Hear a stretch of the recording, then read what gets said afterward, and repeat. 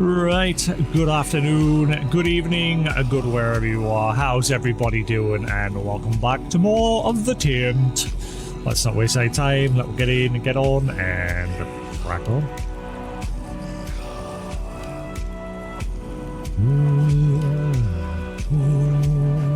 So this game just received yet another free update. But from what I've read, they still haven't patched a lot of the... Apparently the PlayStation, if I've read it right, is probably the worst for like bugs and things like that. Obviously, I've not had like major bugs, I've just had the odd little annoying one here and there. Like your character, when you put your weapons away, he still holds his hands out but they're empty. So just little things like that. But yeah, from what I've been reading, this game's apparently got quite a lot on the PlayStation and the devs still haven't fixed them. So I think so far I'm lucky that I'm just getting like minor bugs here and there. I think it's crashed 3 times now, I think. Like back to the PlayStation Dash. Alright, coffee to the ready, let's go. Coffee!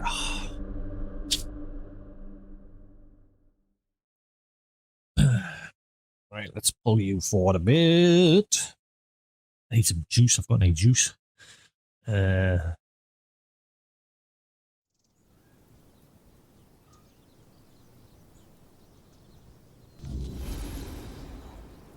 here.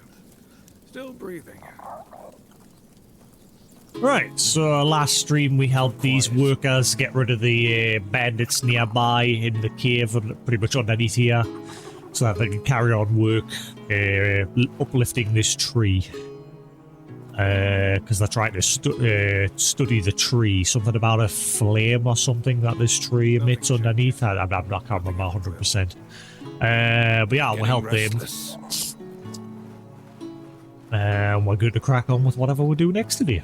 But I shall be back in a quick moment. I'm going to go check to see if I do have any other juice, just in case.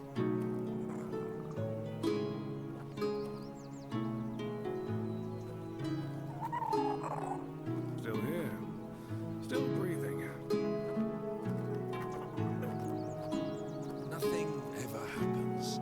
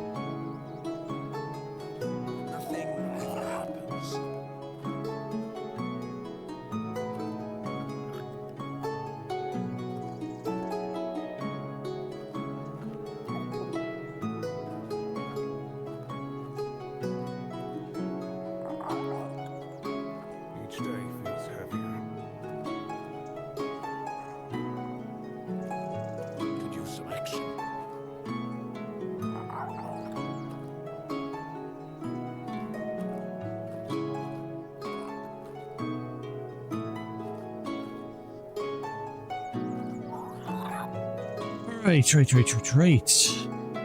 I do have some sorted. We've got our coffee for now. Alright, let's see what we're doing today. Alright.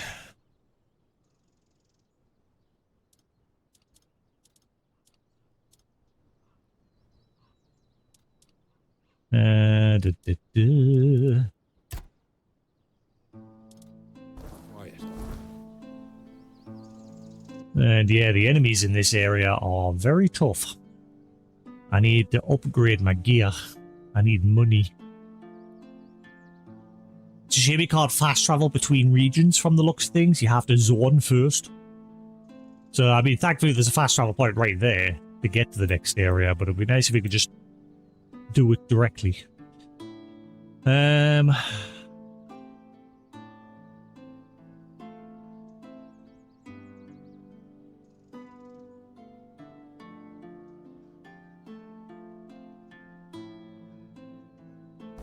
Alright, let's go have a look-see.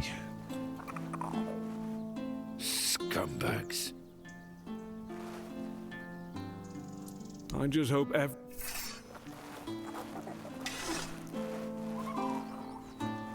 Though I... Oh, it's you. What brings you around? Note. 1 foot. Yeah, so there's not more to do here. Moving on. Excuse me.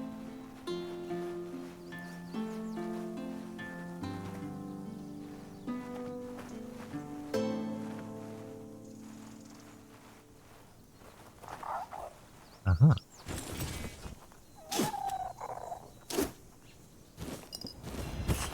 Ancient Oak Root. Increases health regen by 0.4. That is terrible. Whenever I see like a stat that it is like 0 point, it's like, why? It's pointless. Just make it 1. At least it's a solid number. 0.1 is... Like 0.4 is nout.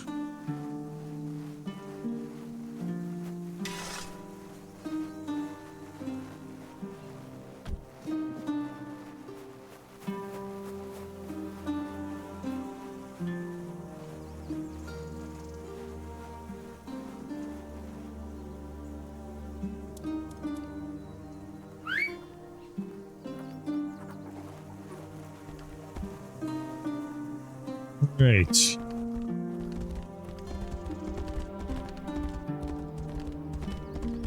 This horse is so weird. So yeah, basically what they added in the recent free update patch is a load of new, like, well, not loads, but a couple of new armor sets and weapons and things like that.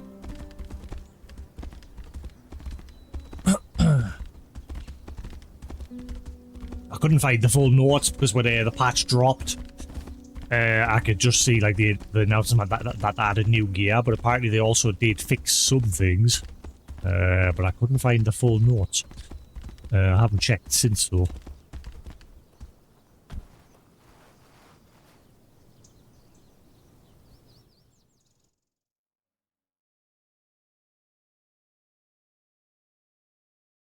As there was nothing on the official like wiki page for it.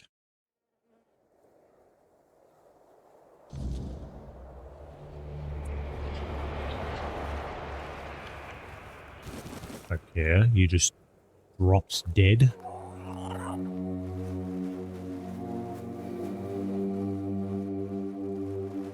Interesting. Right.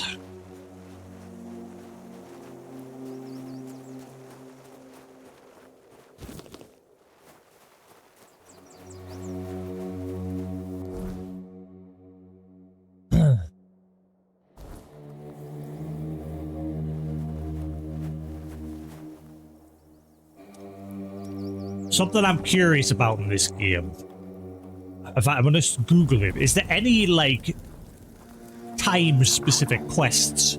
Like, some at night, some at day, sort of thing. I wanna have a quick Google. I don't want to see what the quests are, if there is. I just want to know a yes or no if there is. Let's have a look-see. To the Google.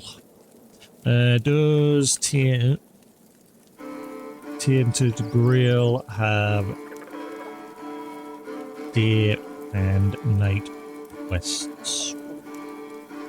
Hopefully that'll sorry, right, okay.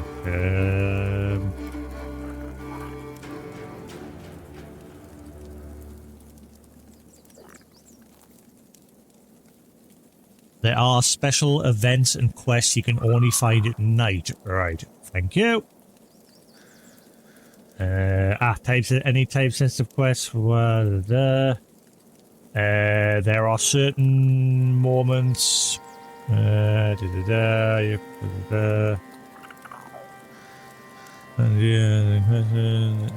Yeah, so it looks like there is some quests that appear at night. In which case, I could be missing quests in this region. I've come here because I want to go to the smithy to upgrade my armor. But I might have a run around at night to see if there's any other quests that I've missed, because the one thing I've not done a whole lot, other than when I'm just randomly wandering around, is like specifically look for quests at night time. Like I've always just been wandering about at night, but not really like checking to see if there is. Most of the time I've been resting until daytime if you've been watching.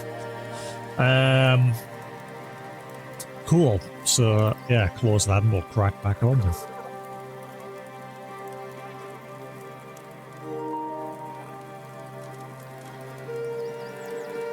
So, rest.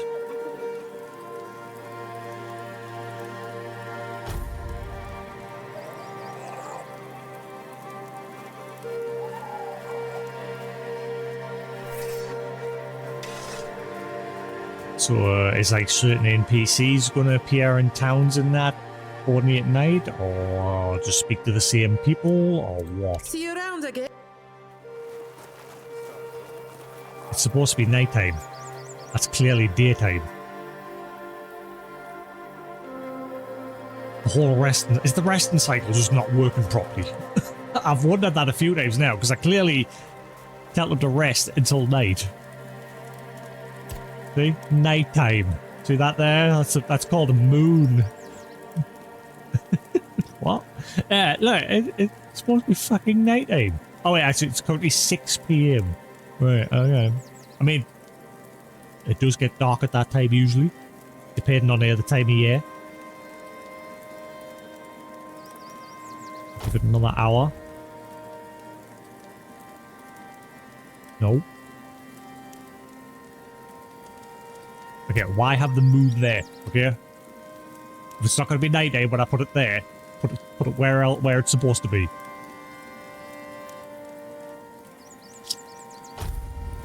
Right, it's got to be dark now. There we go. Jeez.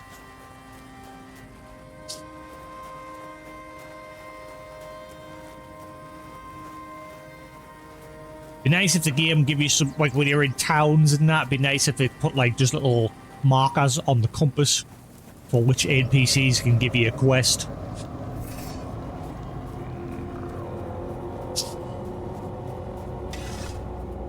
Right, so we'll just have like a long walk back to the main town. We'll just take the main road, the King's Road. Keep our eyes peeled for anything.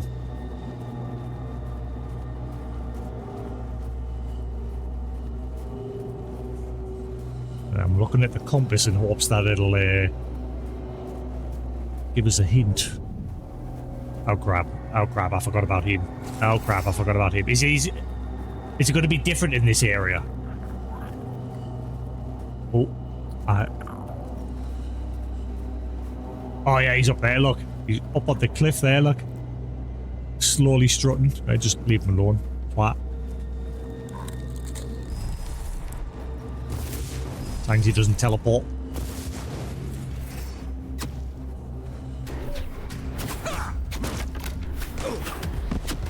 Ow, he shield bashed us and knocked us on the arse. Dude.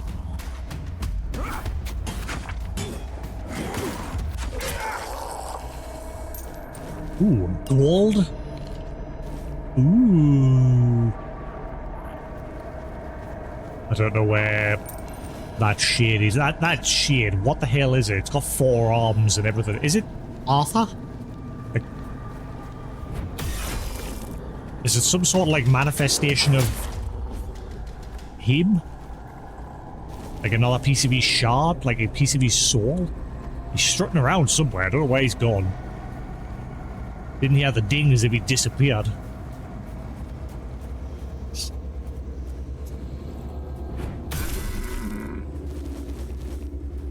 Oh wow, even they're giving us cobweb at night.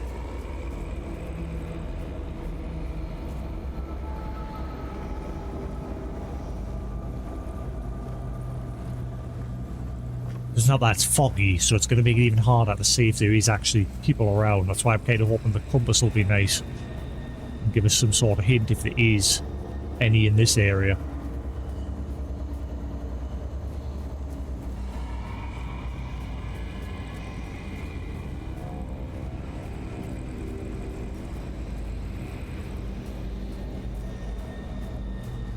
I think I've wandered off the path. I have indeed. I've wandered well off the path.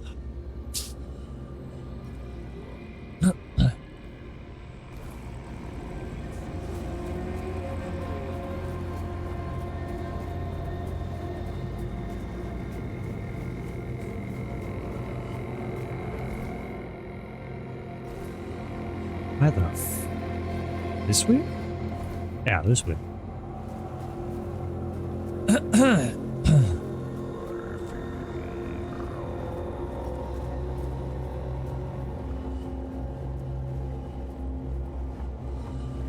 Oh, hang on.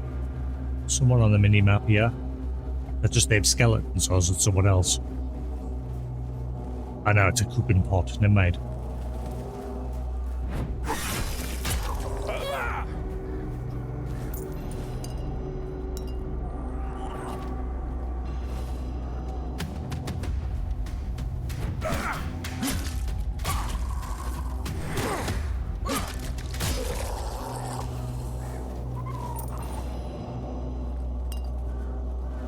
The weirdness.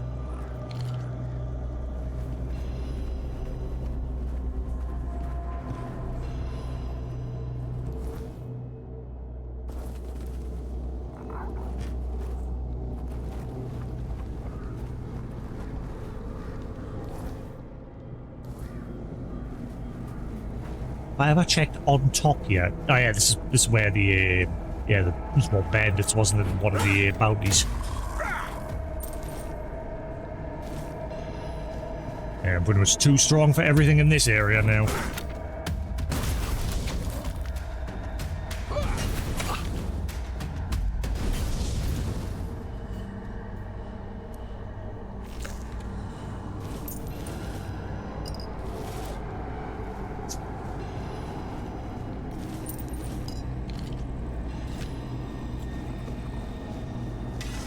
Just wish I could find a good way to make some money.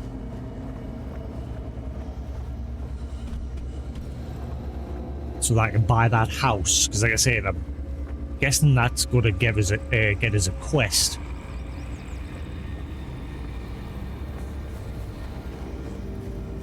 I hope I didn't miss like a quest like with this guy that was like paranoid, like he believed he was stuck here and he couldn't leave. Eventually thought I was there to kill him and he attacked us. There was probably another way to do that, but too late now. That was a long time ago. I think that's what he meant, Phil, and nearly killed him. Huh.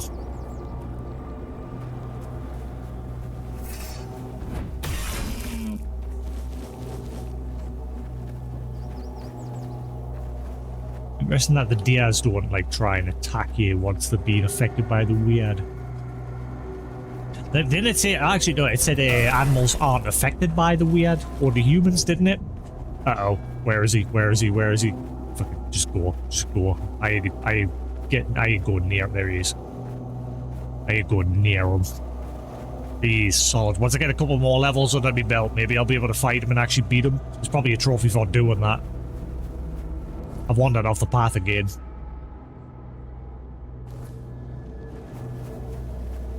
Thank you, Arthur. It's your fault.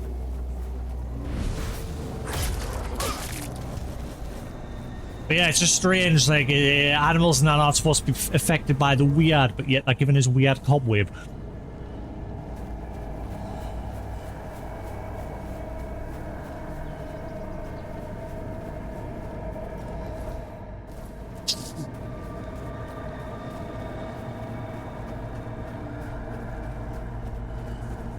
Yep, this weapon's nice and strong in this area, but in the new area, it's like a toothpick. Doesn't really do that much damage.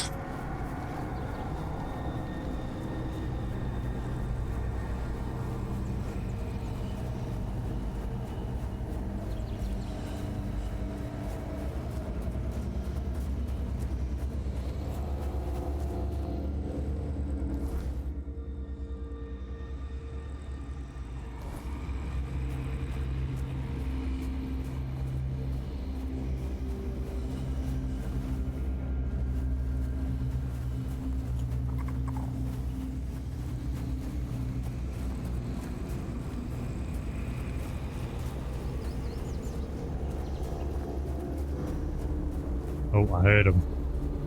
He's following us. Just a little whoosh noise.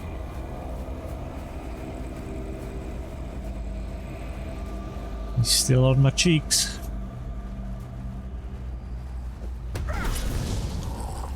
You rang.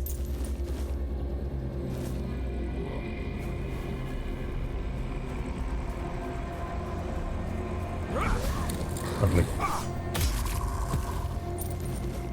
Egg.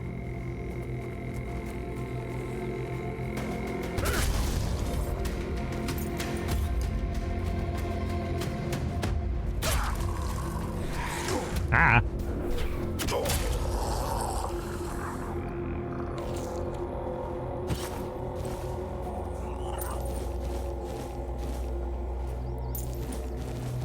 Right.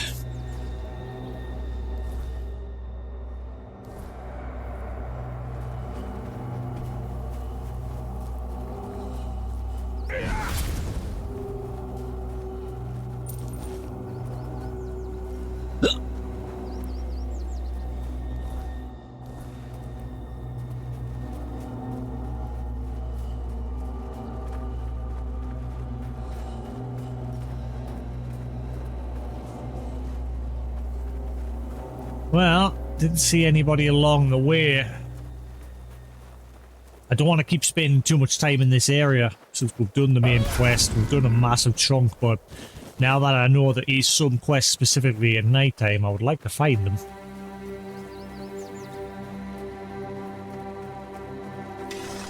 But obviously the main reason we came here is to upgrade my gear if I can. I think I've still got some meteorite left.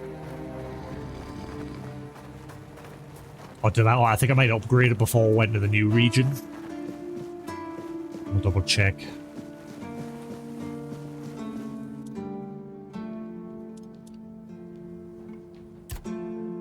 Na na na na na na na na.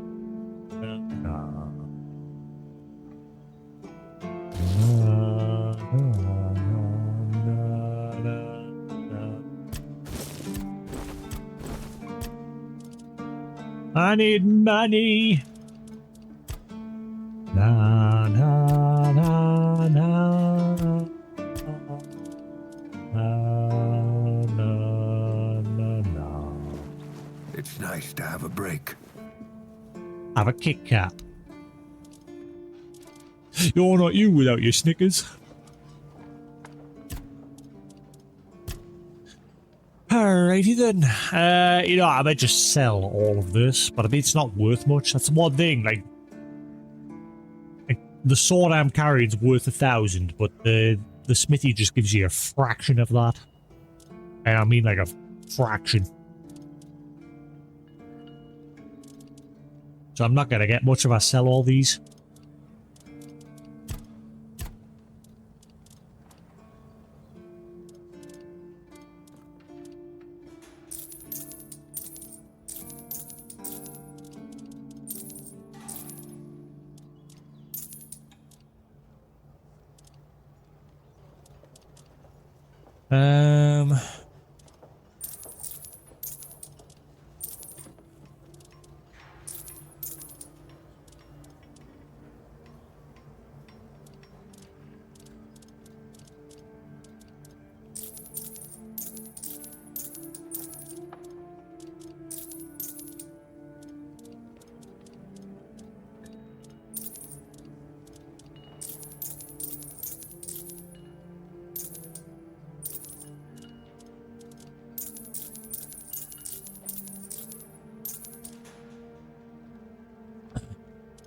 So that Sword Art Online game that we're playing next, it seems like it's received a... its Metacritic scores not that great. It's not in the red, it's in the yellow. I think it's like 67 or something out of 100. Again, I could play it and I could thoroughly enjoy it for all I know. I don't go off of other like people's reviews and opinions. Like I said, it's whether I like the game or not.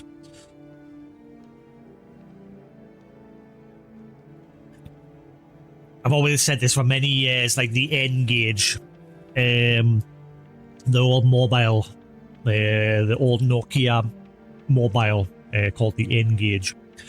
It was widely hated by people just because of the shape of the device. Okay.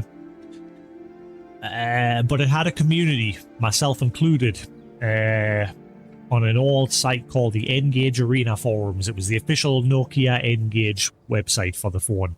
And it was a forum where you go and chat. It had like a live chat room so you could sit and chat with people. And if you had a Bluetooth adapter on your PC, you could make the phone think that it was connecting to people sitting next to you so you could play multiplayer, but you could connect with anybody from around the world and you could play multiplayer.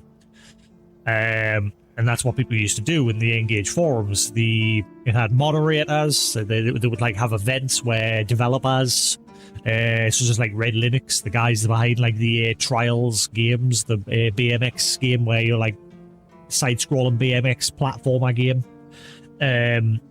Guys behind that, they had a bunch of games. It was like a bunch of like turn-based war sims called Pathway to Glory. I think that final game they released was High Seas, which was a pirate-based, turn-based like strategy game. Similar, if you've ever seen like Advanced Wars on the Game Boy Advance, it was a bit like that. And then it had like Tomb Raider 1, a port of the PlayStation 1 Tomb Raider, Pandemonium, a bunch of other PlayStation ports, Splinter Cell, Chaos Theory. It had loads of games. It got a lot of games. And it had a good, decent community. I mean, it managed to spawn the original Engage. Then it got the Engage QD, which was a redesign of it.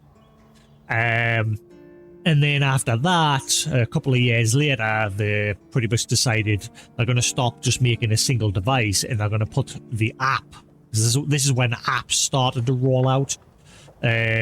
Just after the Engage QD, few years later, this is when the smartphones started to like early smartphones started to roll out, and they decided they were going to make it multi-platform. So they were just going to make an app on the phone, on every single Nokia branded phone that could support it, like the newer phones that were rolling out. And you would just be able to download the games onto your phone. This was like the early days of finally, you know, what we have today. It was funny though. I always found it funny at that point because before then, like when you had the Engage, people were like, "Ew, how do you play? Why do you play mobile games? Ew, play on a PlayStation or a Game Boy Advance or something." And it was like, it's a phone that you can make phone calls off, and you can play good games, like PlayStation 1 level games on it. And for its time, I thought that was amazing. You know, being able to play a Tomb Raider 1 on your phone. And then when that phased out and the early days of apps start rolling out, people are like, "Oh my god, mobile games are amazing!" And I mean, look at it today. The mobile gaming industry is like massive, huge. And I just always found it funny because people were initially like, "Ew, playing mobile games on your phone? That's stupid." And now every hecker under the sun, except for me, I've got the complete opposite way. I don't play mobile games anymore. Like, I do not play games on my mobile phone. I play them on my PC, on my consoles and everything. I've got the complete opposite. I loved handhelds. I loved my N-Gage. I loved my PSP. I loved my DS and everything, like, as they were all coming out. I never had a Game Boy Advance. I borrowed my brother's at once to play Metroid Fusion, and it was one of my favourite games. I've got my copy of it over there, so I can... I've got my legit copy boxed over there. And obviously I can play it on stream at any time because I've got a console, like a third-party console that has like a bunch of cartridge slots so you can play the official games in it. SNES, NES, Game Boy Color, Game Boy Advanced, everything. You just slot it into this and it plays them. Yeah, it's sort of forgotten where I was going with this. Just gone off on a tangent. Need coffee. Coffee is needed. Yeah, the N-Gage. I've still got all my games sat on the shelf over there. Some of them are probably my most valuable games I've got. They're worth quite a lot of money now because the game copies of them are just dwindling. Unfortunately, none of mine are sealed anymore. I opened them all up because the intention I had was at some point I want to get a decent camera, set it up on the desk here, and just play the games, but I want a good quality camera. I've always wanted to learn how to like do basic soldering and like circuitry, because I know there's a guy who streams on Twitch. I forget his channel, but he's got a YouTube channel as well where he's playing every single N-Gage game, and he has an actual modified N-Gage. He's opened it up and he's modified the video out onto it so he can capture it. There is an N-Gage emulator, but I don't want to use it. I want to use the actual hardware. And when I first downloaded that firmware from its official website, I was just digging through the files, and I'm 100%, I might have forgot, I'm sure I saw a file called Crypto, and immediately I was like, oh, get rid of that. And I never used it. I tested it once, it worked. I'm happy it's finally got one, because for years, nobody bothered to crack the N-Gage system. You know me these days, I'll only use emulation if it's the only means I've got, but only if I actually own the game, if I physically have a copy of that game. Like, for example, when I streamed a little bit of Final Fantasy Tactics Advance 2, I have the physical copy of that over there. But the 3DS that I have, it's software modded, it's not hardware modded.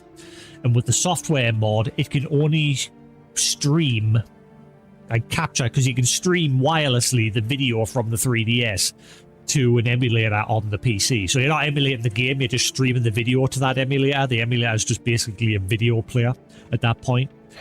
And so you can play your official owned games wirelessly, but only the 3DS games. If you put a Game Boy, if you put a DS game in, it won't stream that video. It'll just play it on the 3DS screen. So there was no way for us to do it. So I had to basically rip my game off the cartridge. Like I didn't want to download it again. Like if I have the game, I'll rip the copy off myself, and I'll do it myself. And so I ripped the copy off and I started playing it, but I wasn't enjoying it because I'm not playing it the way I like to play it, where I can actually play it on the hardware. So I stopped playing it. And I'm always keeping my eyes out for like some third-party hardware that can play DS games and possibly 3DS games as well at some point. So I can play all my legit games, and then I can start going to the shop and buying more DS and more 3DS games. Like at the moment, I haven't done it for a while now, but every now and then if I see a good NES game, a good SNES game, or a Game Boy game, Game Boy Advance game, etc., I'll buy them, and I've got like a... I don't have many, I don't have a lot, just a couple that I really like, but you know, I've got like DuckTales. You can't really see them. Yeah, so like, you know, a NES copy of DuckTales. Quite a few of them are unboxed because it's cheaper just to buy them unboxed. Whereas Game Boy game, well, mainly Game Boy, oh god, they've all come falling out. Mainly Game Boy Advance games I buy boxed because there's so many of those that are fake. And I discovered that when I bought my copy of Metroid Fusion. I bought a cartridge only at one point, and it didn't work in my third-party console. And then when I started reading into it, I discovered it was fake. So I got my money back from where I bought it, and I bought a boxed version of it. Now, they could still be faked in that instance. So what I do is I buy it with the manual and everything, not just the box. I make sure it's got everything in the box. So this has the manual, the game, everything. So then there's less likely of a chance of it being faked. And this one works fine. I've tested it. Yeah, it's pretty good condition. It's just got some little dings on the edges here and there, but it's being kept in good condition. And it was the same with... Now, I've streamed this game fully on... if you go back to my YouTube channel, I've got my entire playthrough of the original Final Fantasy Tactics Advance, because that's a Game Boy Advance game. And like I said, I've got a third-party console. I've showed it a couple of times on stream. We're on a bit of a tangent. I'm having a natter.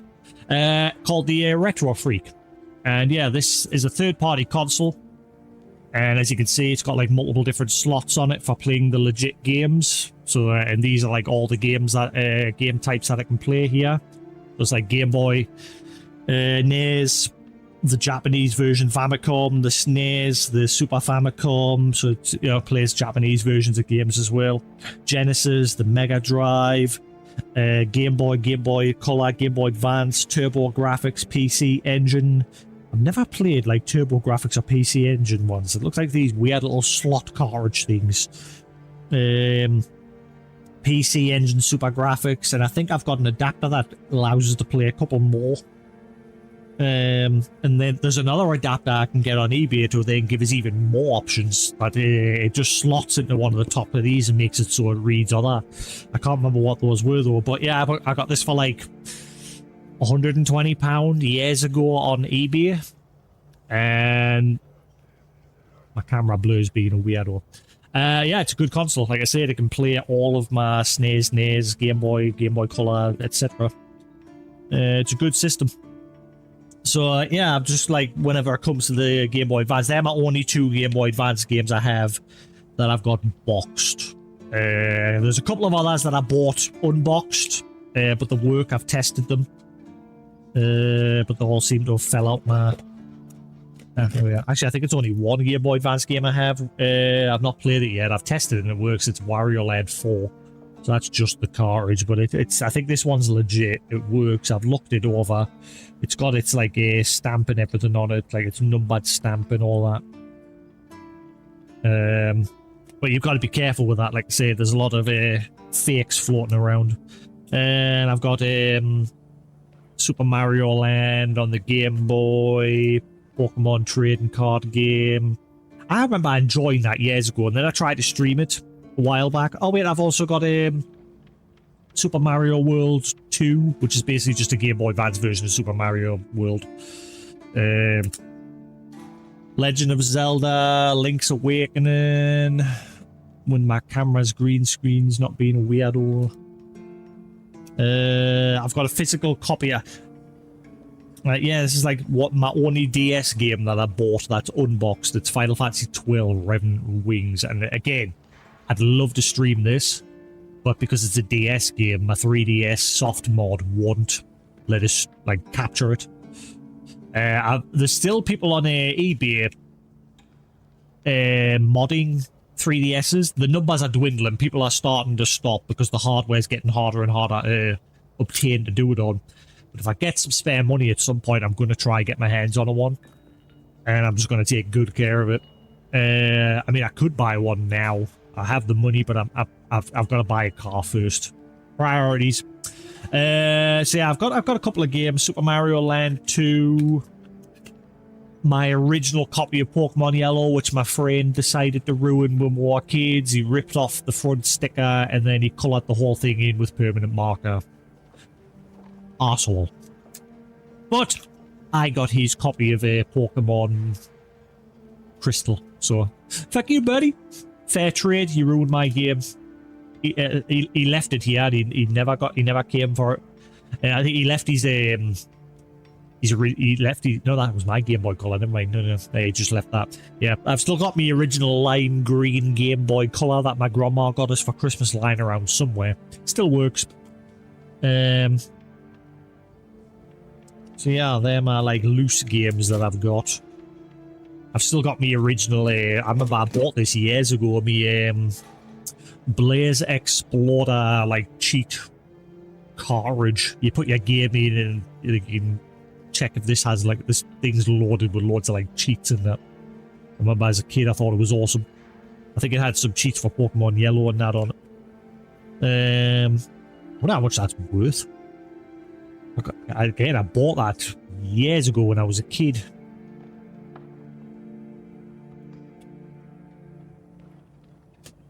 In fact, I'll have a look. I'm curious. Let's have a look on eBay. See if people are selling it.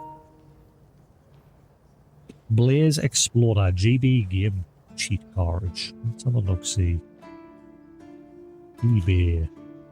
Ew, boy. Oh, boy. No, hiccup. Right, Blaze Explorer. GB.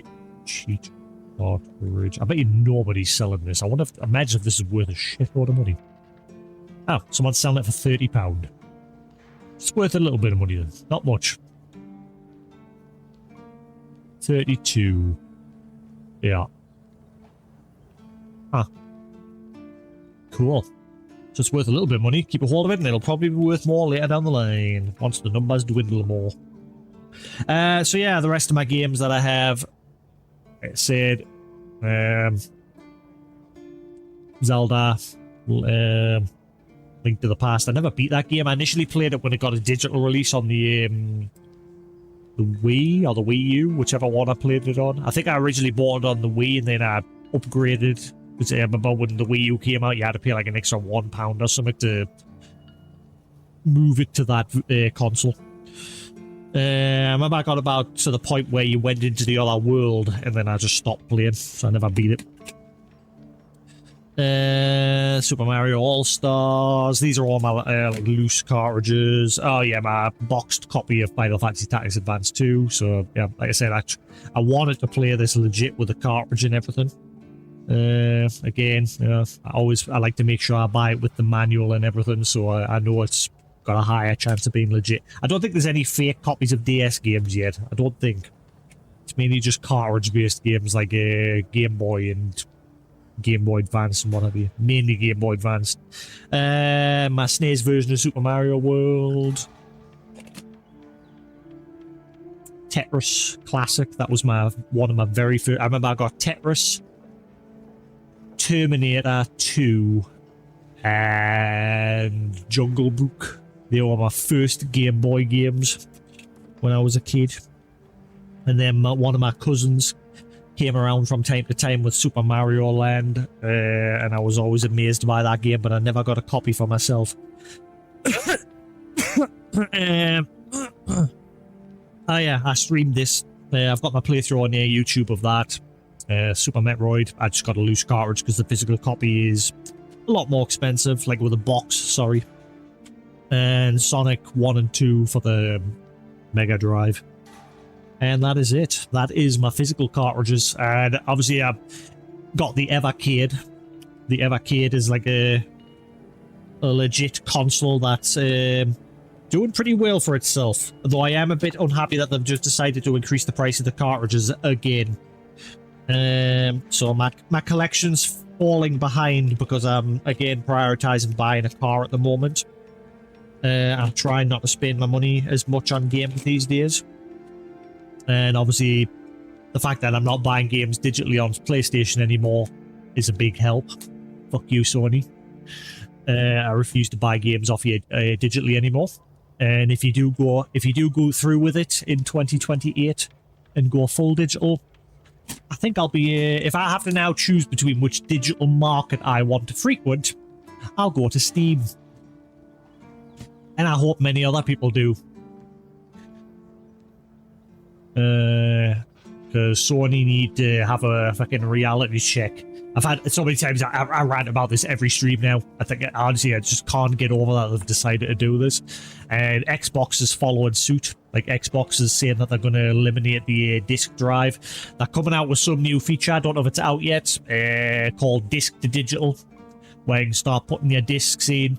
I don't know how they're going to do this securely though. I don't know how it works yet. I've not looked, but I'm guessing basically what you do is you put that. I think I read you put that disc in, and every disc has like a serial tied to it, something like that. So when you put that disc in, it registers it to your account. But if you go give that to somebody else or sell it, and they put it in theirs, it takes it off your account and puts it on theirs. I think that's how it's going to work, from what I read, just to stop people from like buying games and then, you know, immediately getting rid of them so they can keep them digitally. But I bet you some people will find a way around it. Guarantee it. But we'll see. But, I mean, that's Xbox's answer at the moment to slowly phasing out the discs. So they're doing the same thing. And if they do as well, fully embrace the digital only. And like I said, if I have to choose between which digital marketplace I want to use, if there is no point in me having a console anymore, because like I said, everything's just fully digital, then I'll just upgrade my PC and I'll probably use GOG and Steam. Because at least with GOG, you own the games. And I really hope that happens. I really hope GOG just gets a massive boom because of Sony and what they've done. I would love to see that, because GOG is such a good platform for that. And I can't believe, like, I don't really use that much. Unless it's like old, because I'll mainly just buy old games on there, like old Amiga games that you can't buy anywhere else. But they managed to get rights to release them digitally on their platform, like Super Frog, Dark Seed. No, Dark Seed isn't on there yet. I'm praying for it eventually to be put on there. Moonstone's a one. There's quite a lot of games on there, you know, Fallout games, the original Fallout games. You can get those on Steam, but like I said, with GOG, you own it. You can download an installer off of GOG, so you can keep it backed up if you want. GOG always updates the games so that they work on newer systems. And they've now got a thing called GOG. I can't remember the name, but it's like some sort of supporter-based system where if you subscribe for like £4 a month, you can vote on what games you want to be preserved and sold on that store so that you can get a copy of them. They're doing everything they can to back up all the games, and that's great. And I really hope, like I said, a lot of people become aware of that when Sony, you know, fucks up. And a lot of people, like I said, like myself, if you have to choose between a digital market, which one you now have to go to. If there's no longer any physical copies, why stick around on that platform that's basically just shafted you? Because Sony, like I said, Sony do not give a crap about that customer base. And a lot of devs are saying that now as well. A lot of devs are now saying it's pretty much obvious. Sony just think they can do whatever they want. I said this last stream and the stream before, we're just walking wallets and credit cards to them now. They don't care about their customers anymore. And it's because they've got no competition. So the power has gone to their head. They're drunk on what they can do now. They think they can just do anything. And it's funny because there was Evan Austin, I think he's called, on YouTube. He made a video saying it's funny that Nintendo is the only one that hasn't changed. They've just carried on as normal in the background, doing what they do, releasing their games. And the one thing, obviously, that Nintendo's done wrong is those stupid digital cartridges. Those key cartridges. I refuse to buy any of them. Nintendo, you can go for them. I will never buy them, ever. And I hope eventually you see sense and you change it. But so far, the Switch 2's been out for, like, what, 2 years now? And you still haven't changed, so I refuse to buy any of those. If I've got no choice but to buy a game, I mean, yes, if you buy that cartridge, you get that key and you can trade it in, blah, blah, blah. But I'm thinking future terms, you know, at some point, 100% guarantee they won't work anymore. I guarantee 100% at some point they'll switch them off so that they don't work. And then you'd be just left with a cartridge that's basically nothing. It's just plastic. And that's why I refuse to buy the digital keys. So whenever I go to a shop to look for games, if it has that white box on the bottom that's saying it's a digital key, I won't go near it. Might as well just buy it directly off the Nintendo store, or buy it on a different console where you can actually get a physical copy of it. We've all done this to ourselves, really. Myself included. The convenience of buying digital games. So, because I will admit, if ever, like, when I was out of work and I was, like, unemployed, if a game was releasing at midnight digitally on the store, I'd be like, oh, well, I'd rather just get access to it at midnight so I can sit and play it at midnight, rather than getting up in the morning, going to the shop and buying a copy of it physically. Convenience. But doing that, again, and it's not just me, like I said, it's everybody. Everybody has pretty much been guilty of this. This is what's given Sony this idea that, you know, well, I mean, the numbers don't lie. They've said that the physical sales have gone way down, and they can't afford to keep the physical factories open that print the discs. But this is why I said, if that's the case, rather than just outright saying we're never going to do it anymore after 2028, no more physical things, scale it back.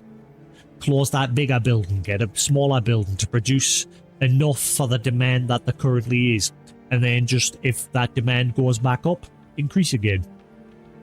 Sony instead just said basically, fuck you all, we're going to go digital and we're going to charge you more for it, basically. Because I guarantee that's what's going to happen. When everything goes fully digital, they'll be like, right, we need to increase the price by £10 for every single game because it costs more money.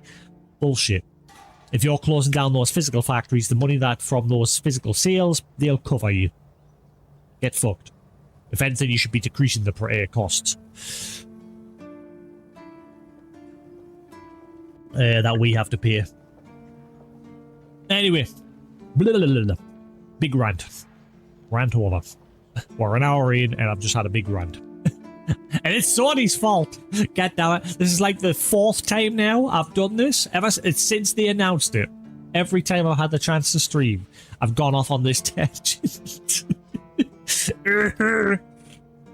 But, like I said, the one thing I will say, because they've decided to do this, as I said last stream, I'm now buying every game physically. I've bought Assassin's Creed Black Flag Resynced and Sword Art Online. They're my 2 newest additions to my physical games.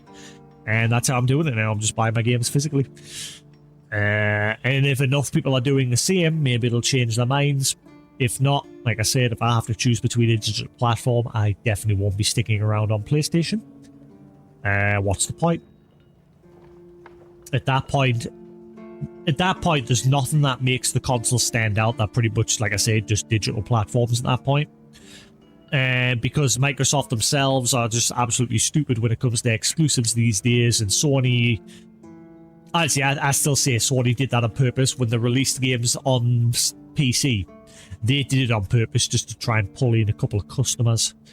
And then they basically just, once Microsoft as well started releasing their games, like Halo obviously is coming out next week, I think, on the PlayStation. Microsoft should just cancel that. They should just cancel it. If so, because I think Sony, like I said, I think they did this on purpose. They were getting... Microsoft basically gave customers away with what they were doing by putting their games on the PlayStation. Because you notice how PlayStation didn't put any on Xbox. They put some on Steam, but then they quickly went, we changed our minds. Come to PlayStation. If you want our games, come to PlayStation. And I guarantee they did that on purpose. 100%. It's just like a dangling the carrot in front of everybody saying, this is our games. Ooh, aren't they shiny? Come to our platform. 100% guarantee that's what the plan was all along.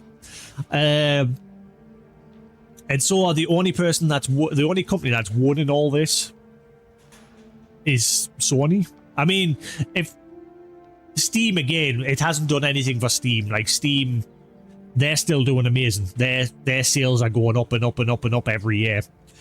So it's not a big problem to them. But I guarantee at least 1 or 2 people will have jumped ship. Or at least they'll have bought a PlayStation. So that they can obviously still play their Steam games, but they've now got a PlayStation because they've had that little carrot dangled in front of them and they're interested in those games. And I guarantee that's what they wanted all along. Sony.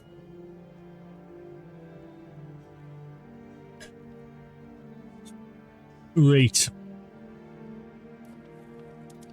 I need money. Lots of money. I'm just so tempted to sell everything. Because I'm not using them. Literally everything in my inventory. I wish I could get more money for it more. But everything in my inventory is just sat there collecting dust. I'm never going to use it. What I've got equipped at the moment is my gear. I mean, I'll keep some of the special gear and sell everything else.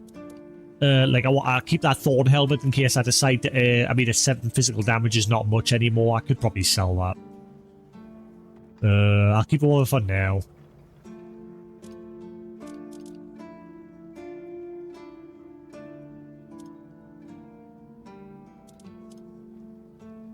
That's the thing, I just don't know what to get rid of. Like, get rid of these.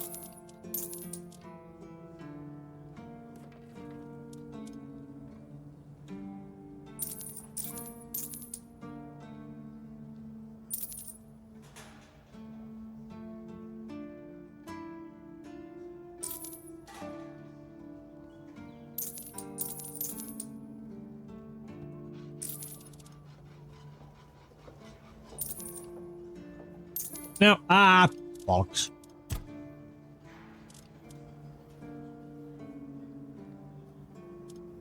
I bet you if I remember the buyback price on things is more. It is.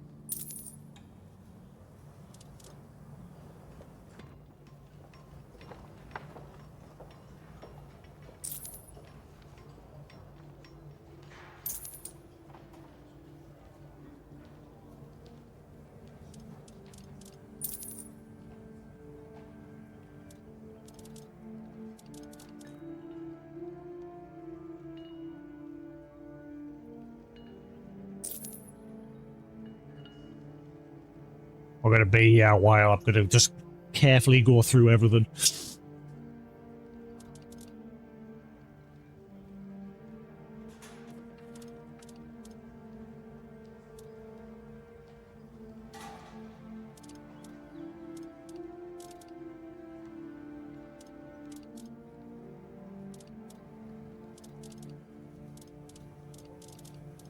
Right, you know what?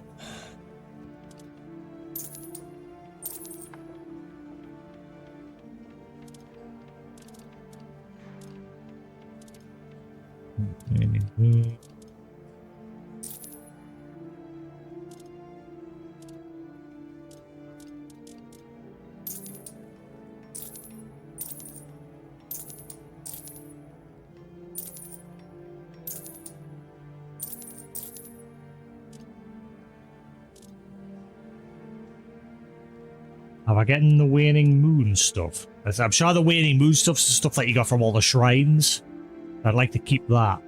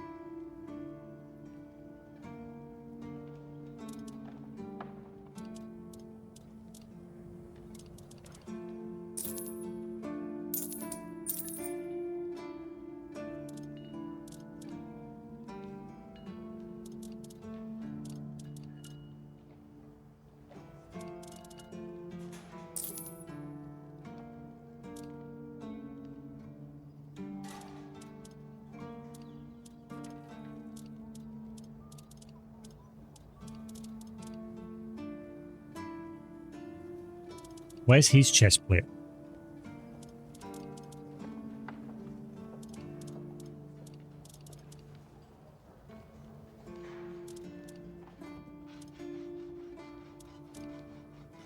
Ah, Royal Butcher's armor. Right, okay.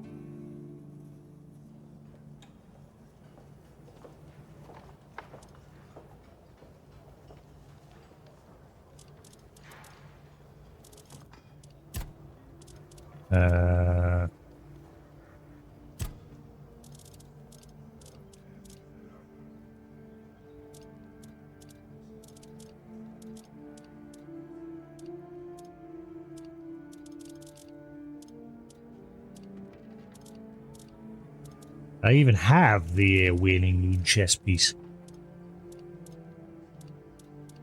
It should be a blue.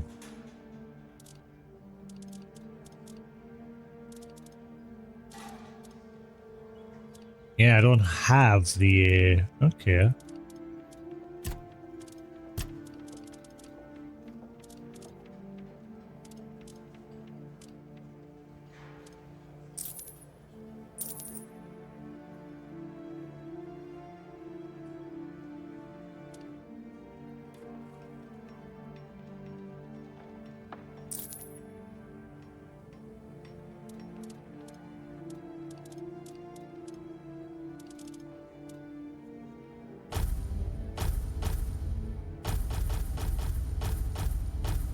Right.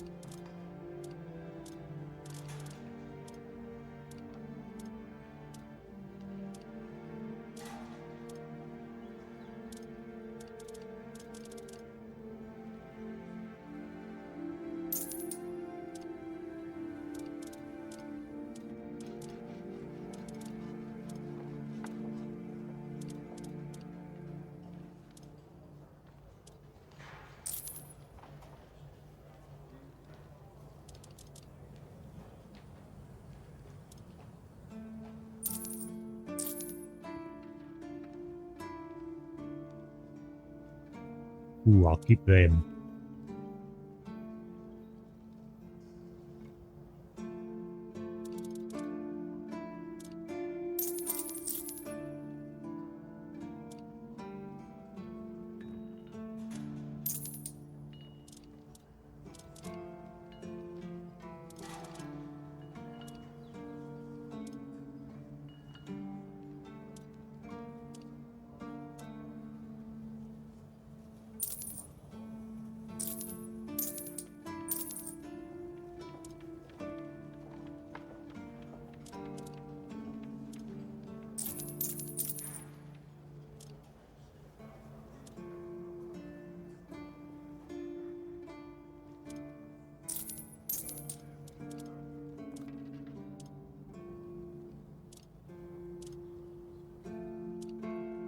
Oh, no. Ah.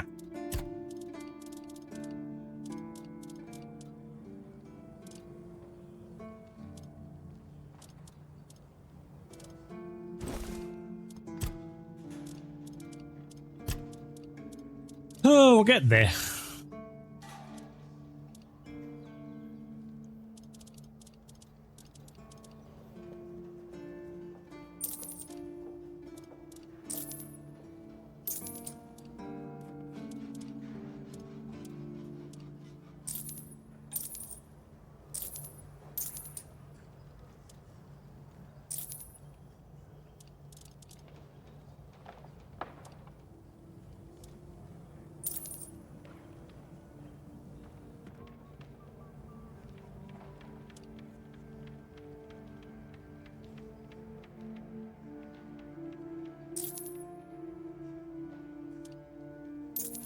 Right. Okay.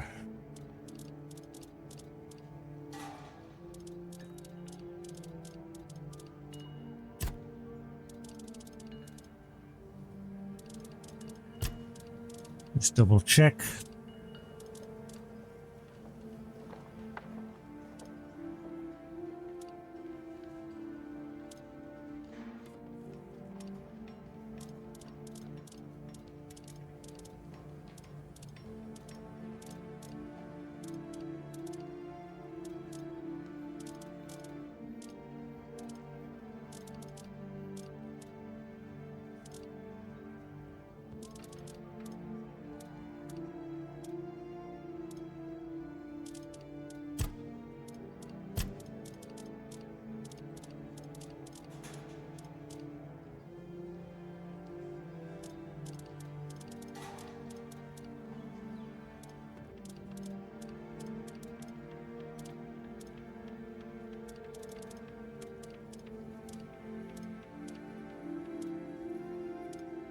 We should get arrange them into sets so I can see which pieces of the set I've got, like if I've accidentally sell other pieces of it. That would be handy.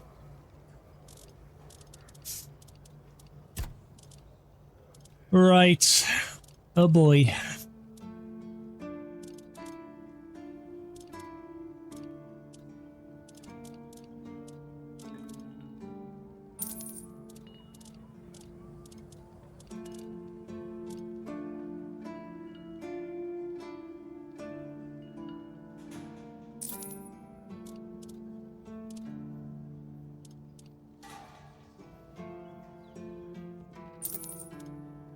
think I was going to sell all my wands. I'm just not using them, so...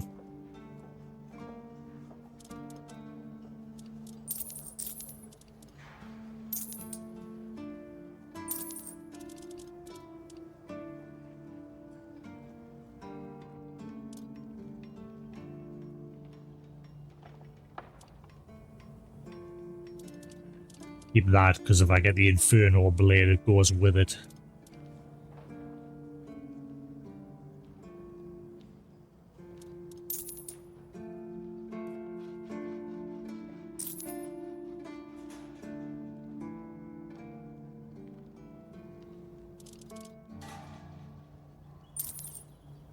Attacks against a target to full health, always critical.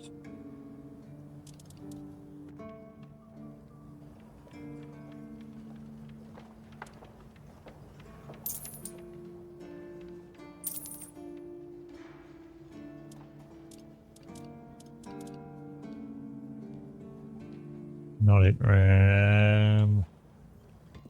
Keep that. I think that was Lancelot.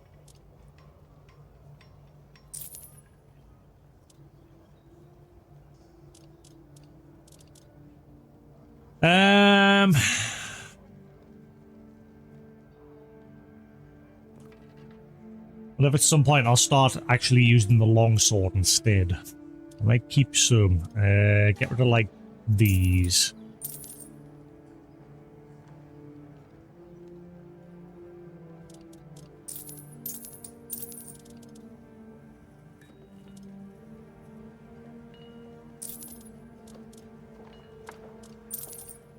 Right, I think I'll do. I made a little bit of money, but not much.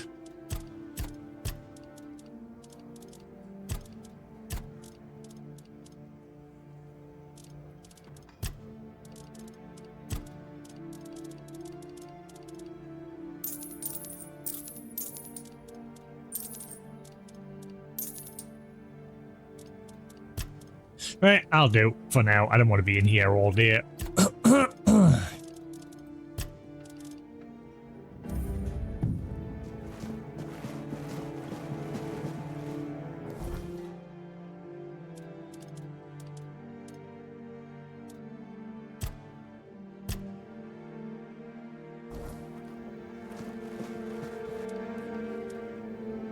I mean, my main focus is the armor I'm wearing at the minute. And I'm going to increase the strength of this sword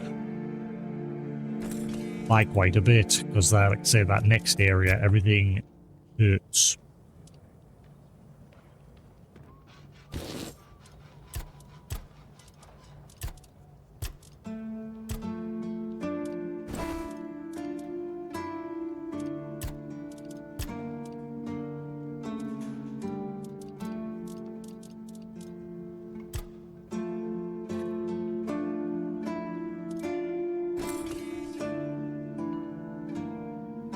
Alright, now we'll go. We'll upgrade it a little bit. At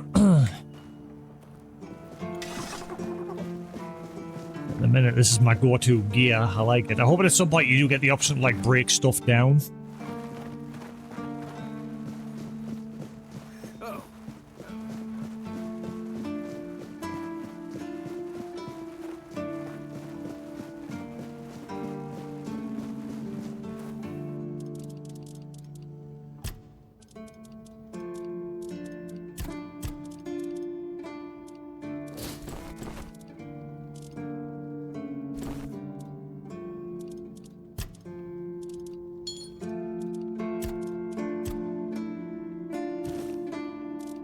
Great.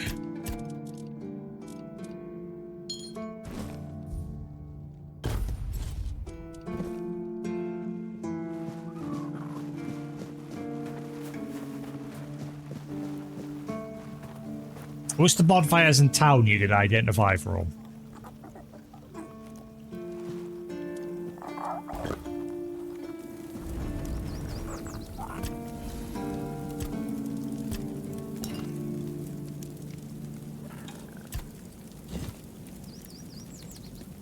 Garbage.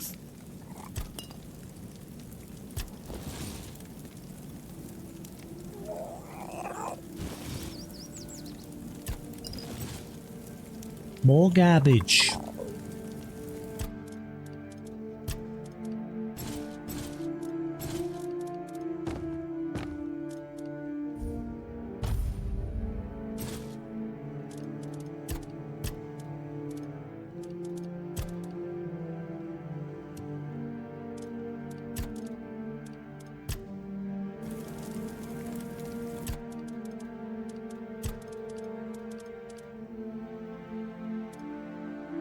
Oh, didn't realise I got that at some point. Champion.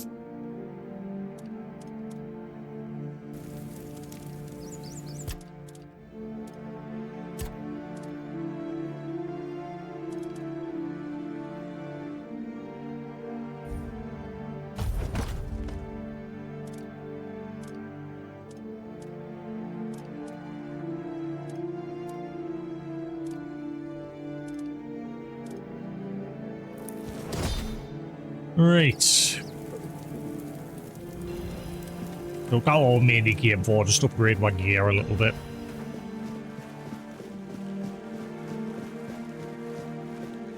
I just wish I knew if there was any more quests kicking about.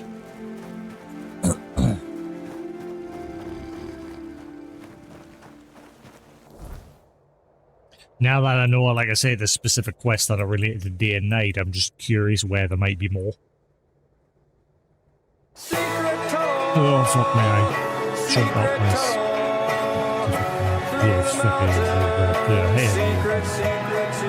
Secret tunnel! Yeah! Yeah, hey Newton. How doing?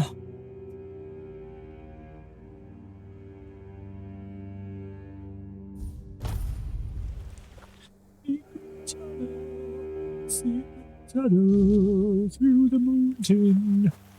Secret, secret, secret tunnel.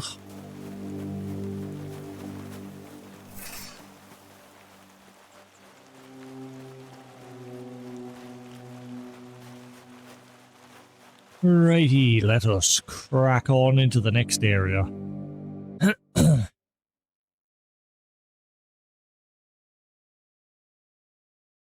Had breakfast. I had a banana and some coffee. That was my breakfast. Still got the coffee. Please, I bought this little travel stainless steel cup. Keeps the coffee nice and warm for ages. But that's pretty much all I drink now is coffee. Thanks to work. Get there in the morning, coffee. And I just drink loads of coffee through it the whole day. Speak up or get lost. We've got a job to do. Good hunt. Don't bother. Okay.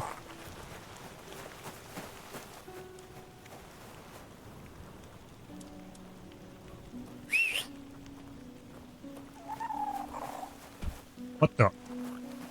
Horse sense flying?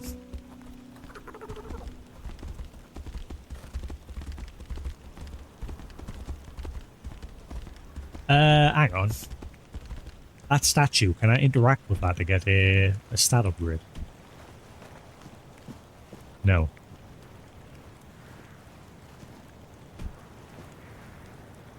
Is that something?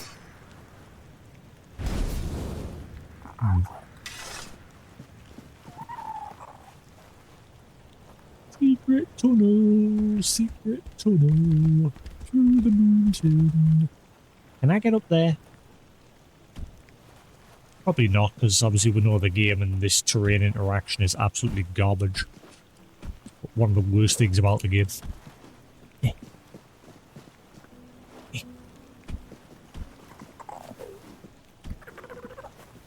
The textures on this rock.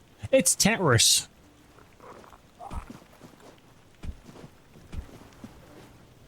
Nope. I wonder if there's any secret loot up there.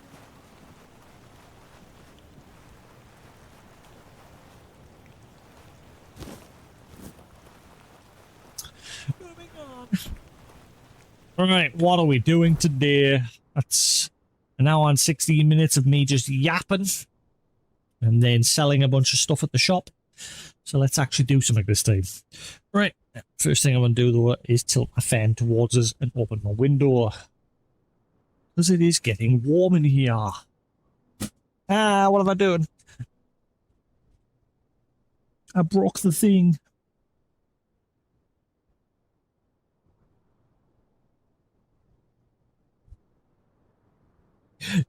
Ah, that's why, because the cable got tangled around my leg. Julie, do the thing. Ugh. That's better. Got some cool air.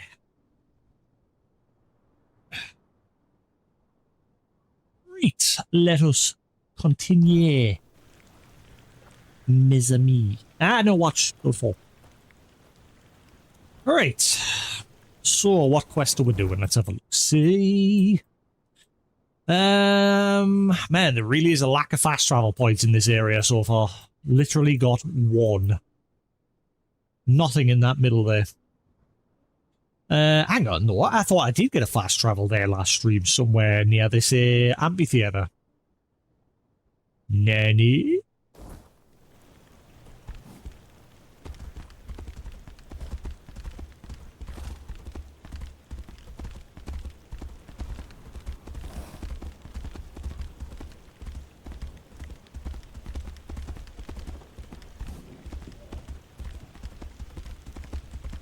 Right.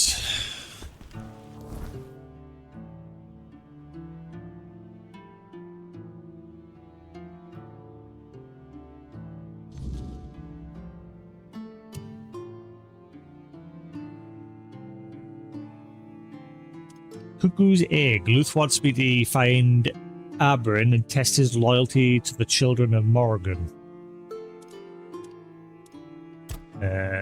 Van Letter hinting that someone's been leading people straight into an ambush. The Crooked Trail.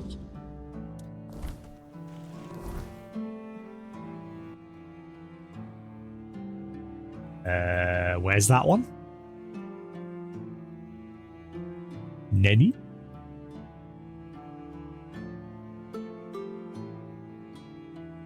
Where is that one? Oh. It doesn't say it. Okay. So where the hell is that one?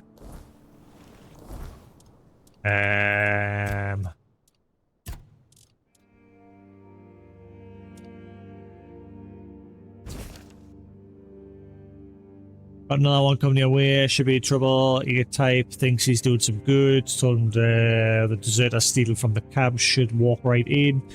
Same deal as before. Don't watch this time. Huh. So where's this amp? Is it not that? I'm confused. Where's that camp?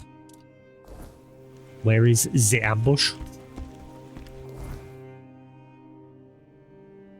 Okay, well let's just focus on Cuckoo's egg for now then. Right, so yeah, Luth wants me to find out if Abram test his loyalty to the children of Morrigan.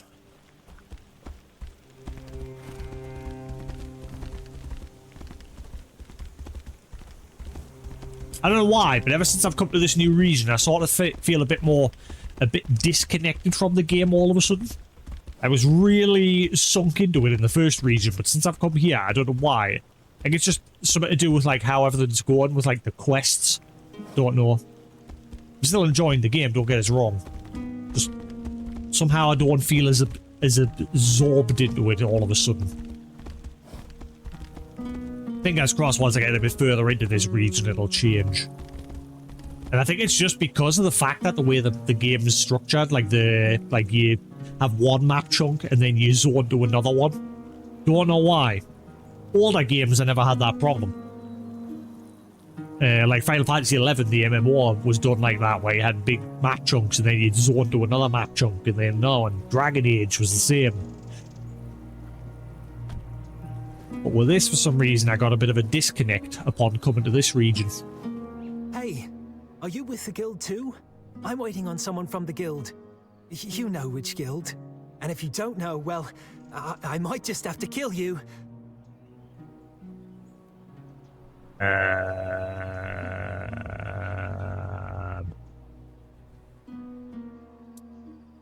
May Morrigan's wings shield us from enemy eyes.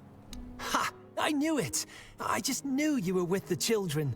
Are you here to give me my assignment? Luth said someone would be coming soon with my first task. My first task! I can't wait! So you're Abram? Yeah, that's me. Edgar's brother. You've heard of him, right? He's already a fledgling. He's the one who convinced me to join the guild, and I can't wait to get started. He told me the first tasks aren't too bad. You know, delivering messages, eavesdropping, that kind of thing. And I really hope so, because, to be honest, I get a little queasy at the sight of blood. But I'm sure I'll toughen up soon enough.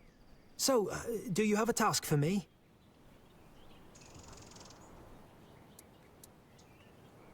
First tell me why you want to join the Children of Morrigan. I never really thought about it, to be honest. I guess I was a little jealous of my brother. He's doing so well. He's got food in his belly, decent clothes, and people actually respect him. These days, that's about as good as it gets. That's why I want to join. You're very energetic. My brother always says I speak without thinking, and one day it's going to get me killed. But that's just who I am, you know? When I'm excited about something, I can't hold it in, or it feels like I'll burst.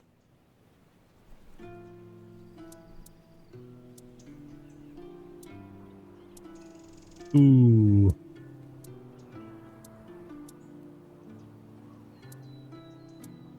Ooh.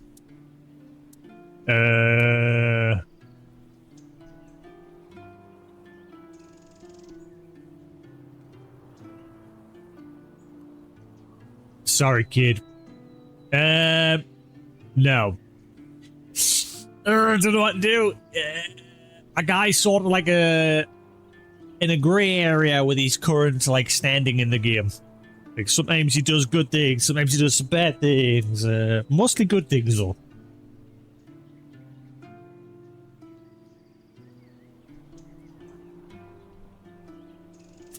I'm gonna grab these crisps because I'm hungry.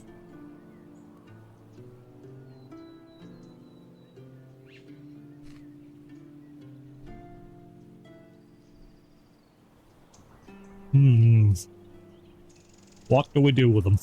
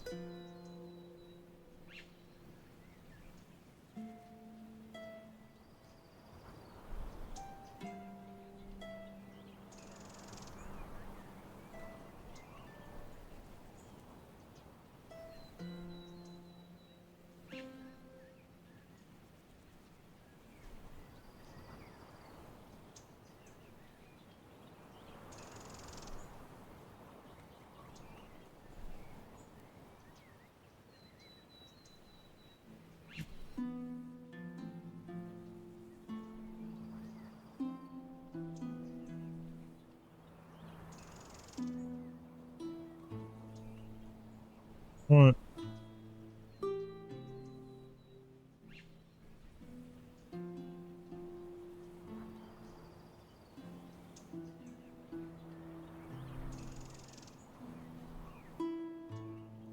Alright. Sorry about that. That's all, it's part of the crisps I had on my desk from yesterday. I fell asleep before I got a chance to eat them.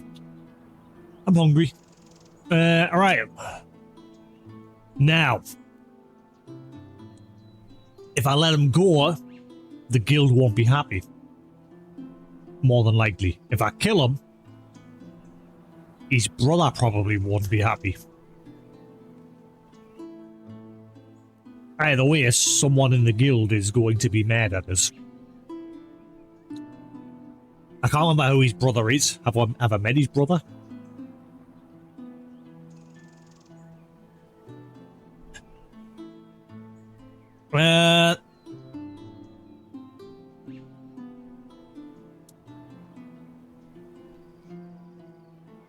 You know what? I'm more curious about the second option.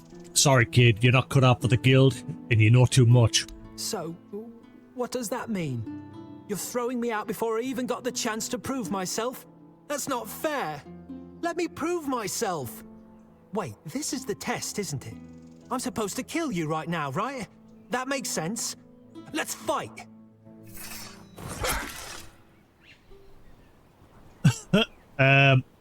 You did well.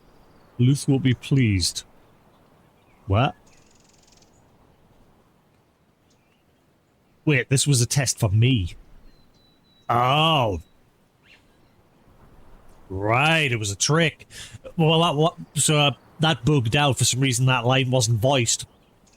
So yeah, you did well. I'm gonna guess he's got a different voice now. So what's that supposed to be? I thought we were here to fight. We don't need to anymore. You've finished your task. The real test was to see if your heart was too soft. We need people who follow orders, not those who put random strangers ahead of the commander's word. Loyalty is everything to the children of Morrigan. That was so lucky that I chose that option then. So it was a test for me, not him. It was a double take. I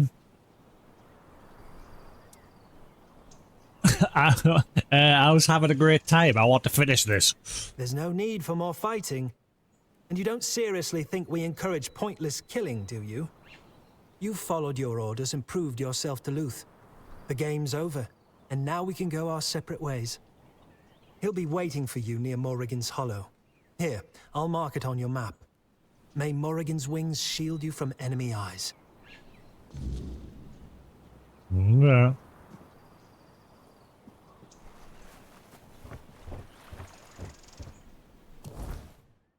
The meeting with them was a test of my loyalty. You should know that I passed it.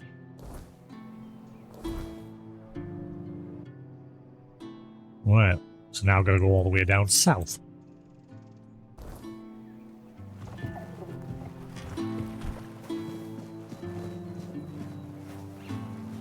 Now, I prefer walking around on foot. I don't know why. The maps aren't massive anyway, so... yeah, it'll make it a little bit quicker, but... yeah, when I'm on foot, I can get a good look at everything. Keep my eyes peeled for secret caves and loot and everything.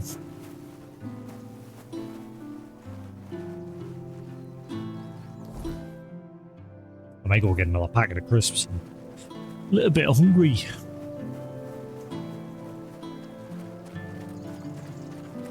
Ooh, hello. Oh wow, there's loads of meteorite in this region.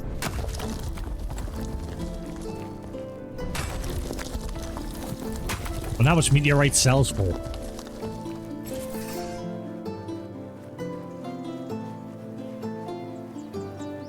Yeah, it'd be nice if it was like Crimson Desert whenever you discover mining points and places of interest. If it just put more markers on the map. There's more meteorite here. This region's full of it.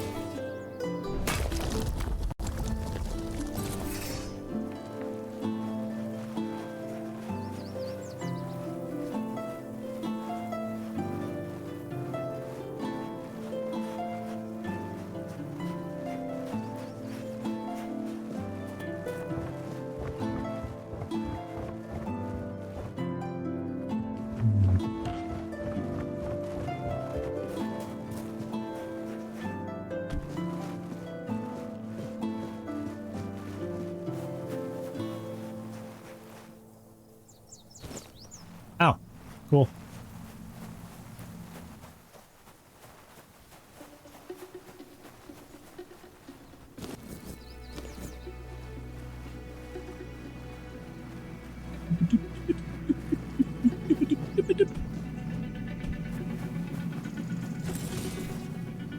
Iron.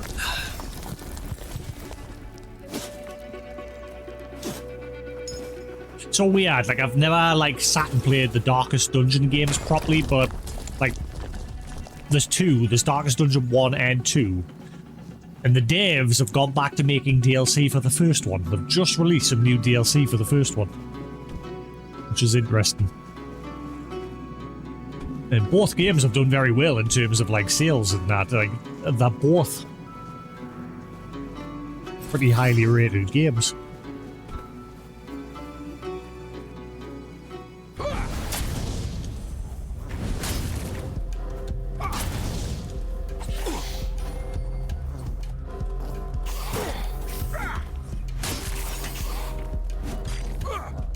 Ah, get out the way, man!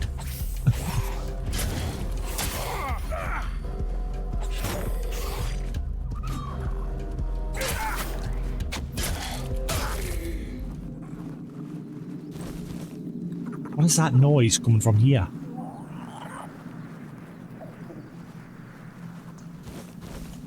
That howling of the wind.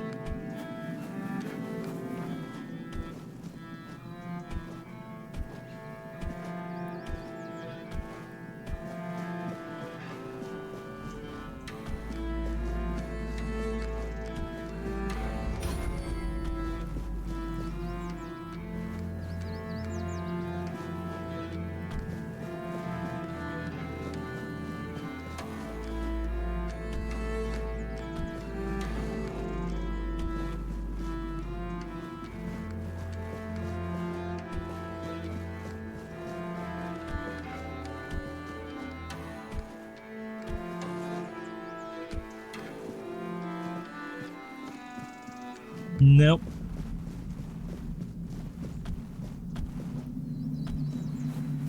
It's howling of a wind coming from here, like there's a cave or something.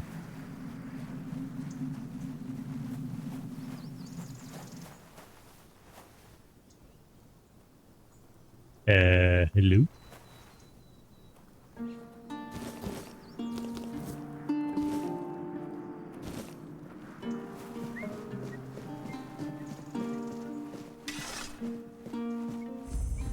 It takes more than just ambition to fly. You've got what it takes. You've surprised me, Birdie. And as it seems, not just me. Self will be waiting for you inside. From now on, you answer to them. Congratulations and good luck. So you're no longer my supervisor when the mouse decides it wants to work? Oh yeah, normally wriggle. Oh. So it seems. You're climbing up, Birdie. Truly impressive. Even I didn't gain favor so quickly. But I trust Self. If the crows see something in you, they are right about it. So what is this place? We call it the Morrigan's Hollow, our dwelling in Kunat. The passage only opens for those who carry the sigil I gave you. You'll be able to stock up on supplies, rest, or hide if things get too heated outside. Okay, and what if the sigil falls into the wrong hands? That doesn't happen. Crow sigils know their owner. If they end up in the wrong hands, they turn into worthless stone. Is there anything I should know about Self? Nothing that can help you. You managed well with me. Perhaps you'll manage just as well from here on. Care to tell me something about yourself now? I have no tales to share, Birdie. I'm absolutely uninteresting, but I'm touched that you asked, really. Alright, enough chatter. Don't keep Self waiting too long. From what I hear, there's some plans for you. Break a wing and take care. I like you. Don't ruin that.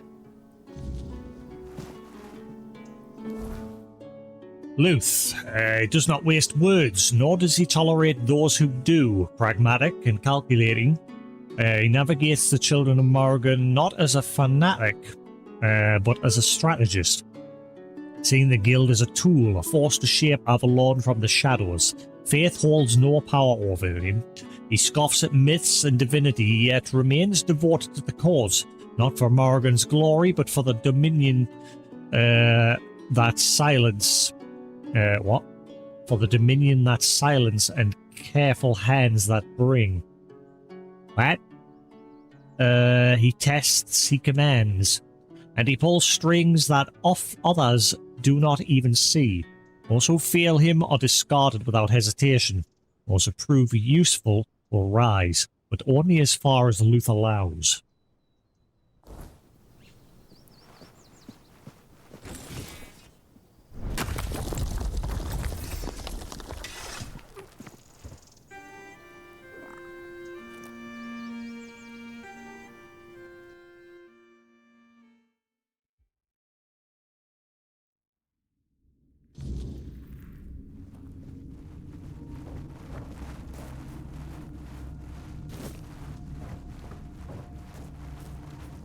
There you are, my little hatchling. I hear you've been working hard. That makes me glad. I had a good feeling about you, and I do love being proven right.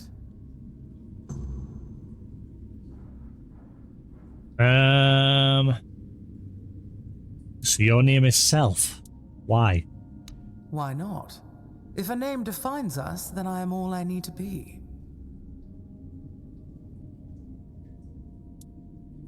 Is there a story behind your name? Does there always need to be a story? My name is my own. That's all there is to it. Care to elaborate? No. Thanks. So what's my next task? Eager, aren't you? Just don't let that eagerness turn into recklessness. Some children get a little too fond of blood, and then we have to clip their wings. I do have another task, but I'm afraid it's not a job I can give to a mere hatchling. Whatever it is, I can handle it. I know you can. You've shown that you're ruthless, driven, and cunning when it counts. It would insult both you and Morrigan to keep treating you like a chick begging for worms. No, it's time you took flight. Congratulations. From now on, you're a fledgling. Make us proud. So what does being a fledgling entail? First, from now on, you answer only to me and the other crows. Any hatchlings we send your way are yours to command. Ooh. If you decide they're not fit for the guild, it's up to you to take care of them. As for your tasks, how you handle them is your business. I don't care about the methods, only the results. The rest, we'll see how you do. Thank you. It's an honor. It is. I'm glad you understand that. Most hatchlings don't live to see this day. So, about my task. Your next assignment is of utmost importance to all the children of Morrigan.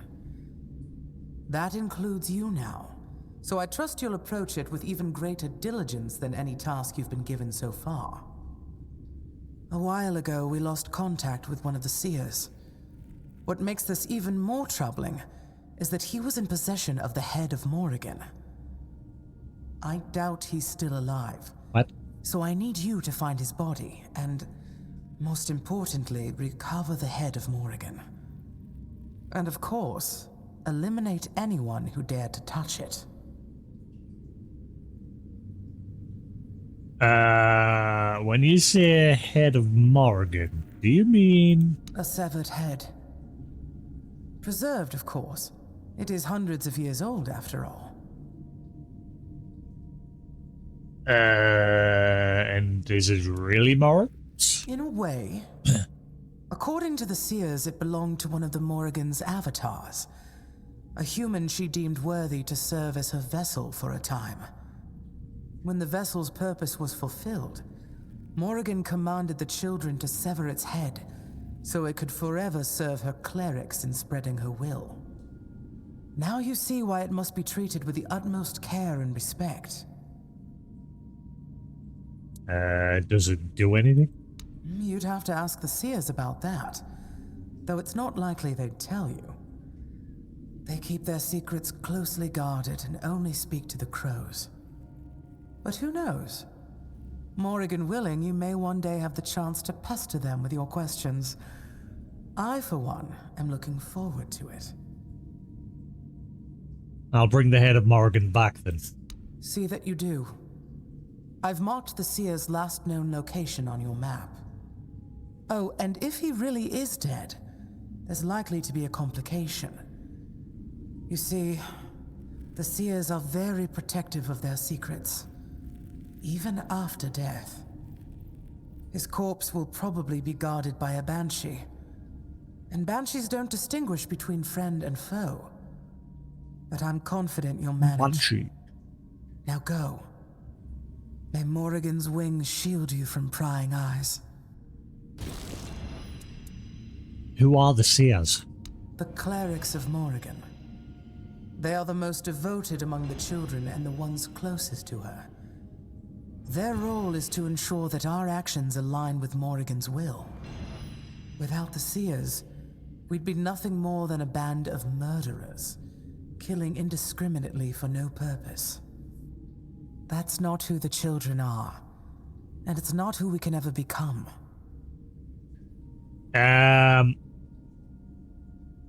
What was that film again where they could curve bullets and they were like a league of assassins?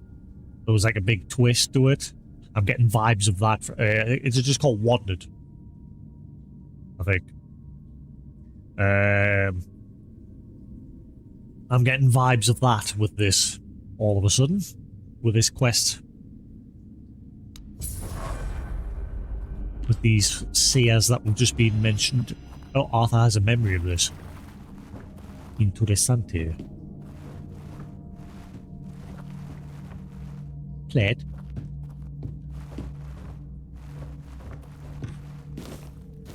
Tomato.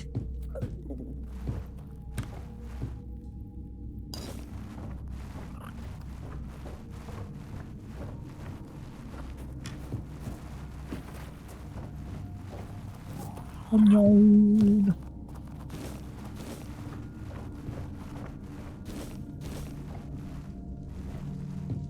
Birdie.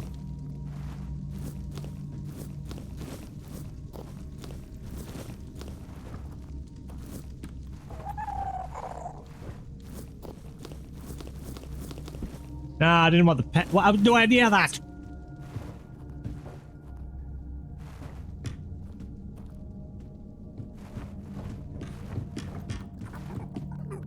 You ding it.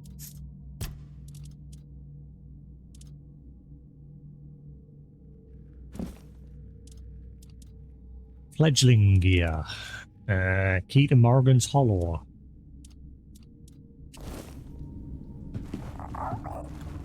Gear that I can't use.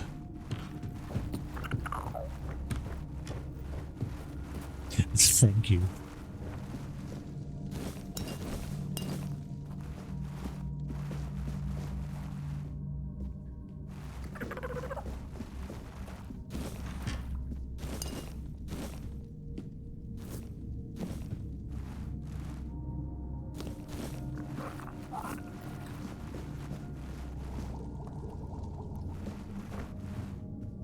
Cooking pot. Right, so not really interesting in here other than a couple of food ingredients. Moving on. Alright, let's go find this head of Morrigan and take care of a banshee. Adventure away!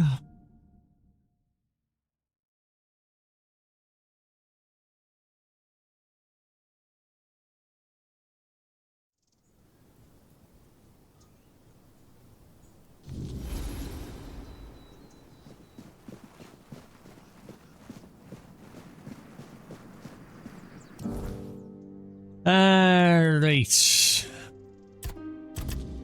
Hold her head high, whoa, hold her head high. Self-instructed me to find the seer and marked his last known location. Very descriptive of what we discussed there. Not. That's miles away.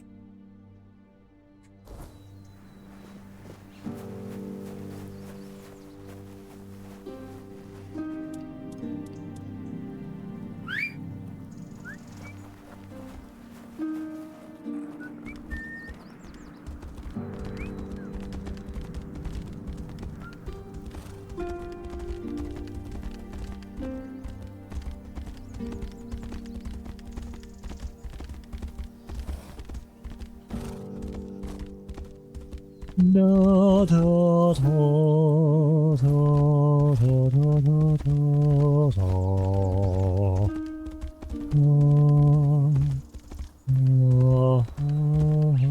So you're just now forever standing there, doing nothing. It's good knowing we can count on you. Alright. Good for you.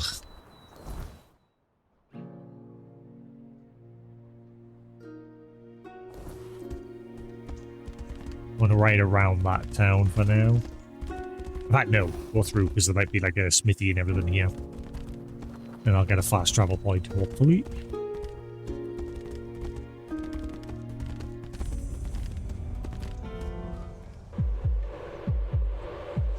Never mind, I should have went around. I'm inside the horse.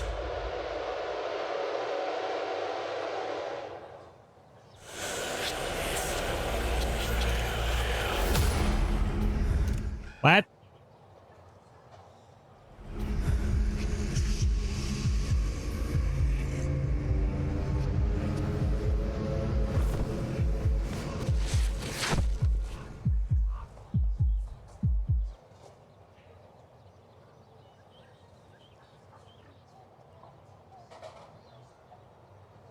Game over.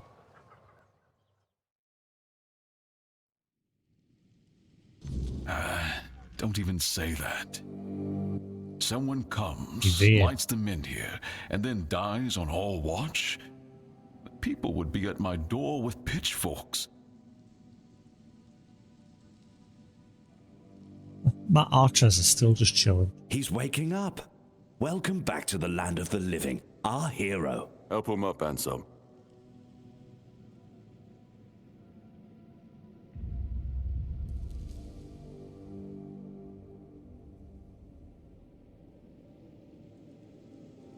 Welcome to my home. Quite a scene unfolded at the Menhir, with you at the heart of it. I can't decide if I'm more delighted or surprised.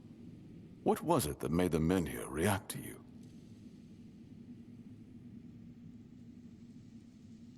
I carry King Arthur within me. I see. You have a habit of not taking things seriously. Nobody ever don't believes you? with. But this is no trivial matter, so I demand respect. Come now, you must have a theory. I wish I knew too. The local Menhir here have been rather lifeless for quite some time. Then you come along, breathe life into what was dead, and whether you meant to or not, alter the course of our history. That's how I see it anyway. Tell me, do you know what this Menhir represents?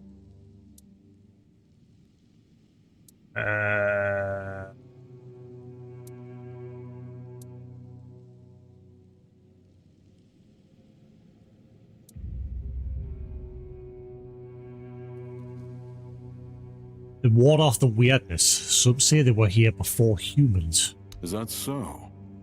That would be quite the discovery. The people of Avalon still believe the legend that Merlin, under King Arthur's command, raised the Menhirs to protect us from the mist that spawns monsters. But none of this matters in our current situation. Here, the Menhir represents something more. For some, it's a symbol of freedom and independence. Strength, if you will. It shows that the people of Quarnox, my subjects, can face any challenge, even at the world's end. And for others, like our guest from Camelot, whom I'm sure you've seen, it's a symbol of power. Power once granted by King Arthur, and therefore by Camelot. And power that has been granted can be taken away. Avalon wants to take your Menhir? Why? Officially, they say they want to gather all the Menhir scattered across Avalon, set them around Camelot, and bring people there to ensure their safety. That is, if they can figure out how to restore the power of the Menhirs. And unofficially? I don't think we know each other well enough to speak on unofficial terms. If Camelot takes the Menhir, your people will be lost. I'm well aware. And now we're also facing an outbreak of the Red Death, which will no doubt influence Camelot's decision on whether to offer my people shelter. But with the Menhir reignited, the people of Connacht will be even less willing to give up and go to Camelot.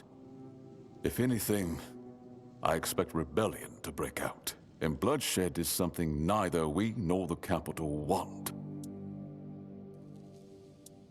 What would you prefer happen? I don't know, to be honest. It's not something I could admit publicly, but I feel both sides have a point. I understand the people who don't want to abandon their homeland, and I understand the knights who must face a long-lost terror and find a solution to an impossible problem. Believe me, being a lord in times like these is a heavy burden. Heavy is the head that wears the crown.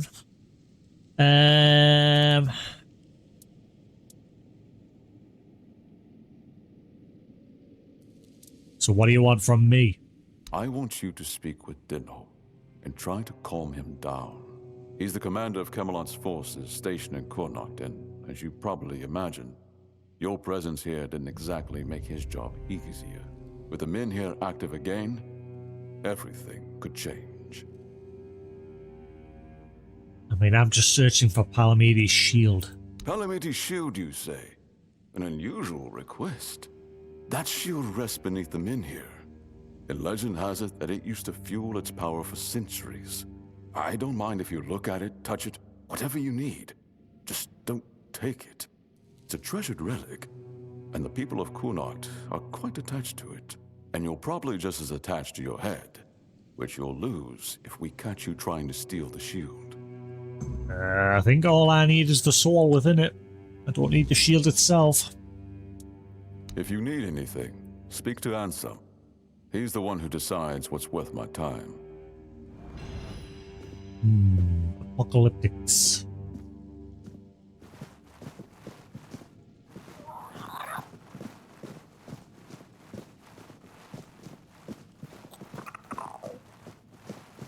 Ooh, look at this fancy place.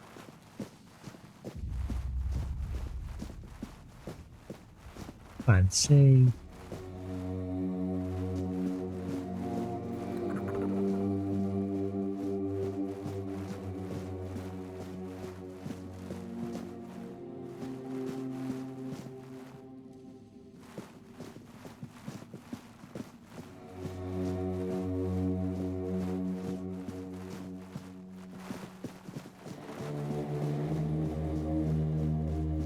The music and inside here, I'm getting like Resident Evil vibes. You know, the mansion. I should stay out of trouble. Just need some zombies. You need something? In fact, this layout reminds us, minus that bit there. Actually, no, yeah. Reminds us of the Resident Evil mansion a little bit, but it also reminds us of the Baker's family farm home. Minus the door back there. Just passing through. Good. Balcony where Jack would chase you.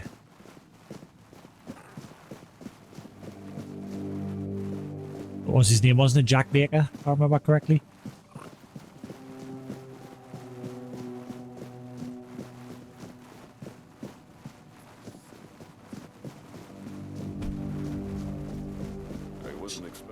Right, not much going on in here though. Doesn't look like there's anyone else to speak to in here. It was just him. Everyone else just Passing through. Good. Oh wait. Ah, a new face. I am Anselm, Major Domo to Lord Yvain.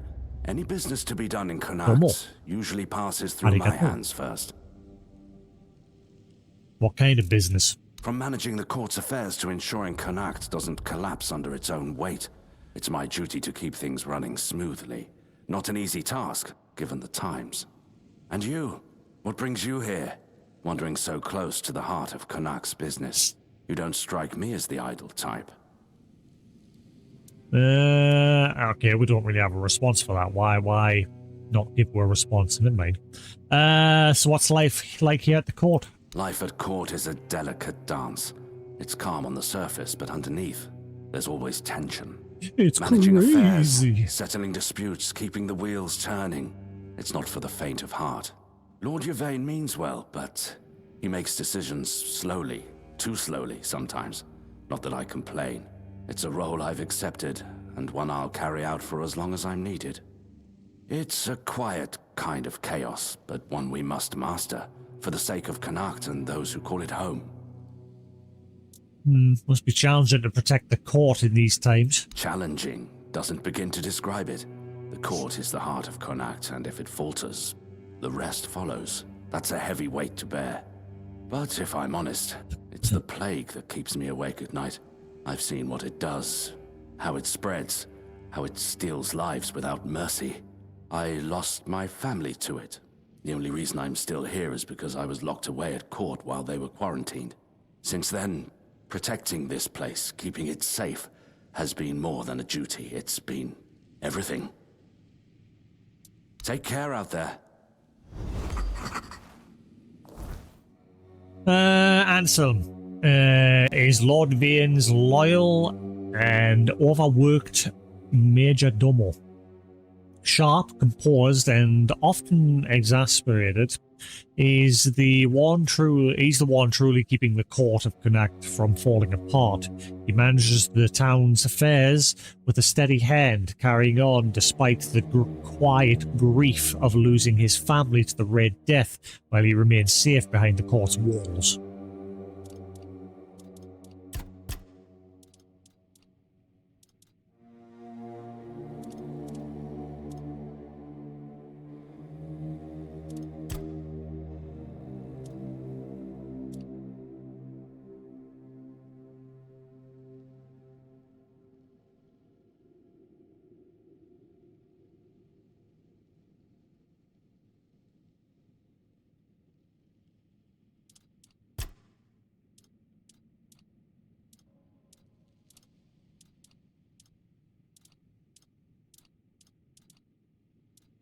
Did I not get one on the other guy?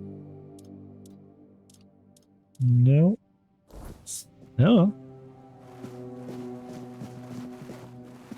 Right, cool. That seems to be it here. Not much else inside. What the?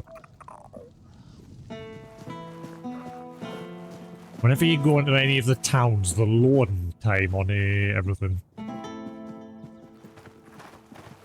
The game can't keep up for some reason. Britta Silver Arrow, Connacht legend and silent protector of her people. May the memory of her deeds never fade.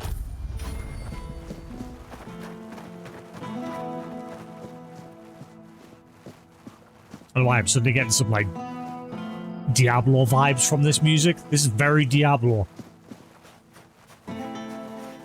Tristram town theme. I just started playing on my laptop off stream Diablo 1.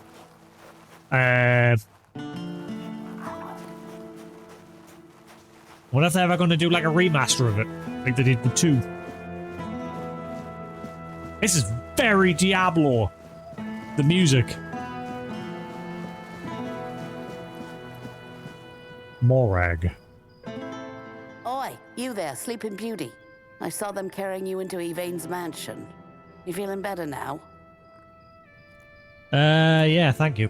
Good. Would have been a shame if something happened to the one who lit up the Menhir. No wonder they brought you straight here. Tell me, did you get to see our lord? Or just that snake of his, Anselm? What do you really want? Sorry, stranger. I meant no offense. Name's Morag. I'm the innkeeper around here, though, as you've probably seen, there's not much of an inn left to keep. Truth is, I was hoping that, with what happened at the Menhir and all, you might have Lord Yvain's ear. And maybe you'd be kind enough to whisper a thing or two into it on my behalf? So yeah, sucking up in other words. And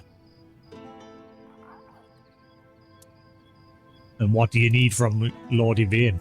Camelot shut down my inn.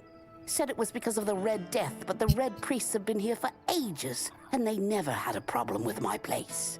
And last I checked, Yvain's still our lord. Not one of those Camelocians.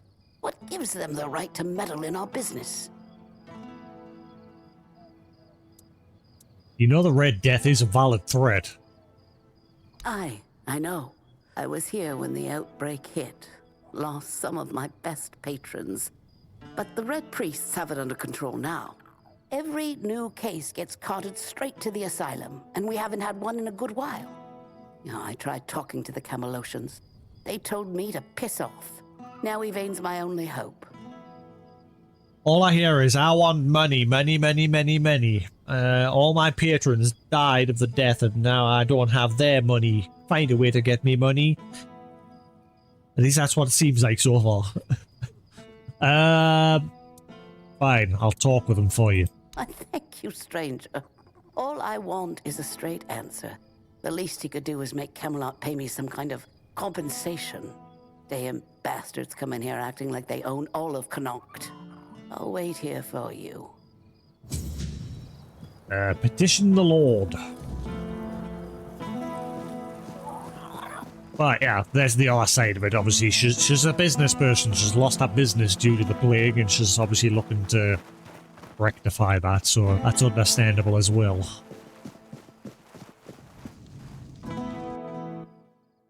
Oh, my neck is killing. Don't know why, ever since yesterday. I should stay out of trouble. Just passing through? Good. Yes, sir. There's a woman named Morag waiting outside. She needs to talk to you. I know. I already asked Anselm to tell her to wait. But Morag's a stubborn one. Honestly, what does she expect me to do? I'm not about to argue the legate over one inn. Not when there are far more pressing matters at hand. To her, this is a pressing matter. And the mouse is gone again. There it is. I don't doubt that. But Connacht is in a precarious position. I wouldn't be surprised if Denholm shuts the inn down out of fear of rebellion. And I'm hardly in a position to challenge his decision. We all have to endure these inconveniences a little longer. Inconveniences? This is her livelihood we're talking about. Well, surely she's been given some sort of compensation, hasn't she? Nope.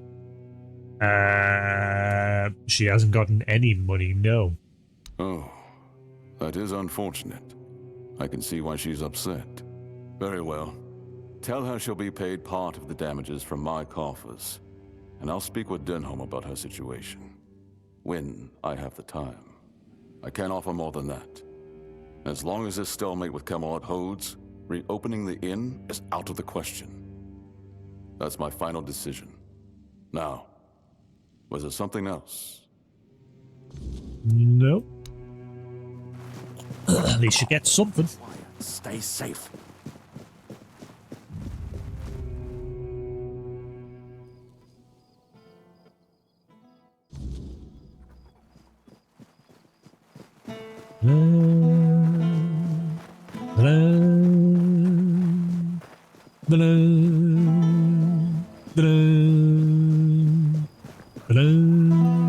Eyes forward and mind your step.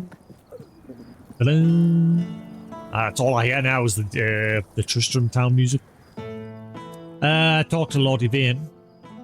And? What did he say? He'll cover part of the damages himself and he'll ask Camelot to pay the rest. But the inn stays closed? Figures. So now instead of standing around here, I'll be stuck at home, hoping those thugs from Camelot will graciously pay what they owe me. I'd say it's better than nothing, but honestly, it's barely that. Eh? Should have known better than to count on that good-for-nothing lordling. Thank you, stranger. I'm glad at least someone here still cares about the common folk. I mean, at least he give you something. He could have told you to jog on. Never pleased.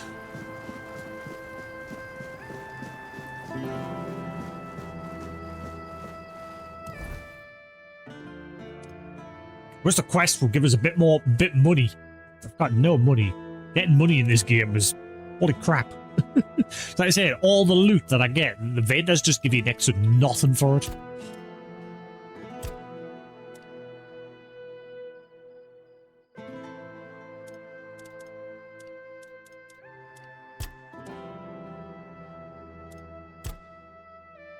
Right, let's crack back on with that quest. Or should I just do some side quests around this town first? Because I mean, that next quest for the, like, shadow thieves or whatever they are, that's still a distance away from here. So maybe worth just doing a couple of quests around here. Oh, hello, secret little cave. Crystal Cave. A place once mine. Oh yeah, it's from that bloke. Yeah, that's what we go check tell his wife that he'll be late home, isn't it? Let's go give that a whirl. I said, I bet she's dead. I remember saying last stream that I bet she's dead. And especially with that quest title, a place once mine.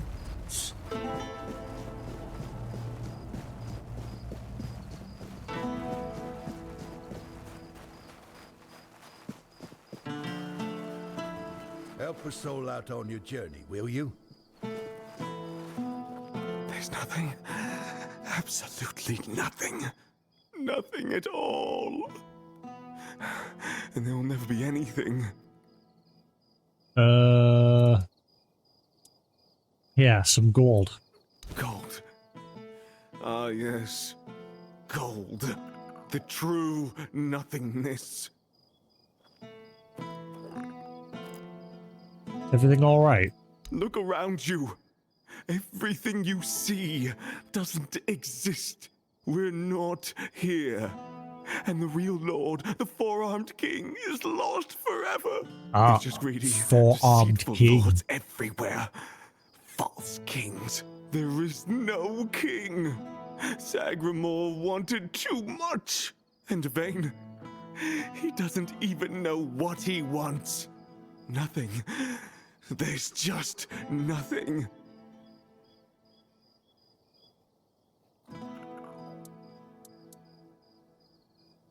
Sagramore, who are you talking about? I've seen his cursed kingdom. I've seen it haunt by endless nightmares. A kingdom now forgotten by all.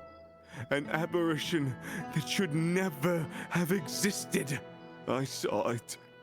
He made them kneel and cry his name. Sagramore! Sagramore! Sagramore! Guy's doing some good voice acting. Vane, are you talking about the present Lord of Connacht? Present, but absent. Always absent. Always uncertain. Kunark is doomed. As is Yvain's entire bloodline. Have some more coins. Gold. Ah, yes. Gold. The true. I wonder if you give him enough money, something else happens.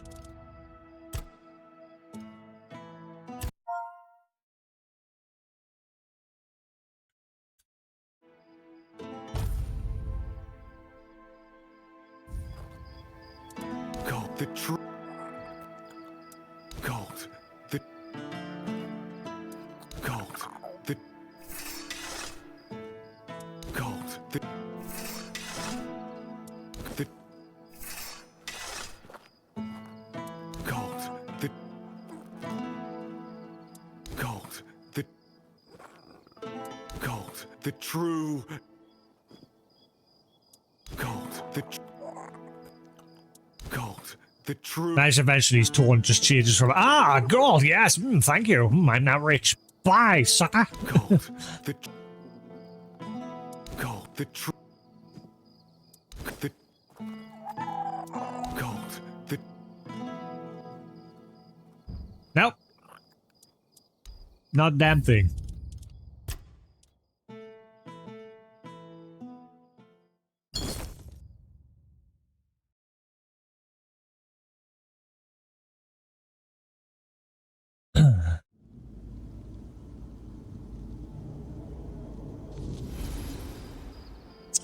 Right. Okay. Some spare food or coin? Anything else? Oh, yeah, so it's just beggars everywhere. Oi, you. You're new here, aren't you? Rigby. I don't think I've seen you around before. Why? Something wrong? Ah, no, sorry. It's just that we don't see many new faces around here.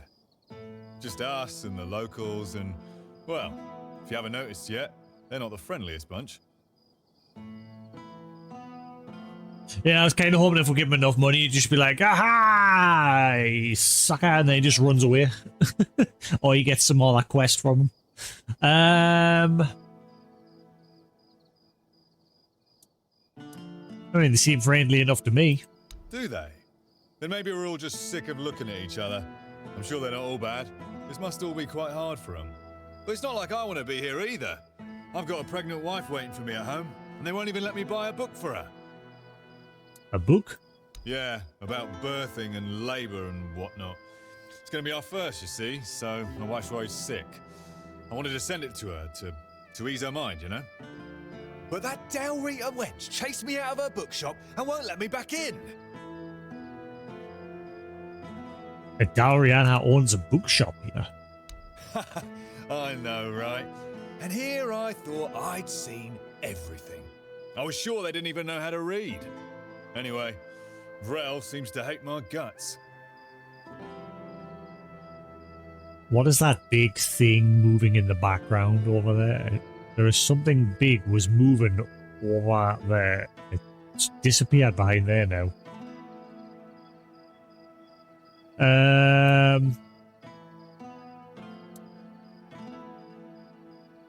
So why were you chased out? Ugh, because she hates Camelotians. Why else? I mean, I know the folks ain't exactly happy about us being here, but Vrel? She's Dalrita. They're taught to hate us from birth. That's all there is to it. Let me guess, so you want me to buy the book for you? Well, could you?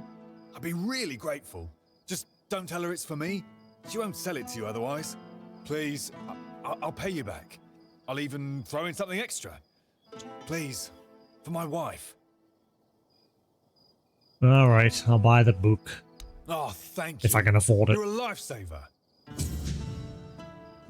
Delicate matters. Inquire about the midwife's handbook at Vrel's shop. Careful not to mention him.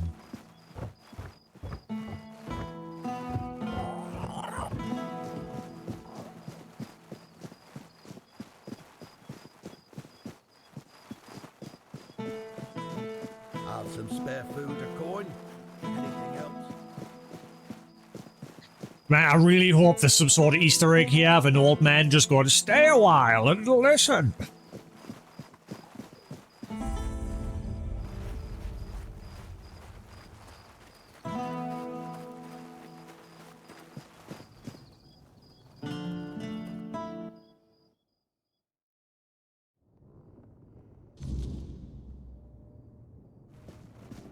Welcome to Vrel's bookshop. No reading without buying. And if you're here for porn, kindly leave before you start.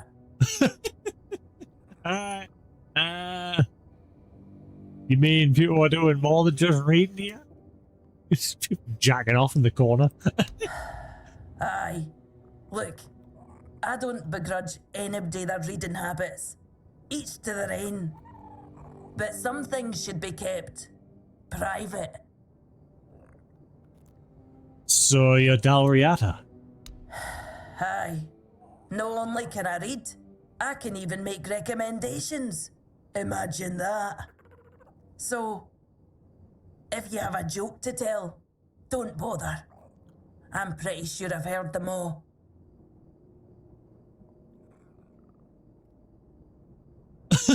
I've got on. Dalriata walks into a bookshop. No, that'll probably not end well. Dalriata owning a bookshop. Not quite a rare sight. Perhaps it is. But you'd think that so-called civilized people would accept it with mere grace. Hearing the same crude comments over and over again makes me feel like I've never left the training grounds. Then there are the braver ones who tell me I'm not welcome here. Hell, it's just like talking to my sister. They all have more in common than they think. You serious? Although mostly it's just prejudice. It sounds like there's no love lost between you and the tribe. Eh? They're no bad. I know it might sound like I was some poor, misunderstood girl with unusual interests, but that wasn't the case. I was a rightful member of the tribe, and believe me, I didn't get my name for nothing. My father made sure of it. I just wasn't my sister. Funnily enough, she was the one who saw it as a problem. Vran believed that my lack of ambition to be the top Volker warrior somehow made her look bad. Every time I went to the temple to read in peace, she was on my ass about it. Until one day, she yelled at me to either step up or get the hell out of her tribe. You can guess the rest. GG! See ya! I've met Vran. Oh, great. How's she doing? Still on her path to becoming the pinnacle of tribal perfection?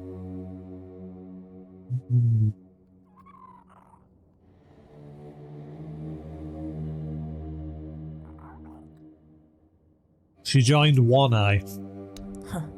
Of course she did. It doesn't surprise me that she decided to join a fanatic.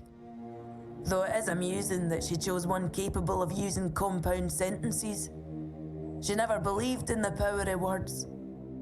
But perhaps that's exactly why she ended up following a man who fed her beautiful lies. So does that mean you're nameless now? I am no sure. When they decide to kick you out and take your name, they make a whole ceremony of it. But I left pretty much the moment my sister stopped yelling. You don't have to be there for it though. Vran might have been pissed off enough to go through with it. So, maybe. I don't really care. I'm not going to stop using my name just because my little sister told me to. Yeah, you do that. So, how did you end up in Connect? This shop belonged to my late husband. We met on the road. I was a mercenary hired to protect the caravan. He was a fine older gentleman, fascinated with a Del Rita lass who shared his love for books. It was a lethal combination for my poor heart. We didn't get near enough years together, but we were happy. We didn't have much family left, and they couldn't care less about this place, so he left it all to me. So why stay here? Well, I can't just take the shop and hitch it to a cart, can I? Although I suppose that might be more or less what I need today. I didn't hate living here, you know. It was fine when my husband was still alive. I even thought people were starting to warm up to me. And then he died, and the respect died with him. And then Camelot arrived. Everything just went downhill for there.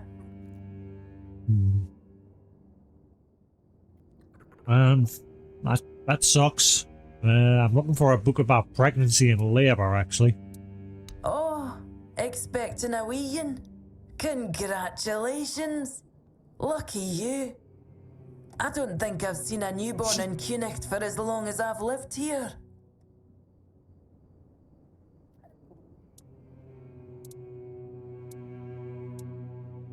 Ooh, 50% chance, thank you. It's our first. Is that so? How about you tell me the truth? Ah!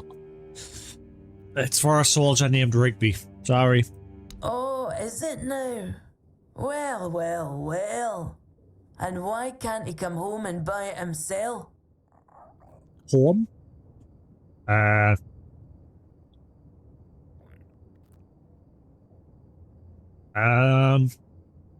You said you chased him off because you hate Camelodians.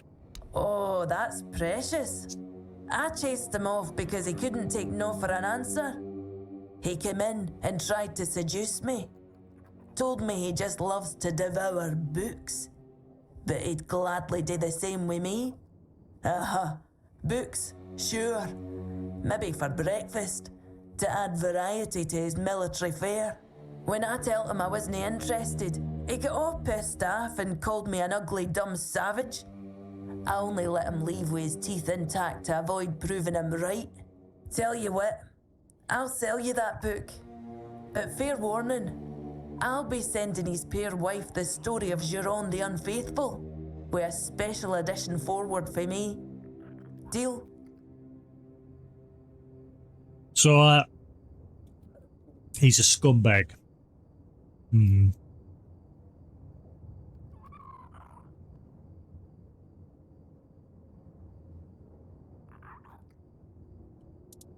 Deal. Ha! Pleasure doing business with you. I hope his wife won't go easy on him.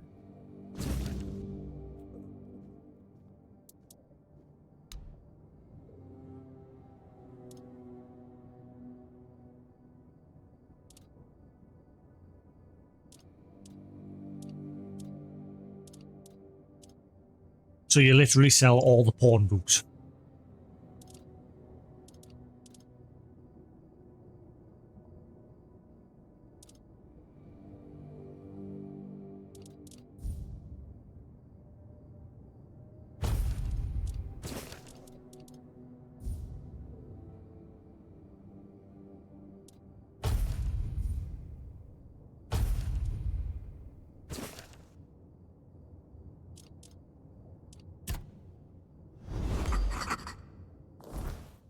What?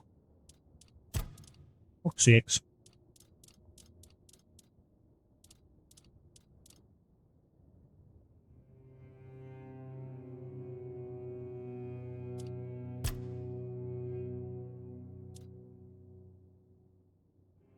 Ah, there. Vril, Dalriata outcast, a warrior by birth, a bookseller by choice.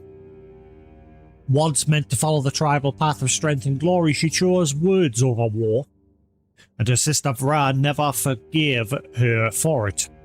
Vril now runs a bookshop in Connacht, surrounded by prejudiced, gossip, and Camelodian soldiers who mistake rudeness for courage.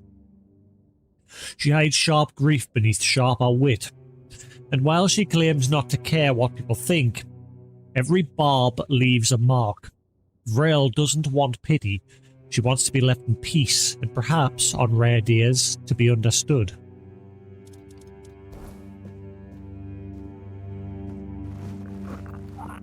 Oh, forgive the mess. I didn't really have much choice about where to set up my things. Normally I'd be in a tavern, but, well, it looks like the tavern is closed until further notice. That means Vril's bookshop is the only place where I can read and work in peace. Who are you? Oh, of course, my apologies. I'm Imran. My thoughts tend to drift far from the present.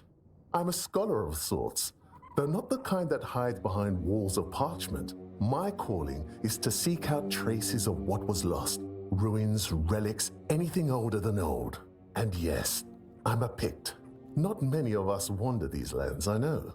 Staying in one place isn't exactly in my nature. So I travel, I learn, I dig through the bones of the world hoping to find something more ancient than mankind.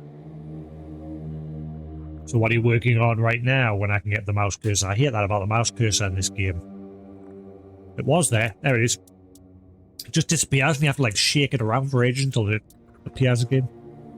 If you're asking out of politeness, let's just leave it at this. I thank you for your interest, but I won't give an answer. Trust me, I could talk the hind leg off a donkey. No need to waste time on such things. I'm actually curious. Wow, that's really kind of you. So, thanks to Vril's generosity, I managed to get my hands on a certain book. Well, once a book, now it's just a pile of loose pages. However, these are some truly fascinating loose pages. They're the writings of a Dalriata scribe from nearly 6 centuries ago. Incredible, right? But what's even more astonishing is the content. This man describes encounters with people who knew nothing of King Arthur or the homelands. Nothing at all. Do you understand what that suggests? That Avalon might have been home to... Ah, I'll tell you. It's so exciting. I suspect Avalon may have already been inhabited by a race similar to us, long before our arrival. I've traveled across much of the island, and I've come across some mentions of the people of Farpoint, a place far in the northernmost reaches of Avalon. Few have ever ventured there.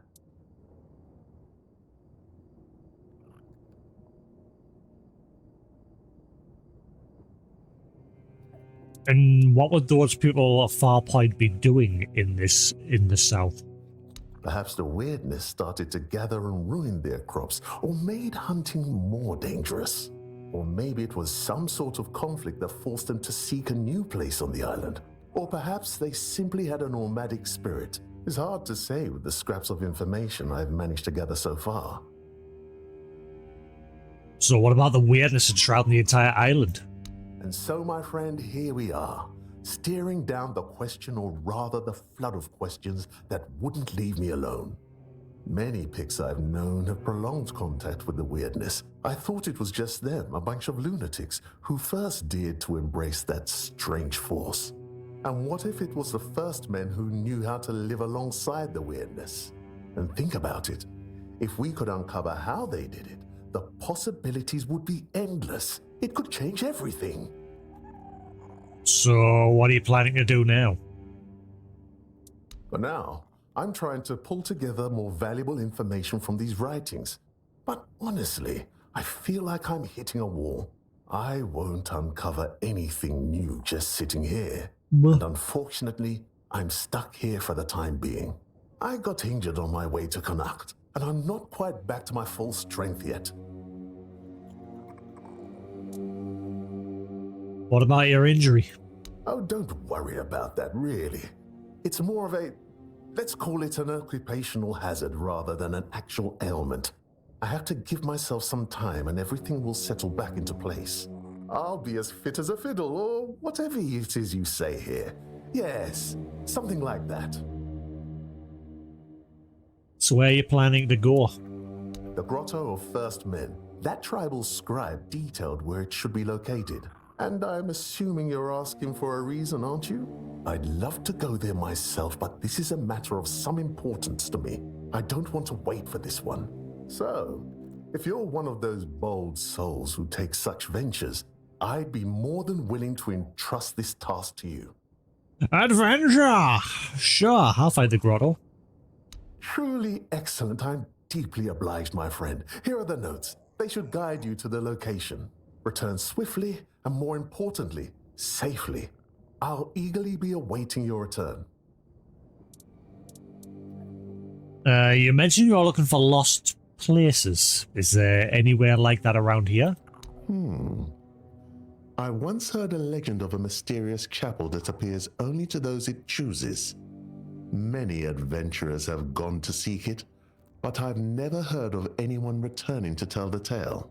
Some say it holds a sacred spring that cures all ailments. Others say it is a passage to the very bottom of the sea, the domain of the Lord of the Seas DLC. himself. But I've never found any proof of either claim. Okay. Do you know anything about the situation currently in Connacht? Mouse cursor, mouse cursor, mouse cursor. There it is. The place seems to attract trouble. Not a good place, then. I'd run out of breath listing all the things that plague this place. And I haven't even been here that long. Of all the misfortunes these poor people are facing, I'd wager the Menhir is the gravest of them. The Red Death, troubling as it is, seems manageable, at least with the intervention of the priests. But the weirdness, shoot. If the Menhir goes out, these people will face a far greater peril than any sickness or human form of conflict. I bet that's exactly what's going to happen. What can you tell me about Vril? I heard she was a Dalariata who runs a bookshop in Connacht. I was a bit apprehensive about meeting her. I thought I'd find someone overly rattled and stripped of her own cultural heritage. But Vril, she's different. And I admire her work that she even bothers to do it. Sometimes, it feels like people have lost all interest in discovery, whether it's the kind found in verses or the kind waiting out there in the wide world. Safe travels, kind fellow. The First Men.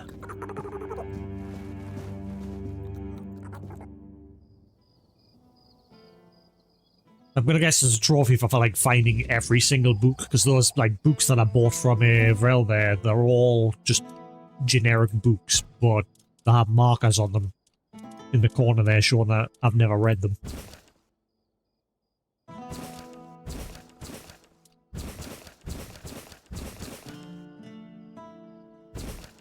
Midwife's Handbook. In the sacred practice of midwifery is taught by the High Priest, the All-Mother. We embrace the divine act of bringing new life into the world. It is our most honoured duty. When time comes, a child to be born, first ensure the space, a space of tranquility and safety, like candles to honour the All-Mother, for her light guides us even in the darkest hours. Prepare a bed of soft linens where the birthing mother can be comfortable and supported. As the layer progresses, encourage the mother with words of strength and compassion. Remind her of the power that resides within her, a power bestowed by the All-Mother herself. Use gentle rhythmic breathing to guide her through contractions, synchronizing your breath with hers to create a harmonious flow of energy. When the child is ready to emerge, guide the mother to trust her body's natural wisdom. As the priestess, your hands should be confident yet gentle, ready to welcome new life. Pardon. When the child arrives, hold them close to the mother's heart, allowing the sacred bond to form under your watchful, loving gaze. The afterbirth, a symbol of a life-giving force, should be treated with reverence. Offer gratitude to the All-Mother and her blessings, and anoint the newborn with a gentle touch, marking the beginning of their journey in our world. In every step, remember that you are not only a guide, but a vessel of the All-Mother, the All-Mother's grace. In your wisdom and love, in you, her wisdom and love flow, bringing forth the miracle of life. Arit.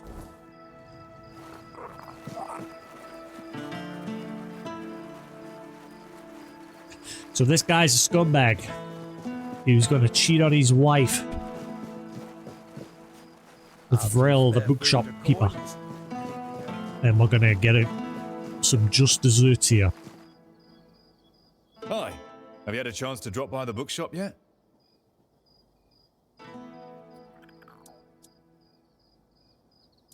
Here it is. Oh, thank you. I knew I could count on you.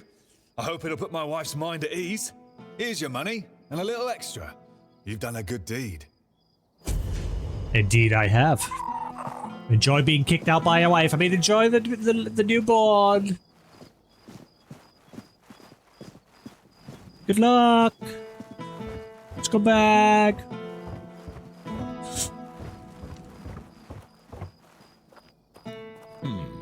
Haven't seen your face around here before. A visitor, eh? Try to stay out of trouble.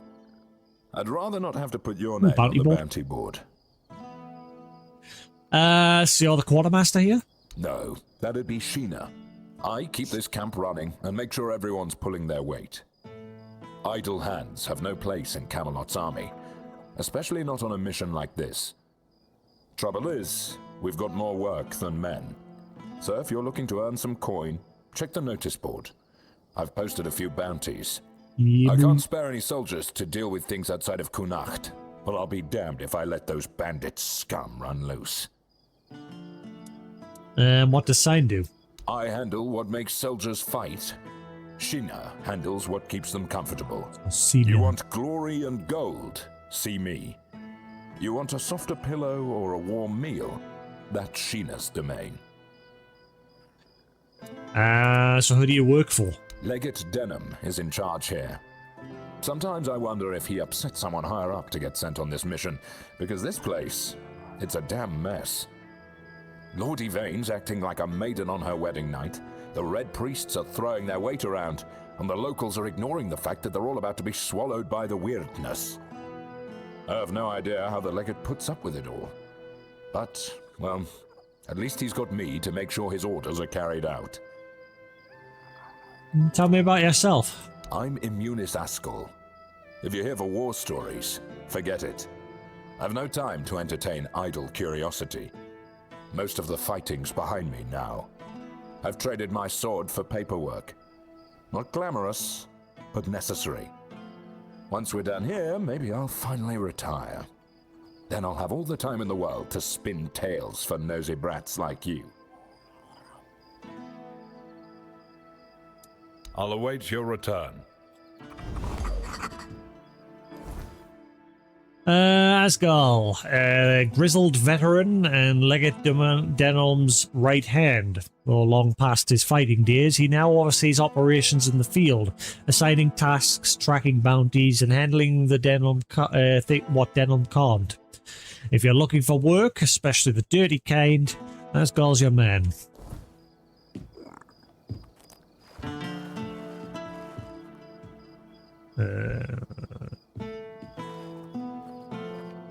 I got a bounty here last stream. Who was it?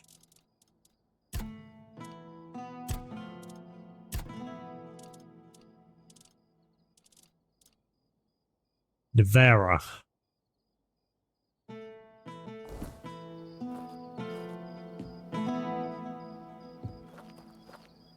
Ah, there we are. Nevera. Issued the Count's Camelot, urgent call to arms, declared the neutralization of Nevera the Chillheart. Nevera was exiled and has since turned to her lethal skills against all, wielding a chilling power that leaves her victims frostbitten and lifeless. Not anymore. She dead. About the bounties you posted. Yes. I want to claim the bounty. Well, I'll be damned. Nevera, known as the Chillheart. She earned that nickname because her blade supposedly freezes the blood of her opponents. It certainly leaves marks like frostbite. Nevera is said to be a Dalreator from the Forlorn Swords. They say she was too cruel even for her own tribe and was exiled. If you ask me, she should have stayed there.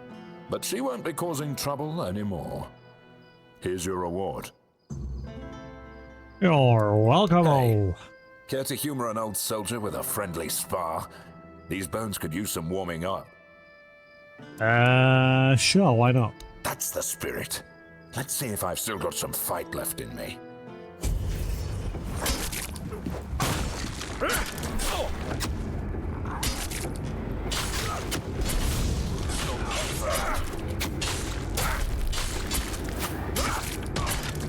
Damn it!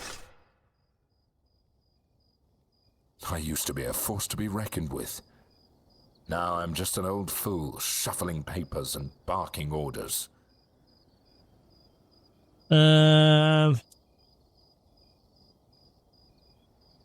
Practice makes perfect. Maybe some exercise will help?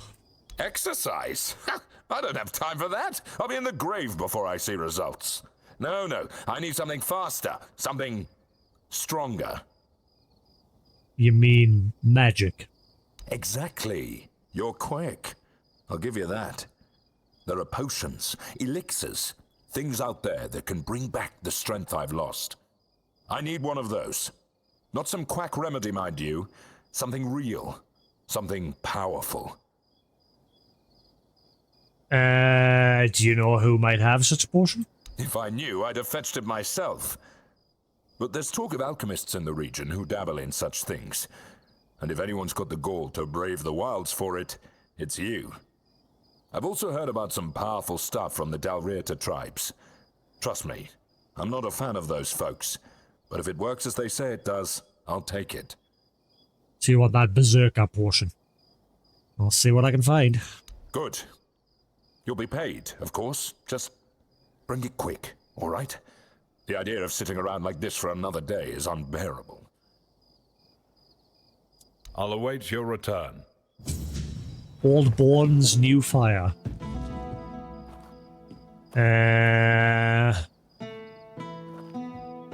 Vrel. Vrel might... Oh, yeah, Vrel might know the Berserker recipe. She might be willing to give it if we'll help her.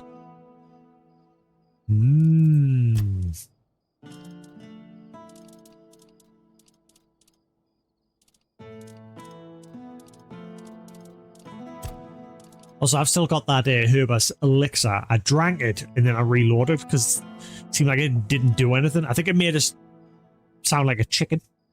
I don't know if there's like a way to have like trigger a quest with that somehow, so I've been keeping a hold of it. Would have been funny if I could give it, if I was able to give it to him.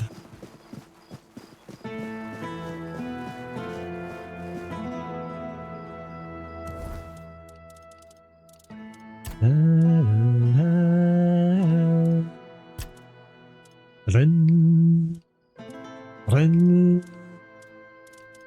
dun, dun.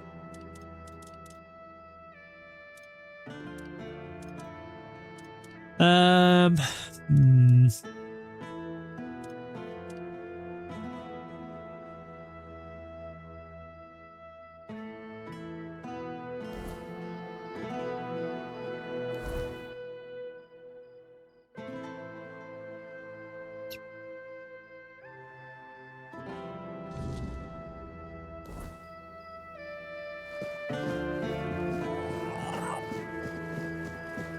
Let's just focus on that other quest that we're working on for that block. Let's ask what to leave a message with his wife.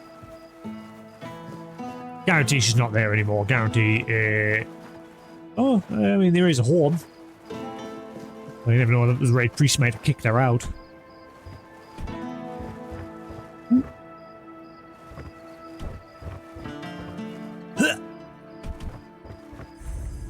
Knock.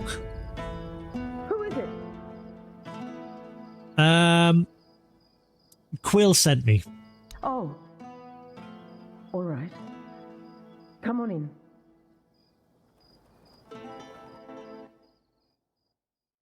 Huh?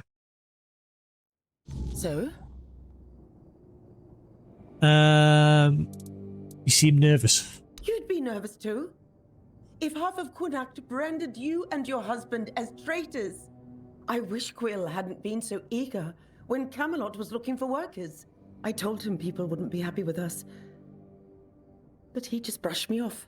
If he had just waited a bit, I could have told everyone. He was forced like the rest. Are you safe here? As long as I don't go out too much.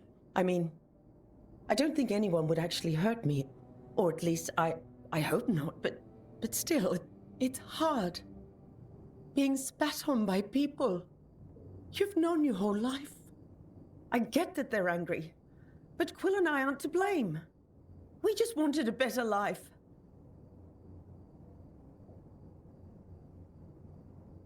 People are just lashing out because they're scared.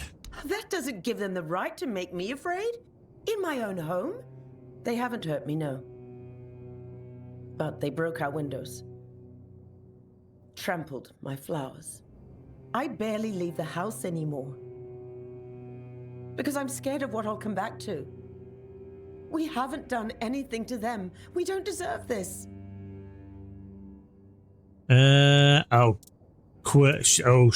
She's gonna die along the way, isn't she? Quill wants you to pick up his wages from same. So he won't be home for dinner? Again? Or the next few days, I suppose. Oh, bother. Fine. Fine, I'll go. Maybe she's got some news about when we're finally leaving. Thank you for coming. Here. Take this for the road. I just took it fresh from the oven. Is there anything else I can help you with? Not unless you can give our lord a swift kick in the arse. That could be and get him arranged. to finally give the order to move. If this drags on any longer, we'll just leave on our own. And hope the road is kind. But thank Doubt you it. for asking. Wait, so that's it? Unless I have to go back to him. No, I think that's it. I've kept you long enough. Safe travels. Yeah, that was it. Alright. Hang on. What's happened to my King Arthur, my memory with Arthur? It was supposed to be a memory with Arthur, it's disappeared.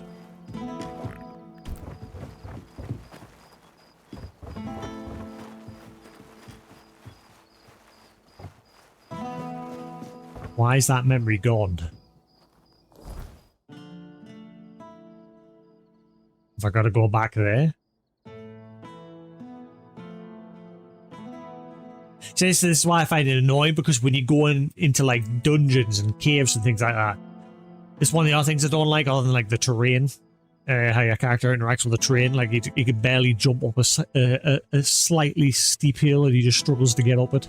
Well, that's not too bad, but one thing I've noticed now though is the fact that this is the first time I've noticed that it might have screwed us over with one of Arthur's memories. When we first were interacting with the Night Stalkers or whatever they were called, and like they've given me our next mission, we got a memory for Arthur. But I knew I wouldn't be able to view it indoors because you can't place the campfire down in caves and things like that. And then I've forgotten all about it. I forgot that, and it's disappeared.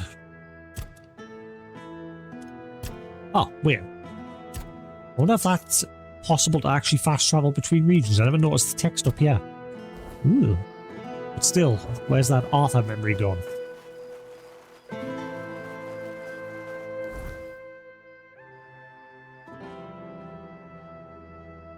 So there doesn't seem to be a fast travel. Oh, wait, there is. Hidden amongst the others.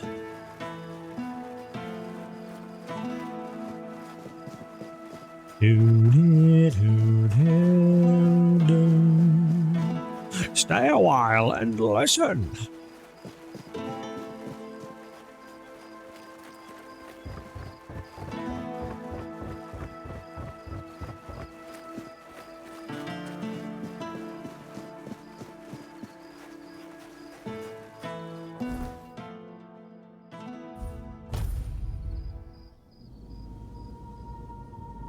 Yeah, imagine that disappeared and like one of the trophies is for like viewing all these. Yeah, it's oh god!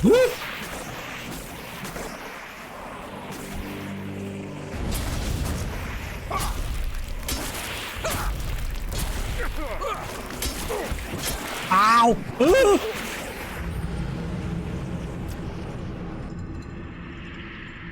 Man, this area, this new area is lethal. Everything in this new place, Kunax, is deadly.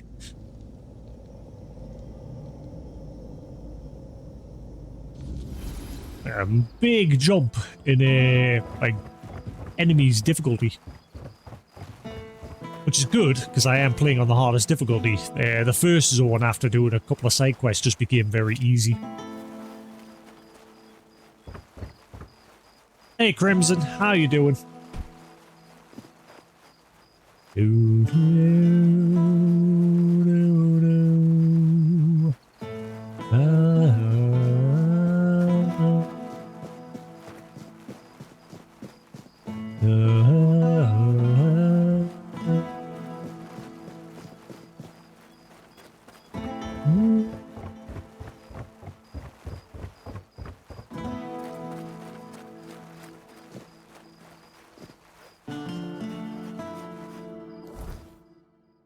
Watch, I bet there's a lot of them again.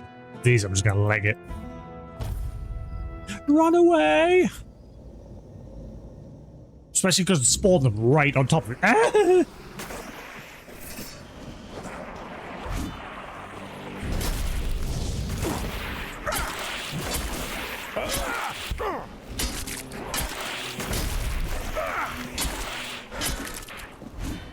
Oh, ah, God! Just run, just run, just run. There's too many. Ah, are you kidding me? I can't walk through a cave entrance. There's no door.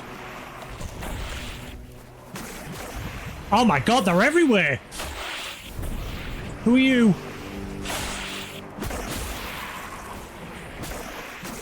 Oh my God. Holy hell!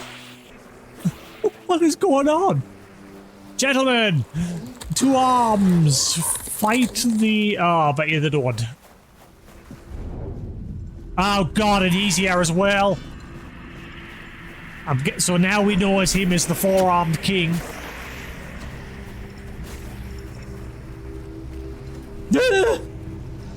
Oh my, holy crap, they're everywhere. Right, I'm going up here. At least here I'll be safe. See ya. Catch me if you can. Holy hell.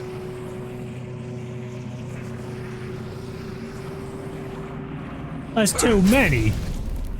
That's stupid.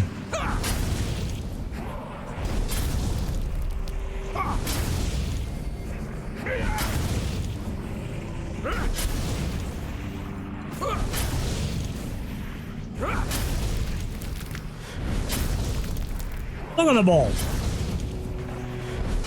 I don't know where my archers have gone. What I should do is resummon them so they're on here with me.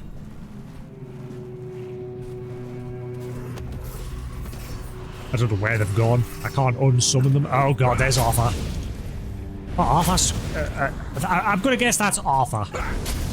Or it's a four-dweller or something. I think it's a fragment of Arthur. Who are you fighting?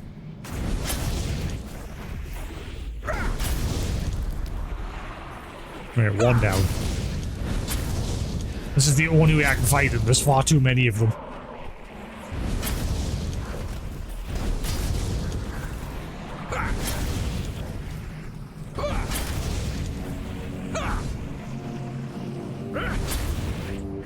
And once that four-armed king's done, he's gonna come strutting over here.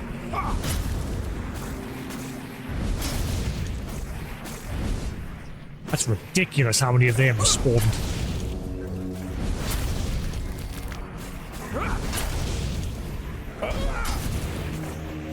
I don't know who he's fighting. Oh. Yeah, I've got to be careful because the four-arm king can use range attacks.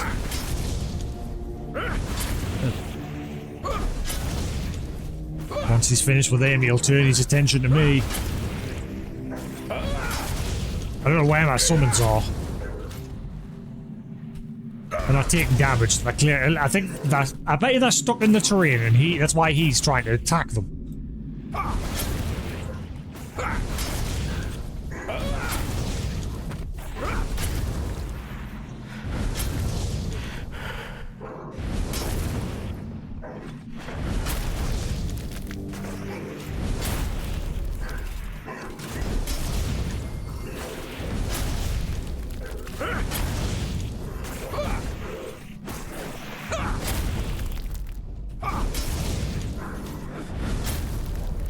Uh-oh.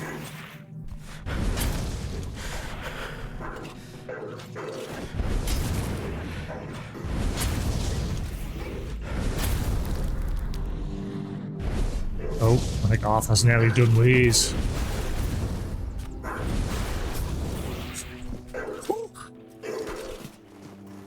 The worrying thing is, once he's done, he'll start strutting after me.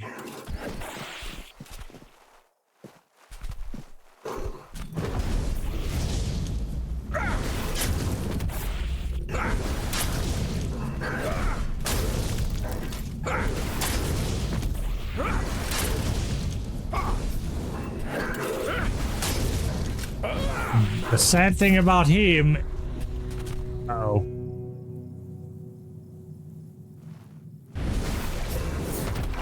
Whoa. Okay, I'm stuck here until like daytime, because if I go down there, he's just gonna destroy us. Uh-oh. No.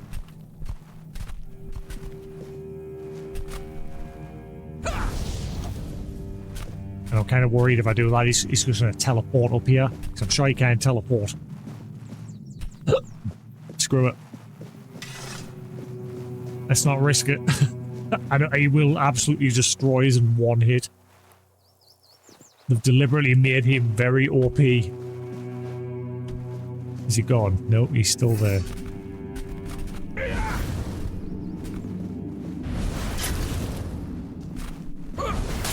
Go away. I don't want to kill you like this. It's cheesy. I don't like it. Go away. Thank you. We're all good.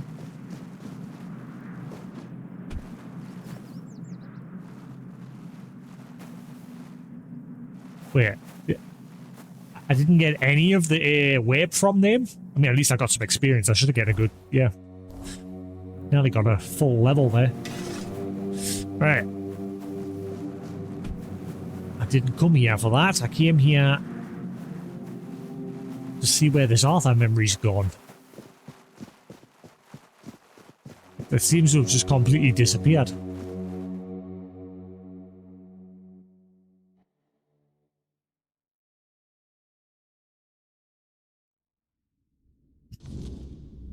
Yeah, it's gone. This is where I got it from. It is gone. That's stupid. Why has it disappeared? And like I said, you can't place bonfires in these sort of areas. So I completely lost out on a memory. Huh.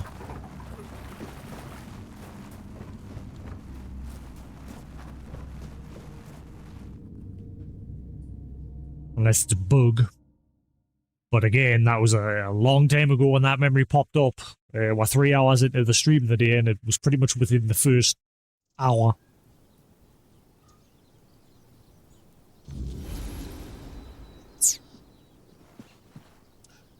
I should have placed the bonfire as soon as I came out of here.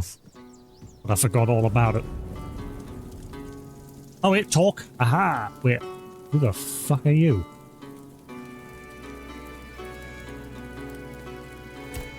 Who are you? The Lost One cannot hear you. She walks again the paths she forsook, wading through familiar darkness. Well met, my friend. Strange to see you beneath these noisy skies. I find I much prefer the quiet depths of the This is the DLC beginning. Lord of the Seas. We are honored by your presence. What is it you seek? There is a place in the depths that calls you. A domain both mine and not mine. Lingering on the seabed for centuries. I have a certain fondness for it. I once helped it grow.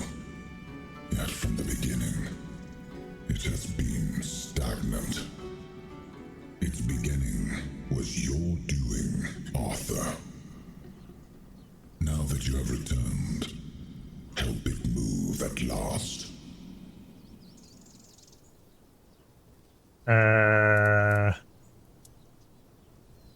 It appears that righting Arthur's wrongs is a duty I can't escape.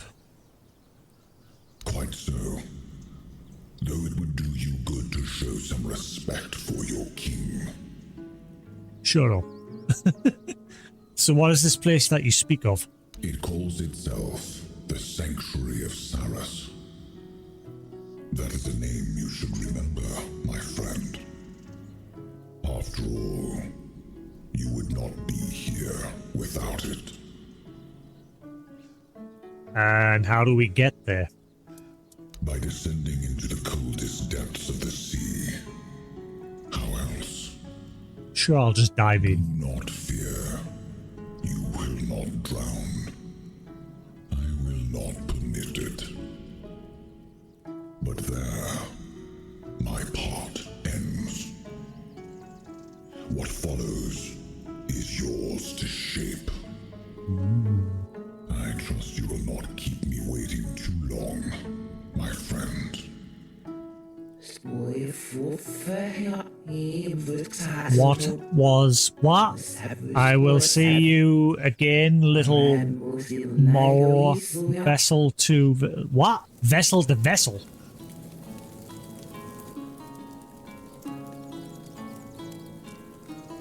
The text was backwards.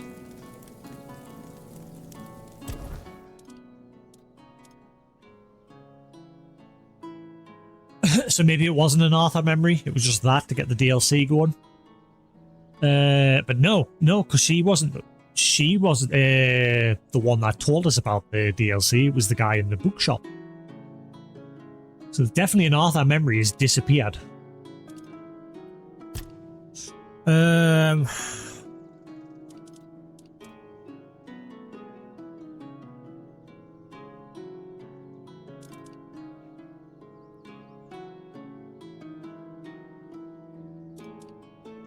I'm going to put a point into there so I can get a little bit more money. Price of gold 20%. Sold goods.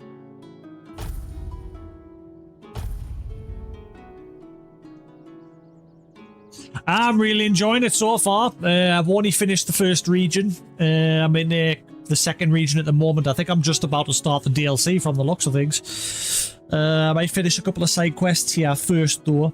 But I like its sort of H.R. Geiger vibes, and obviously it's telling a tale of like a twisted version of Camelot, King Arthur. But straight away, very early on, I noticed the H.R. Geiger vibes with like the Fort Dwellers.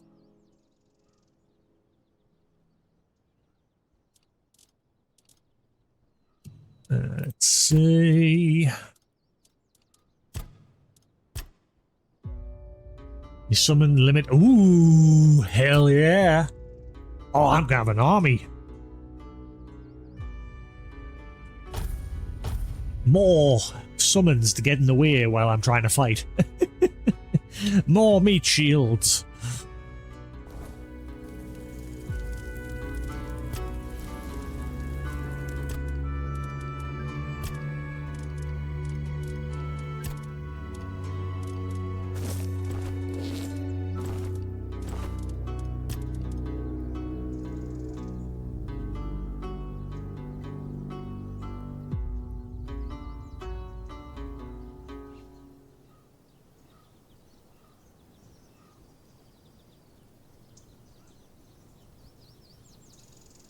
With the DLC skills we level. Yeah, I mean, I'm playing on the hardest difficulty, apart from like survival. I went on the difficulty below because it didn't seem like much of an extra challenge playing it on that extra. What was it that the hardest difficulty did again? I'm forgetting. There's definitely a reason I chose not to do it. And I'm playing on veteran. I think, yeah, veteran. What was the, yeah, survival mode, effective combat. The player's combat capabilities challenge forced by enemies, survival mode. Yeah, save restrictions. That was it. Yeah, that's the only major difference is like the saving restrictions. So I just never bothered. So I just kept it on veteran.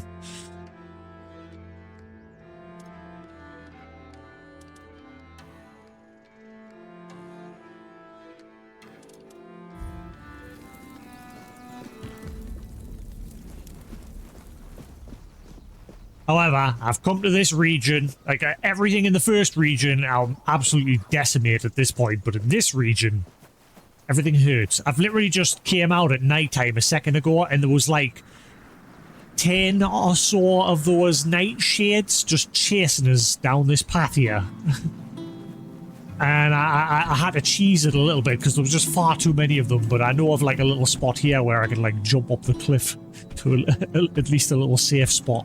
So I just jumped up here because I had like I said, 10 of them nightshades plus that four-armed king visage that like keeps spawning and chasing us around at nighttime. That spawned as well. So I had to hide up on there and just kill them at range with my sword.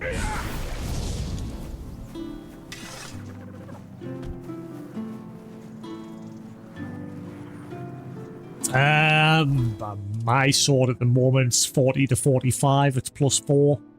I've sort of just kept like things balanced at the minute. Obviously, I've just come to this region, so I'm like trying to upgrade my dual knight armor that I'm using. I really like this armor.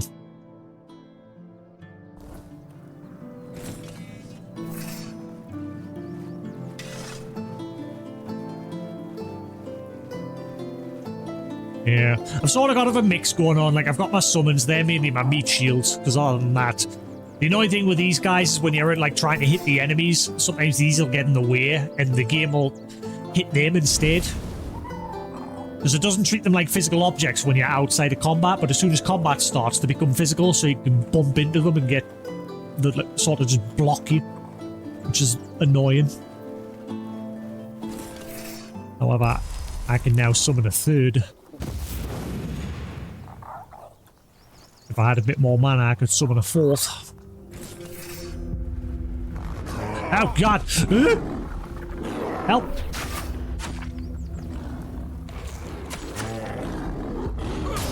Even the bears have gone back to being a bit tough.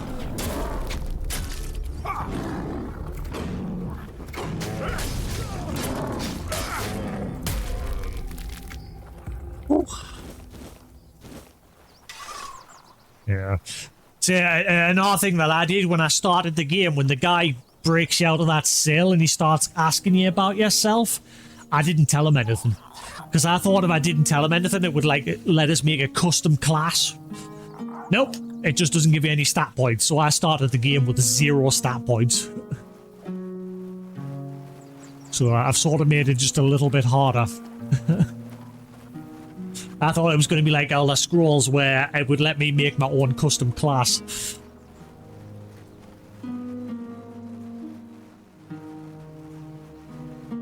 Right, what am I doing? Yeah, I might just carry on doing some side quests around here for now.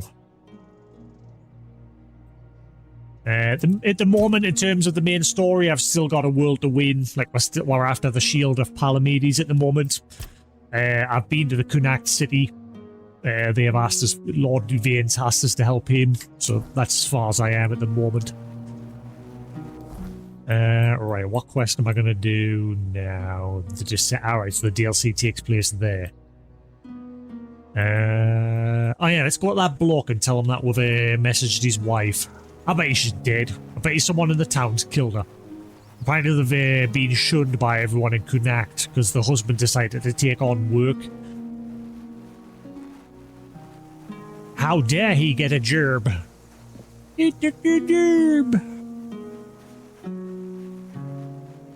Unless he's not here anymore. Still here. Still breathing. No, I still say. Hey, you need something? Your wife's afraid to leave the house. She's scared to come back to see it vandalized. I've got a minute. She is? She never said anything. Damn it, Enora.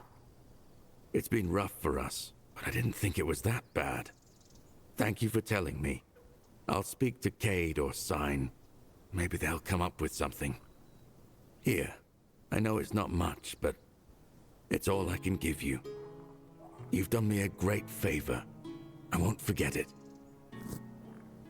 Ooh, better than nothing, I suppose. One foot in front of the other, yeah? Take care. Alright. Right. It's the one thing I hate about the summons as well is like the major cutscene when you finish the story quest in the Horns of the South, and the leader, the captain's like giving his speech of how they've joined forces with the Riata. My archers spawned right next to him, and they were all just stood like standing inside of each other, and they were just standing there like turning constantly during that cutscene. It was very distracting.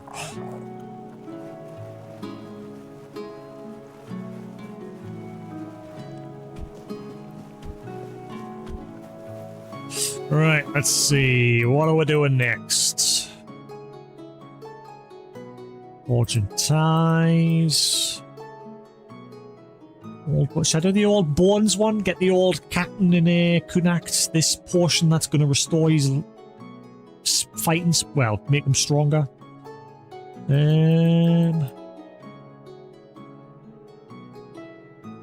Right, let's do Fortune ties for the guy back in the Horns of the South. Once we meet that smithy that can help work with weird stuff. We've told where to find his friend, Kavor. He's supposed to help me join the ranks of the Stone Wardens, yeah. So the guys that specifically work with, like, smithing with weird stone and what have you. Let's... Oh, what's the question mark? Alright, the shrine.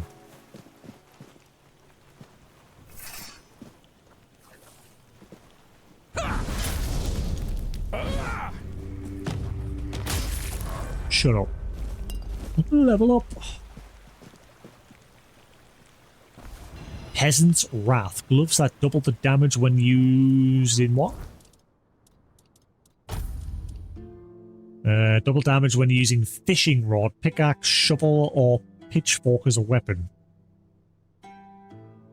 Huh, what's the max you can upgrade gear? Does it like stop at 10 or does it just keep going? Imagine if you like just maxed out like a pickaxe or something and that just made you stupidly OP.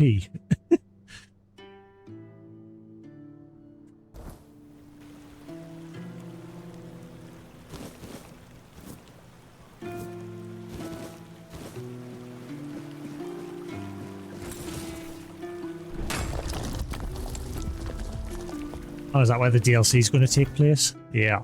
Oh wait, no, actually I think that's where that building is there. Ooh, what is that?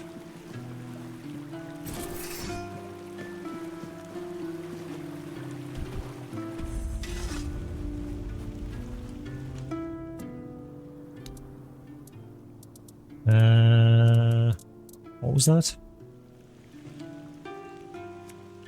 One animal component, making it. Alright, okay. Here, I have a bear pelt. What was that? The Horned Warden's Gloves. Decreases mana cost by 25% when your health... I hate when it's always like a stat that depends on your health percentage.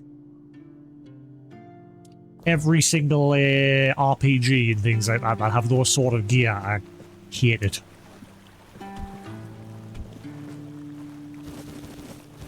Especially ones that's like, oh, it increases your stat, but only if your HP is 100%. So if you like so much as you lose 1 HP, that's it. GG, that effect is no longer working.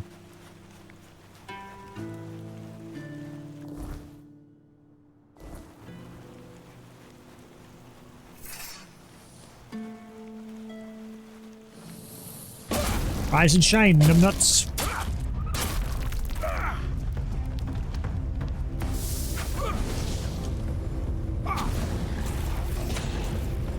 Move.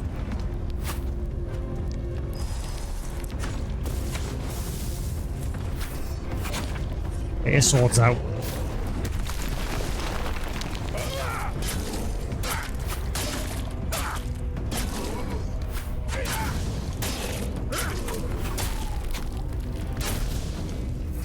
No, you don't. Quick. Oh, jeez. Fight him, you numpties.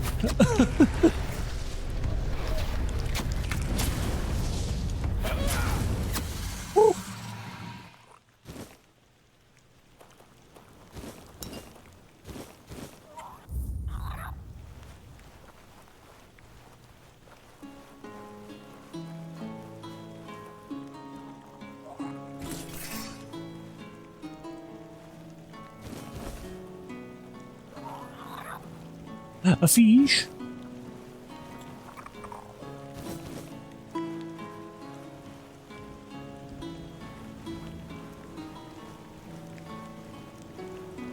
Nothing.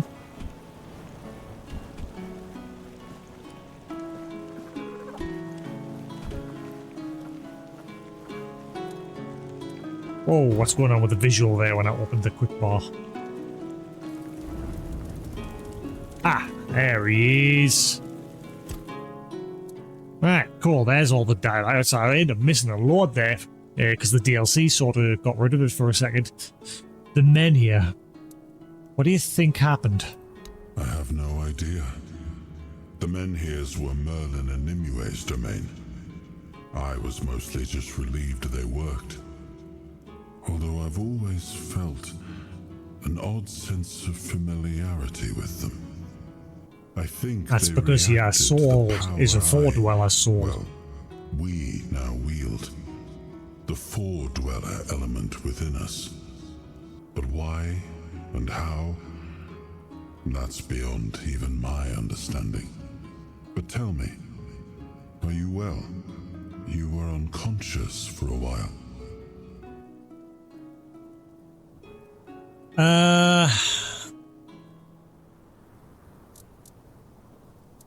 There we are, right. To be honest, I feel like I don't know who I am anymore. I'm sorry. I know this isn't a life you would have chosen for yourself. But you've conducted yourself admirably. You're strong, and you're not alone. I know this fate was forced upon you. I know all too well how that feels. So I promise, as long as I'm here, I'll help you however I can. Yeah, for now. So yeah, last time we discovered that his soul is actually a he's basically a reincarnation of a Four-Dweller who chose to live as a human. He wanted to know what life was like to live as a human. And that's how King Arthur came to be.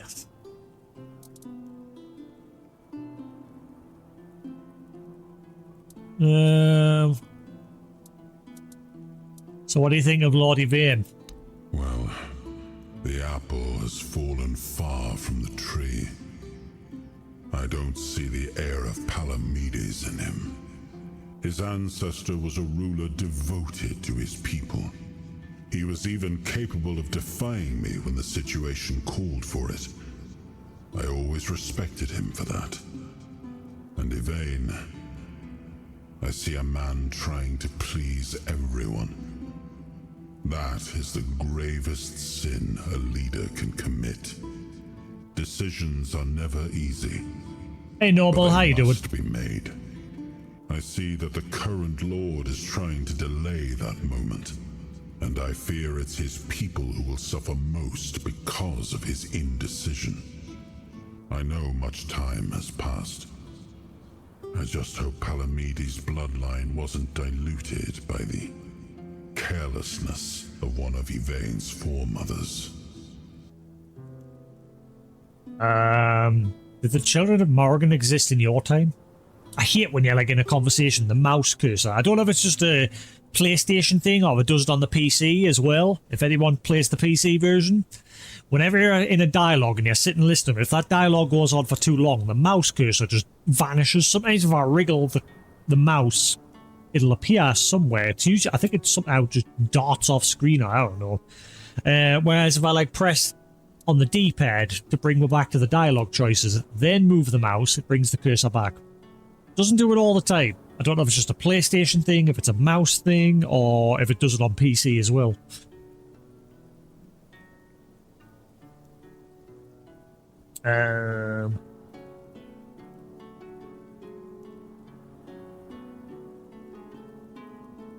What's that? It's very strange that we hear about fables of Arthur and now things are coming up in history that it's not all fables. Arthur was a real person. Yeah, apparently he was real, but all the stuff surrounding him, there's like next to nothing. So a lot of it is just fables. From what I understand, I haven't really read into it. This game has sort of piqued my interest. I want to buy the King Arthur book. I don't know which one to buy because there's loads. I'm trying to find the right one. And I kind of want to read it. It's the same with like when I started watching like the Marvel movies. It got us interested in like Norse mythology. God of War got us interested in that sort of stuff as well. Yeah, like I've got, where is it? There it is. Because of like the Marvel movies, I haven't read it yet. At some point I want to get around to it, but I bought like Neil Gaiman's Norse mythology book. I read a little bit of it, but I need to get back to reading it properly. But yeah, it's nice when something piques me interest.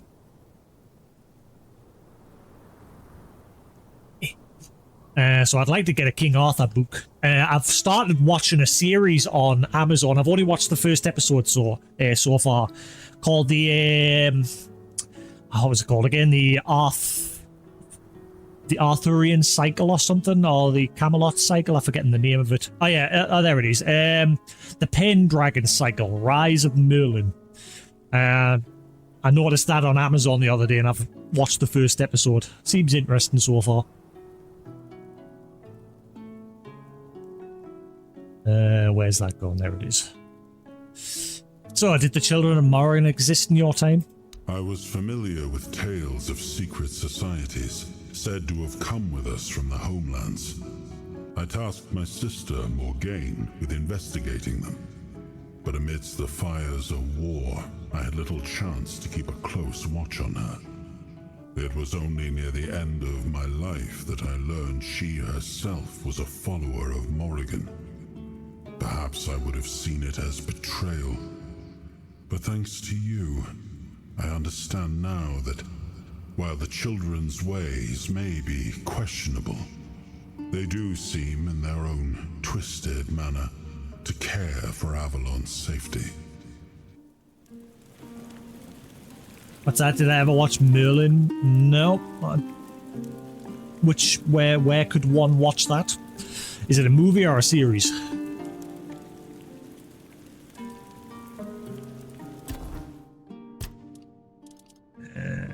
It's a show.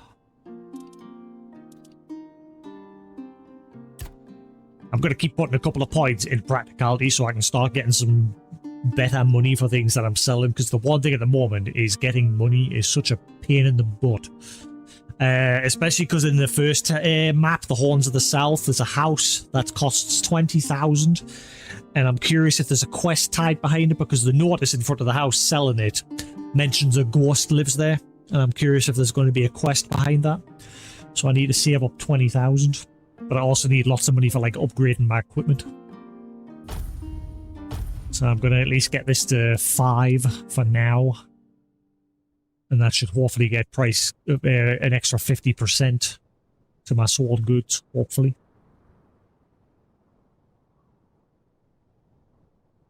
We shall see. It was on BBC. Ah, right. Maybe it's on the BBC iPlayer.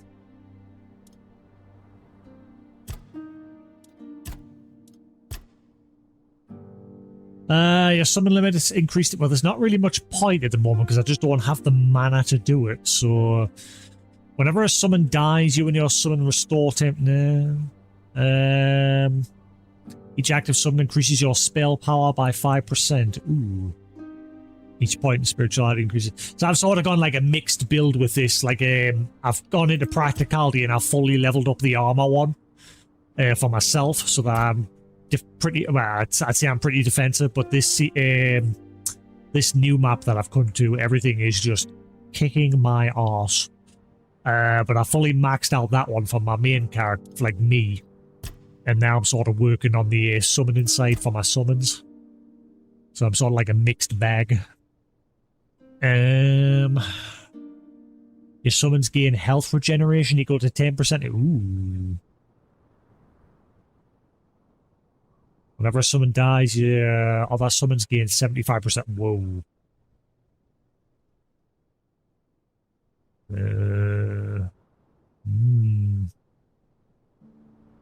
Let's go down that tree so I can get access to these.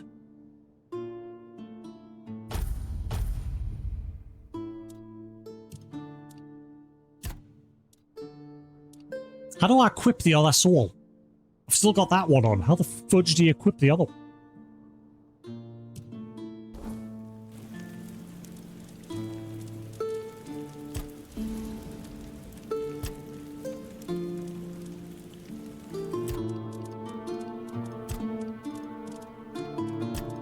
Yes, this is a great game so far. Really enjoying it. Like I said, it's piqued my interest in like Arthurian legends and things like that. I just want to find a good book at some point. When I next get paid, I'm gonna grab it and hopefully sit and read it. I still need to read me Tales of the Monkey King book, the Journey to the West. I got that because like when I was a kid, whenever I used to go with my granddad, when I used to go with my grandma's and granddad's, there was a TV show on TV just called Monkey, and it had like this catchy theme tune that I'll never forget. It's just Monkey Magic. And that sort of, as a kid, got us interested in that. I've always had this obsession with the Monkey King. That's why I liked Black Myth Wukong so much. That was a great game. But that further piqued my interest, and that's when I went out and I bought like this Journey to the West book. I bought it digitally originally, but then I started getting into buying games physically, books physically. I read a decent way into this, if I remember correctly. I need to sit down and carry on reading this as well. I've got a good couple of books there. Couple of Warhammer books. Chris Broad, Journey Across Japan. His first book. He's got a new one coming out this year, apparently. Couple of Final Fantasy 14 books, Moby Dick and things like that. Alrighty, it is getting very warm in this room. I'm gonna have to open my door.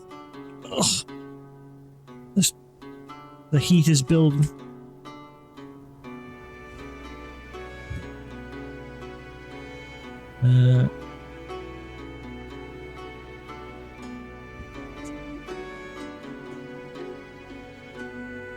Right. There is no breeze today. I've got my window wide open. The window on the opposite end of the house is open, and there is just no breeze.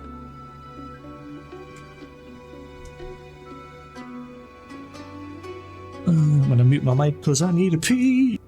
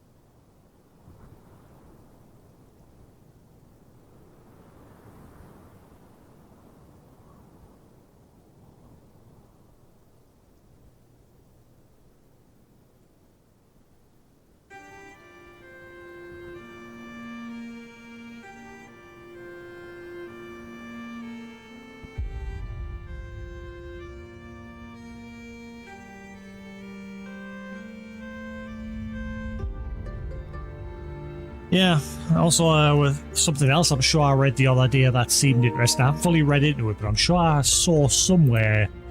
Let's see. Second Stonehenge. I'm sure they found something recently. Yeah. A simpler, older version of Stonehenge found 3 miles from the original. I remember spotting that the other that was just last month that they've apparently just discovered a second Stonehenge.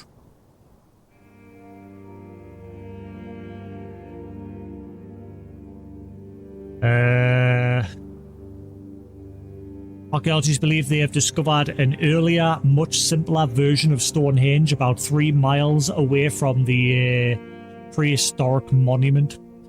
All that remains of the older structure is 2... what was that?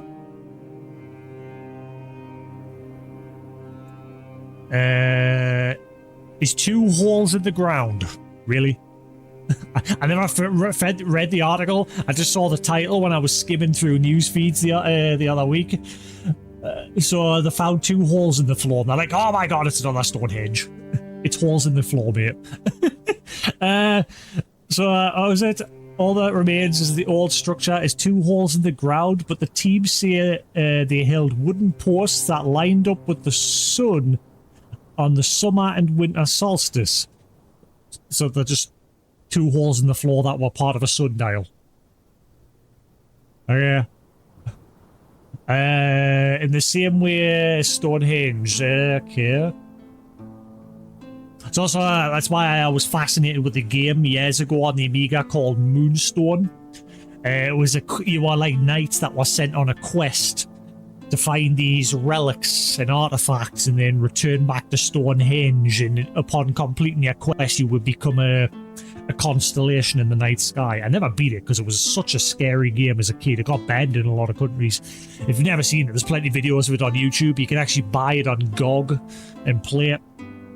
It was such a creepy game. Like certain areas you would go to, there'd be like swamp monsters. There'll be a dragon constantly flying across the map, and if he bumped into you, you would have to fight him. But it was like the swamp monsters that I always found the most creepy. Let's see. The site's been dated about 5,000 years old, which predates the original Stonehenge by 500 years. Artifacts were also found in the site, including pottery, flint tools, and animal bones, suggesting prehistoric people held gatherings there. 2 post pits tell me more about people's 5,000 years ago. Okay.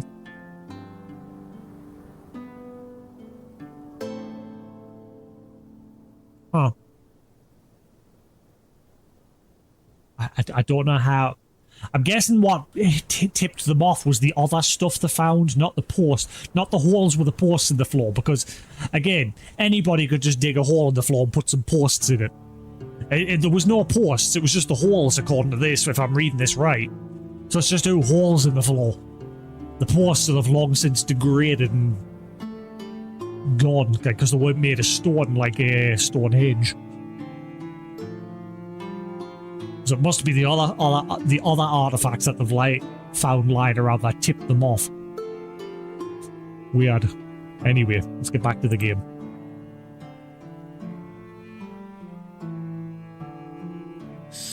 Right.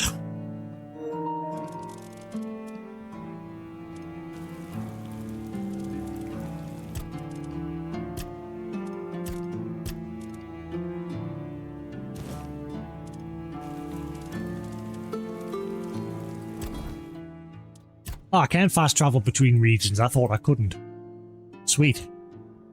Yeah, I never noticed the text up here at first. So I can go between regions. That's good. Because I think, I checked this morning, because I think I've done pretty much every quest in the Horns of the South, except maybe a few, because I read today that apparently there is some quests that only appear at night time. But the problem with this game is, it can be sometimes difficult to find some of the quests. You just randomly bump into them.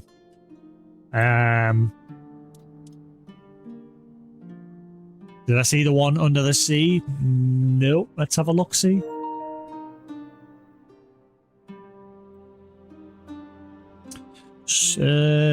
Undersea Stonehenge.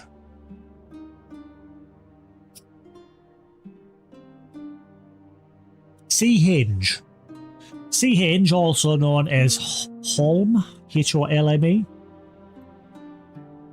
A prehistoric monument located in the village of Holm next to the sea, near Old Hunstanton in England, country of Norfolk. A timber circle with an upturned tree root. Okay. Along with nearby Timber Circle Home 2, was built in the spring of...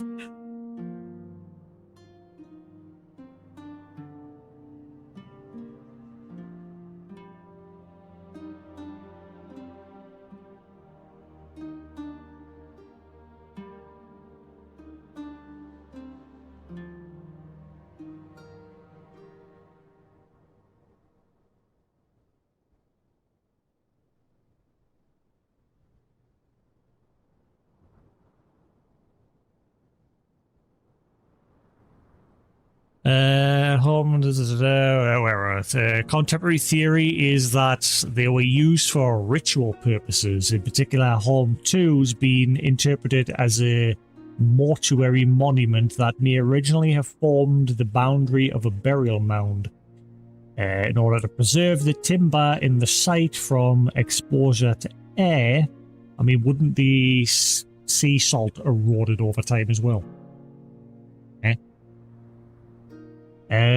Due to recent exposure to remains of the sea, it was excavated in spring 1999. Remains taken to Archaeological Museum and then Maritime Museum for preservation in the... Ah, right, okay, so they got it out. Reproduction was put up by some of the excavators near the site in 2008. After further study, a second reproduction was erected near the original. Okay, so they removed the original wood, therefore the... So either way, they've destroyed it. The ocean would have destroyed it, and they've destroyed it. Because it's no longer the original thing. Yeah.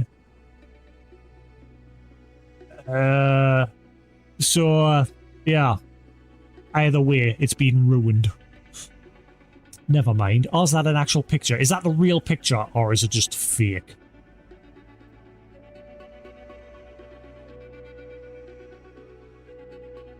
Huh. I mean, yeah. I could go outside and stack a couple of stones together and be like, look, it's another Stonehenge. Whoa, Marvel.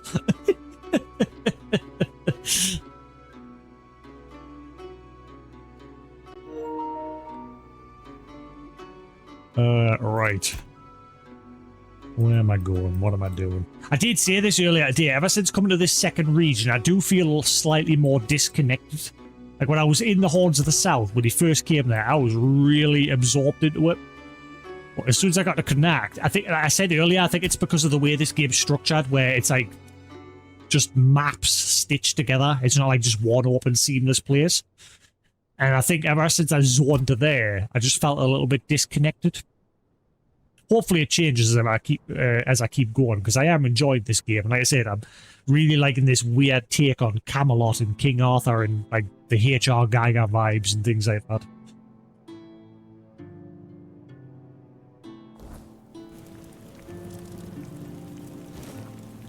I've got the handbug again. I'm very surprised this has not been fixed. Like, there's a bug in the game that has been here since day one, where when you put your weapon away, you see like his head's there. It's not supposed to be there. And it's the same like if I do that and then put it away. See? And the only way to fix it is to reload. It is a weird one.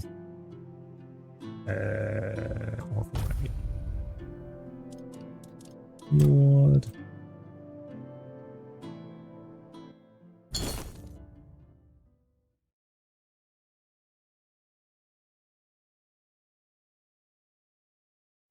So I should do it with me breaks at work. I should like just take one of my books with us. Get that Arthur book.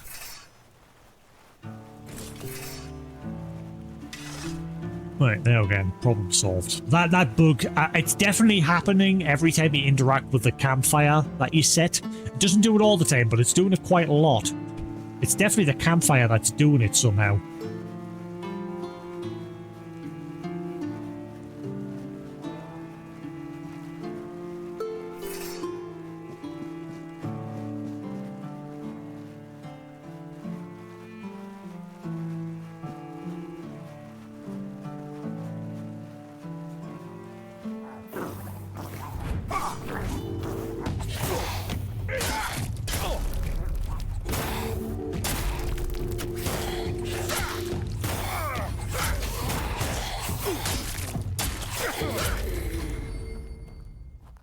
Jog on.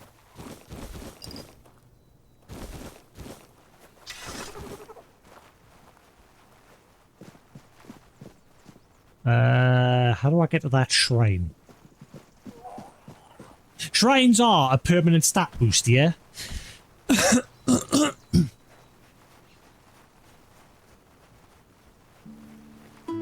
think one of my mods mentioned that the other day. That the shrines are supposed to be a permanent boost. This was a quicker... Actually, how do I... Can't get to there from that way. How the fudge do I get that shrine? Unless this will loop around. Ooh, there's that weird big... Something big in the background every now and then. I saw it earlier when I was chatting with an NPC in Connacht. Something over there. Keeps appearing and then disappearing.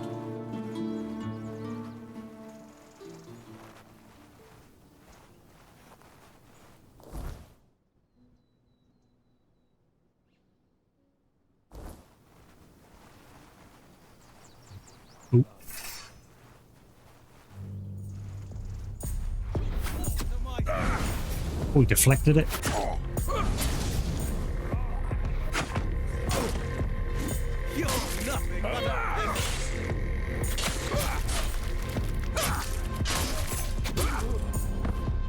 Come on, go get the other one. Alright, I'll do it. You just stand there.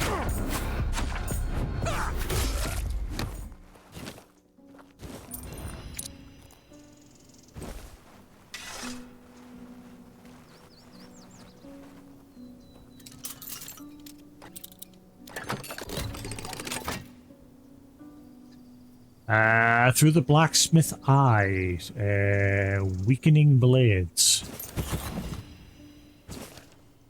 Camelot's Chancellor Lulac Mulloy II defended his wife's honor in a duel against the infamous Bardolph the Malicious. Despite Mulloy's dismissal of claims that Bardolph's enchanted his weapon, The blade's peculiar glisten told another story. Weapon enchantments is no longer exclusive to arcane practitioners. Smithies have debated ways to extend such effects for an edge in combat. In this case, Bardolph's weapon was far from ordinary. Though Bardolph suffered the first wound, his strikes inflicted unusual effects on Muller. Scratches, trivial at best, drained the Chancellor's speed and vigor with each passing moment. Sensing foul play, Muller moved to forfeit, but Bardolph seized the chance to strike him down. Fellow guildsmiths and I deduced that Bardolph coated his blade with dual substances, one to slow and others to weaken, a grim testament to the growing potency of enhanced weaponry.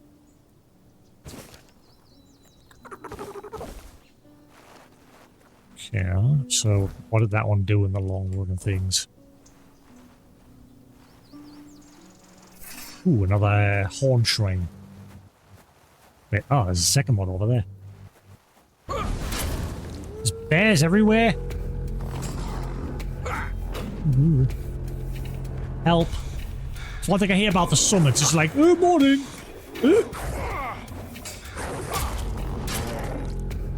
See, they're just... One of them still standing there like an idiot.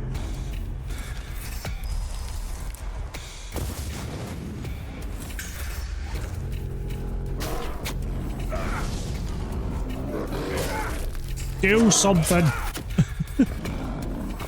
Oh. Ah, get up. Oh, jeez.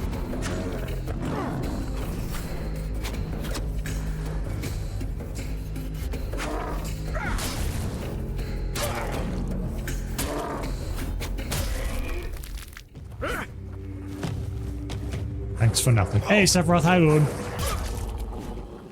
How you doing? There's another bear over there. This place is just crawling with bears. You being sick? Shit. What we got, man flu? What ails ye? Mushroom? Hey, oh. I'll leave. Oi! What do you think you're doing here? This is my spot! I got here before dawn, so you better get lost, you miscreant! Oh, oui. So why don't you calm down and tell me a problem? I don't need to explain anything, but you better explain why you're trying to steal my mushrooms! There's mushrooms here? Which ones? Oh, so now you're going to tell me you didn't know and that you were just passing by, huh? Yes. That actually sounds almost plausible. That's because I was. You'll find loads of penny buns growing here. I once picked a dozen for beneath just one tree. That's why I call this place Penny Bun Grove. You aren't really interested in picking mushrooms, are you? No. I'm more interested in the horn shrine over there. I don't pick them, I stomp them. I don't think that'll end well. I am actually, and I'd love to learn more about mushrooms. Then by all means, go ahead and learn. Just not on my penny buns. You see, the most important thing is to tell the difference between an edible and a poisonous mushroom. I've got this friend, Old Mel they call him. He once decided to get some oyster mushrooms for his scrambled eggs. Now, Mel's been picking mushrooms since he was a wee lad, but his eyes are not what we used to be. So instead of oyster mushrooms, it turned out he caught himself some angel wings. He ended up spending an entire day in the privy, almost shot himself to death. What's that? Trying to figure out whether to keep working out or just get a... What are you doing working out when you're ill? That's burning energy. You need the energy to get better.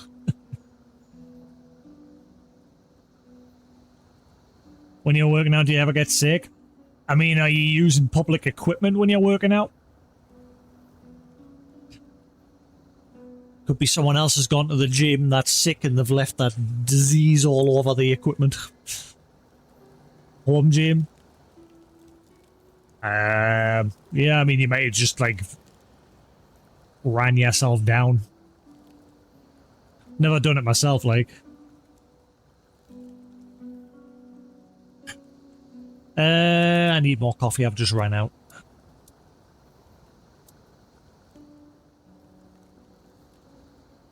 How do you tell which one's which? Angel wings are a tad lighter in color, and their caps are thinner too. And do you know how to tell a penny bun from a devil's bullet? Just eat it and wait a bit. No, how? Devil's bullet has reddish dotting on the stern, and if you touch it with the tip of your tongue, you'll find it tastes bitter. Seems like a moron. I don't want to use these options because it'll probably lock us out of a possible quest, so thanks. Valuable advice. If you're interested, I'll let you pick just one penny bun. Remember, only one. If I see you taking more, you better be ready to run. Take my knife and cut the stern right at the ground. Just don't twist it out like a numbskull. The mycelium needs to stay in the soil. Cut the stem right at the ground. Got it. Attack supply poison. Wait. Have I got to, like, genuinely use that for what he wants? Which potency have all gathered mushrooms when held in... Ah, I see.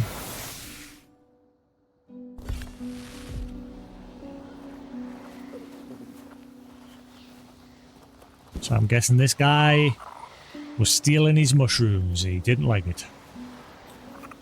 Where's the mushrooms? Where's the mushrooms?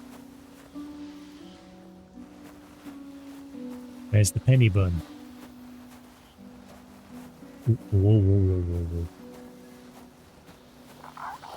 What if the bear decides to attack him? Then again, he'll just be knocked unconscious. Can't see any penny bun mushrooms. Nope.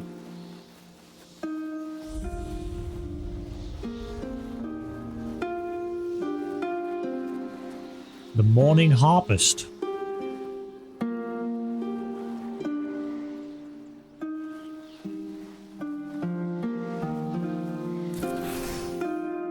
Careful.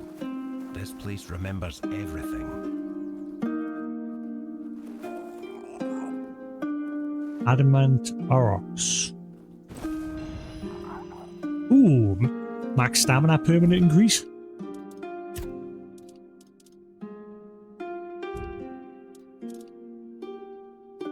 How's my sleep? Great. Finally getting into work again has pretty much sorted everything out. Though today, with us not being at work, my alarm went off this morning at 7 AM and I was just like, I just want to go back to sleep. And I woke up at 11. So fingers crossed I haven't just messed my sleeping up. We'll find out tonight.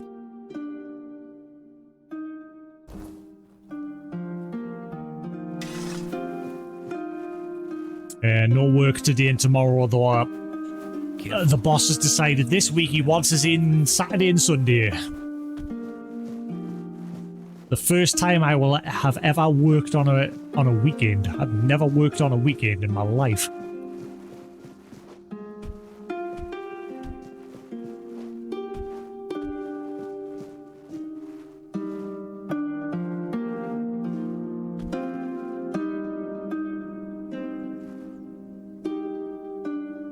My queen.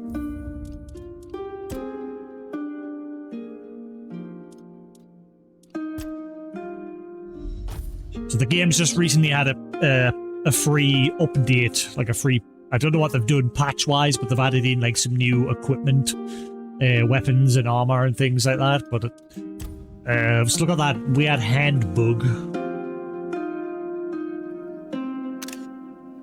Okay. I'm probably going to fall to my death here. Wait, actually, if I go that way. Okay.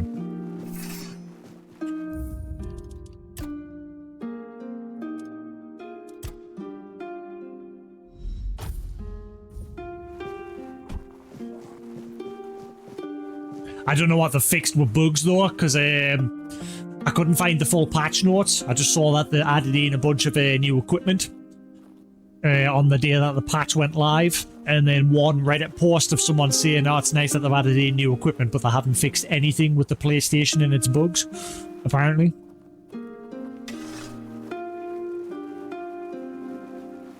Even your silence carries weight here. Paranus. What's the ask? The harpist statue. What is that? It's unrelated to your task, but since you're curious, this is the statue of the Morning Harpist, built in the memory of the twin sisters from the court of Sagrimor, the former ruler of Connacht and its lands. Legend has it that one sister killed the other out of jealousy for her talent. They also say that if you camp here at night, you might hear the wailing of the betrayed sister. But with the weirdness so thick, who'd camp here at night? The inn at Connacht is far more welcoming. That's all I know. But if you ever come across the remnants of the royal geographers, they might be able to tell you more. What does One Eye think of your guild? What does it matter what he thinks? He has his mission, the tribes have theirs, and I have mine. History is unfolding elsewhere, and the guild intends to secure a place in the front row. It doesn't matter who rules the south. The fate of all Avalon is at stake. If people wish to kill each other in the meantime, the guild won't stand in their way. May Mathers... Nanny?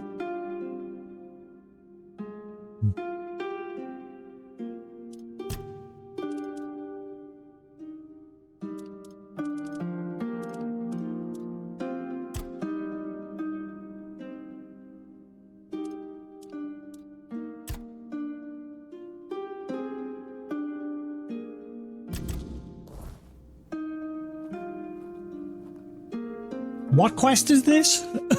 I'm confused.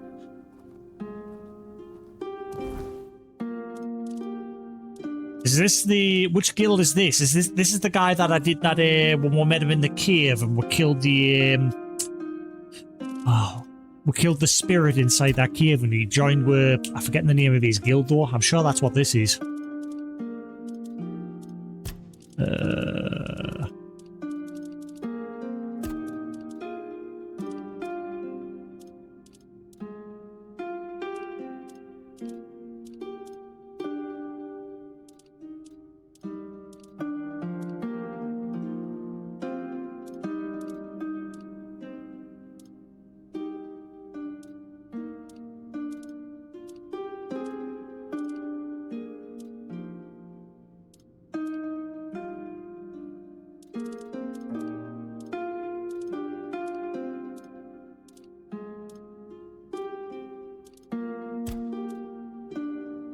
Yeah, the Alchemist Guild, that's the one.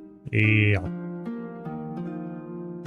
Tarnish of the third tribe, wandering alchemist tied to the Alchemist Guild, practical and reserved. He speaks only when necessary, valuing knowledge over conflict. The guild's goal to uncover the spark of life guides his work, and his little patience for politics or tribal disputes. His interests in the weirdness is not fear, but control, seeking to understand it before it destroys Avalon.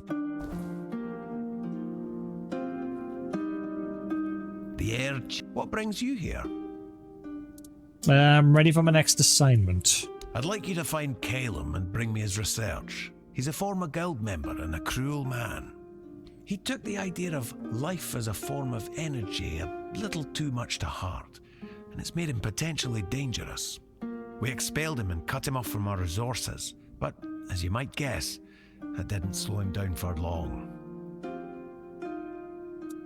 What exactly has he been doing? We don't know the details, but I doubt it's anything good or humane. From what I hear, he's gone completely mad and started experimenting on humans. He always claimed it's the only way to unlock the spark of life, but practicing necromancy is, of course, strictly forbidden by the guild. Isn't that the guy I already met? In the Horns of the South? Or am I going crazy? Okay, so how does the guild want to deal with him? Personally, I'd like to treat him the way he treats his test subjects. That's just my own view on the matter. The guild only wants information on what he's doing. It'd be best if you didn't get yourself killed while gathering it. Okay, and where can I find Caleb? The owls are hooting that he's holed up in some hut at the swamps. But knowing that lunatic, he won't be doing his experiments anywhere out in the open. Over my dead bodies. Tannis asked me to find the alchemist Caleb. I have to uncover what he's been experimenting on. Research found one. Okay, so what is this place? There's too many things! I'm getting sidetracked.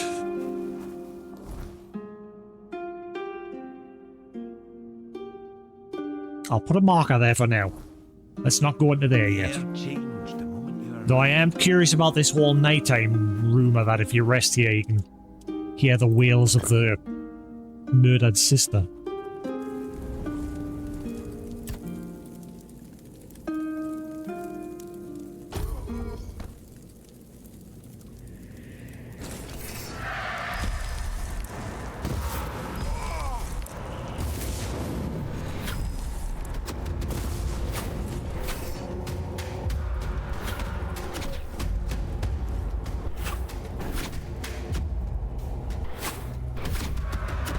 Ow.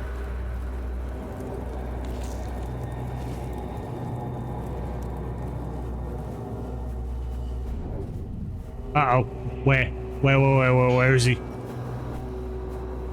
Nope. See ya.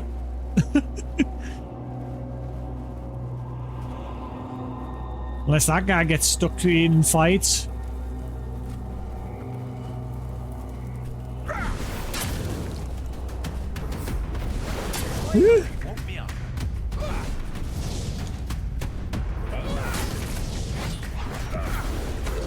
Let's kick his ass! I haven't saved in a while, so I'm probably going to fail.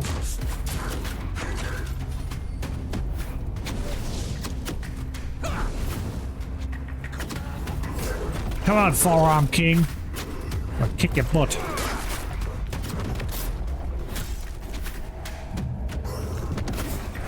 Uh-oh. Get up.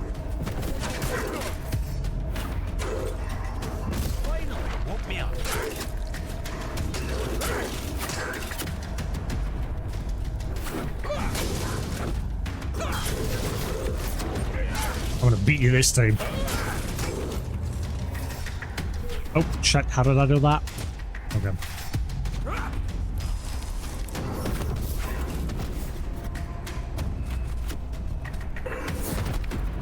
I'm just getting started.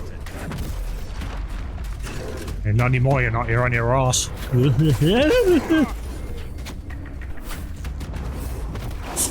Ow! What the? Move! Move! Move! Move! Move!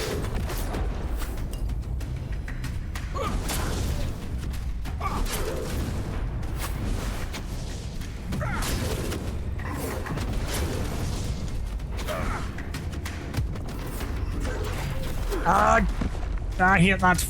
His teleport just sends you on your ass.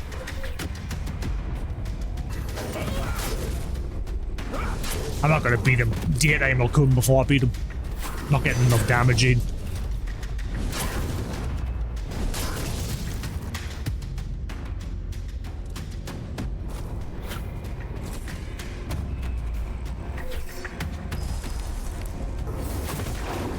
Ow. Ow, ow, ow.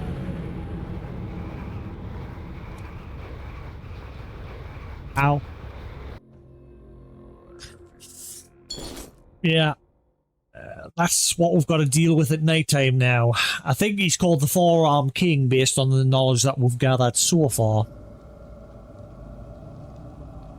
I think that, because we now know that Arthur is a reincarnation of a Four-Dweller. A Four-Dweller chose to reincarnate as a human out of curiosity to see what it was like to live as a human.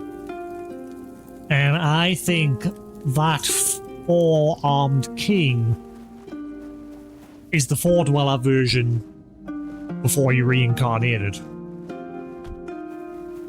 And for some reason he's stalking me at night time and attacking me. This place remembers everything.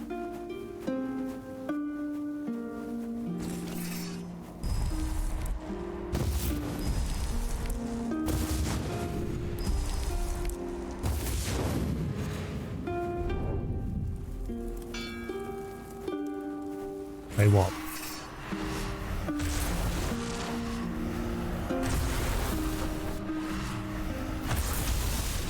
Hurry up, hurry up.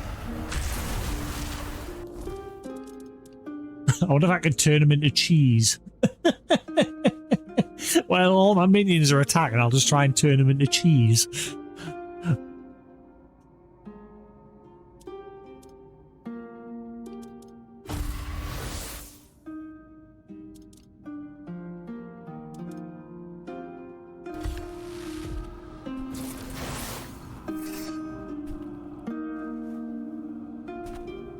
The way it just slowly struts towards you.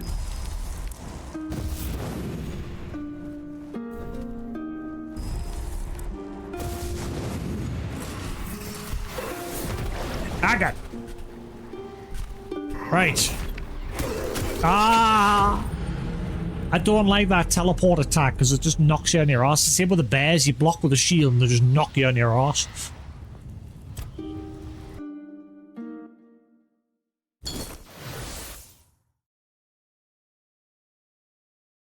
Okay, I'm very curious now.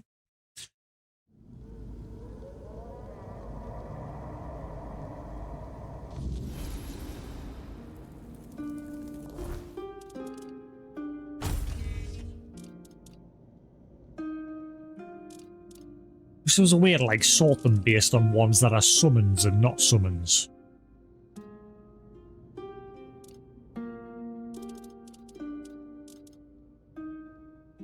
Oh yeah, I forgot about that. I need to get 12 spirituality so I can summon Lancelot.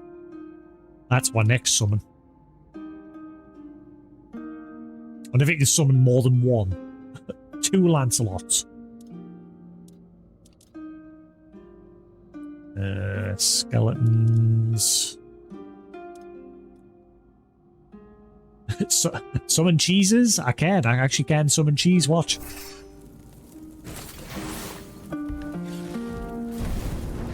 Fuck. Cheese. Why is it not working all of a sudden? Okay. Cheese. Cheese. Cheese. At the cost of my own health, I can make cheese.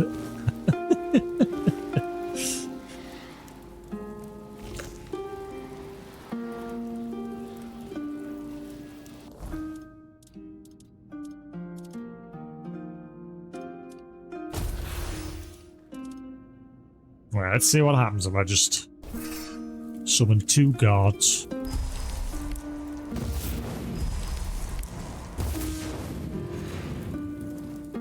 And then we'll try cheese. I see it work the other day. I started whistling the Wallace and Gromit tune and I got it stuck in everybody's head. And I was just like, enjoy! And I was just like, cheese, Gromit! Careful. This place remembers.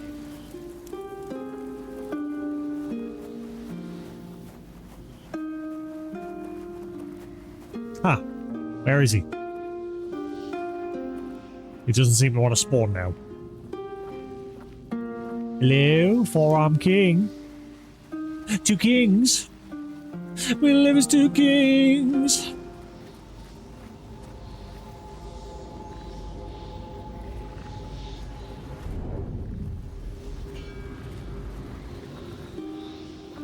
Come on then. Right, tell you what. Go get him. Why can I command the wolves and the skeletons, but you lot just stand there like idiots? Get him!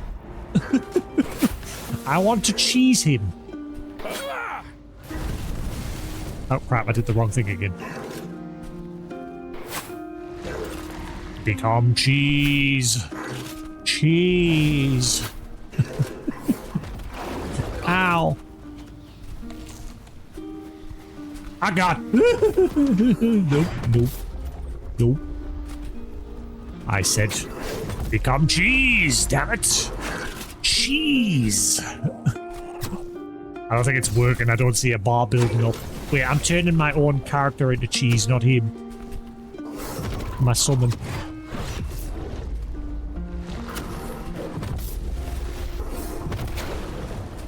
I said become cheese. Yeah, I don't see a cheese bar building up. I don't think it's possible.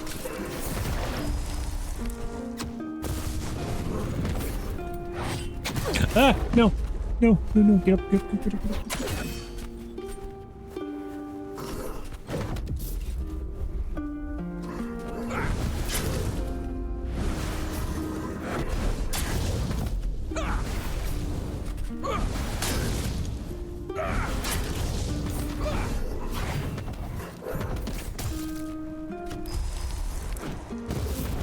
Just that dude would get involved. He was kind of helping.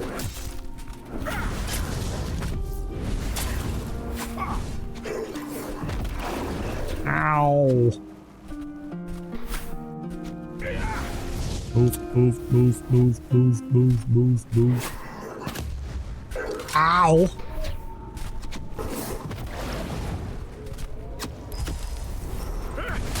Will you fight him? Oh god, now you're getting involved. Oh, no, it's the mushroom dude. Sorry. I keep forgetting about the mushroom guy.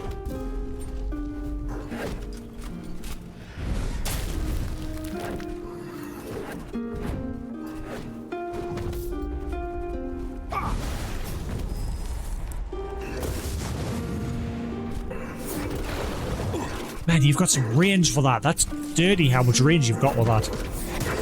No, no, no, no, no, no. Just get stuck in there. Move, move, move, move, move, move.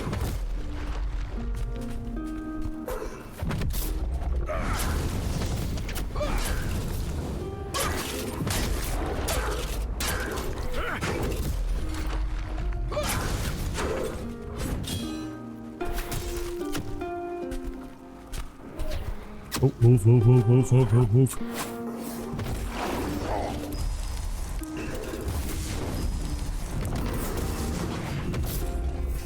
Come on, you get involved. The more the better.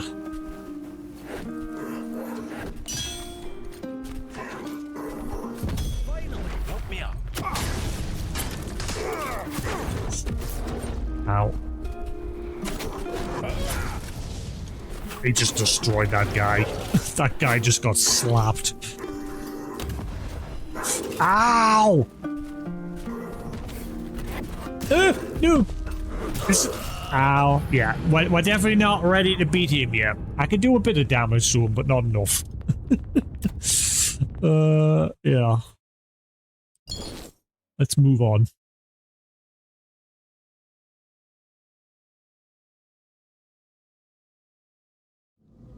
What happens if I turn the mushroom guy into cheese?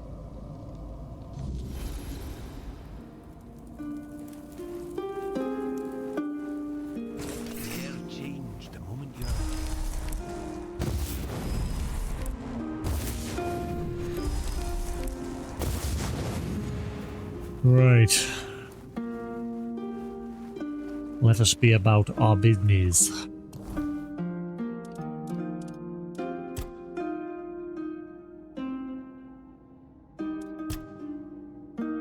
Oh, he's not that far away, actually. Sweet.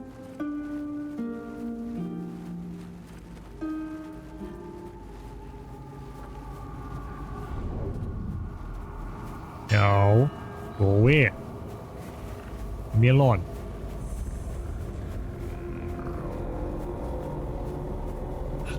There as well. stone-faced passage.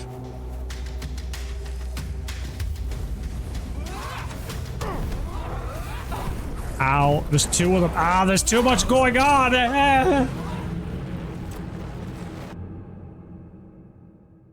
Why is this area so mean? At least the first map I'm playing on the hardest difficulty, but at least the first map I could stand my ground. And this map is just like everything hurts.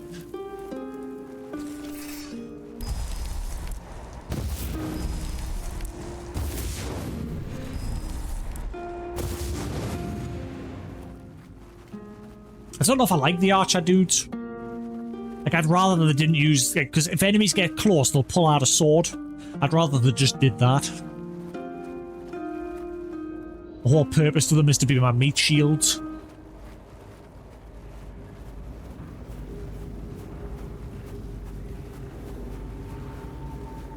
And I can't seem to command them like I could with the wolves.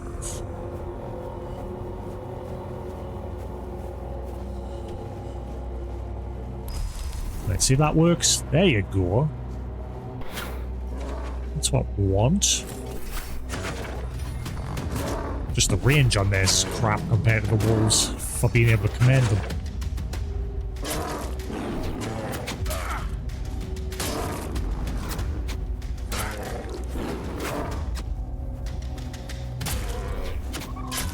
Gotta get used to that dodge button.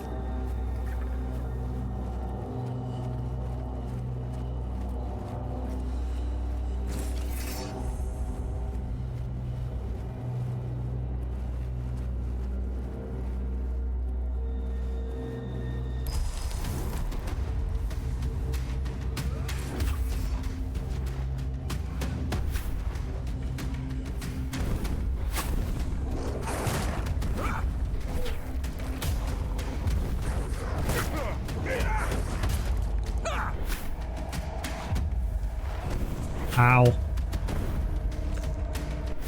Even these two dryads are a pain in the butt.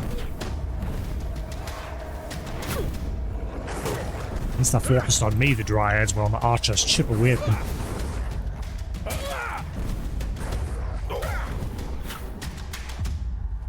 Just wish I could get stuck in there. Oh, never mind, they've changed targets. Right, that gives me a chance to get in there.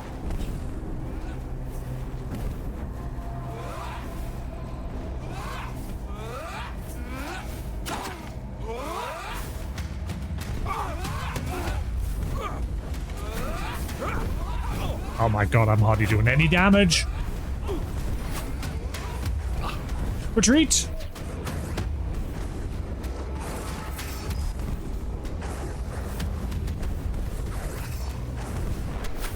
Oh my god, it's just...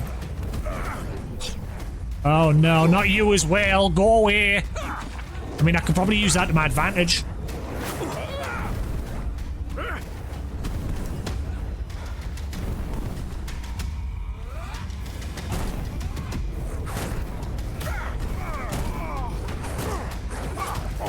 Oh my god, this is ridiculous. Ah. Wow, it really has just gotten a lot harder ever since coming to this region. And my gear's good. Like, everything I've got, I was destroying everything in the previous region. It's just been a massive jump.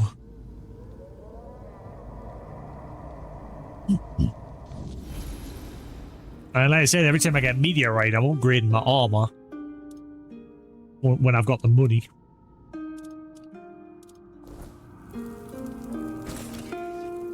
I mean, it doesn't help that it's nighttime as well, like,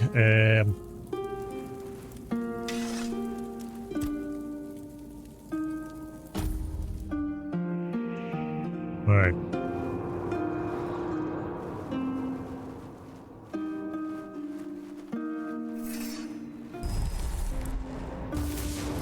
Let's see if we can actually do whatever this block wanted with mushrooms. Is it actually going to lead to a quest? They said we can cut one mushroom. If we do more than that, he'll attack me. Like, maybe we've just got to deliberately make him attack me. But where are these penny bun mushrooms? If I remember, they're the white ones, aren't they?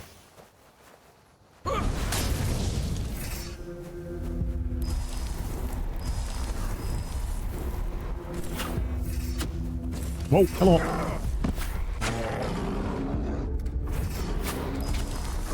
Ah, it's not letting us summon. Move, move. Ooh, I'm not dying again. Jog on.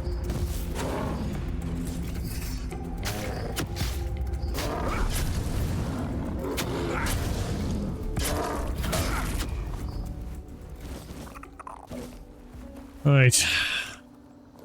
I am running out of potions. Got plenty of food. My good potions are running out.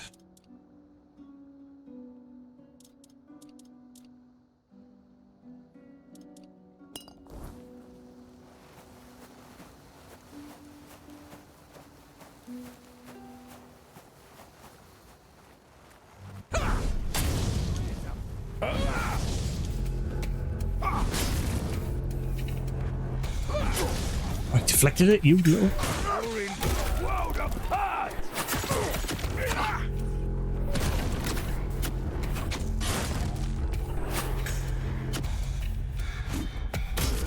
I didn't notice the E to execute. I never knew that was a thing. Usually I just attack and it does it automatically, but very rarely that I see that. Right. Archers. There's still an enemy to be had. That's something they need to change about, like, the archers. If you're in combat, they shouldn't just stop and stand there like idiots. You see them, just like they're not doing anything. If I'm in combat, they should be in combat too. You go to us.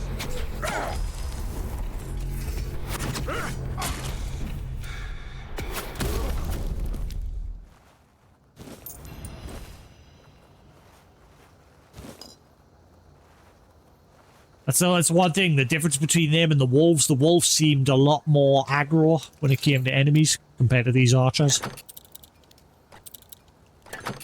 The one good thing about the archers is they're pretty good tanks. They've got quite a lot of health. Whereas the wolves, they would just get one-shotted.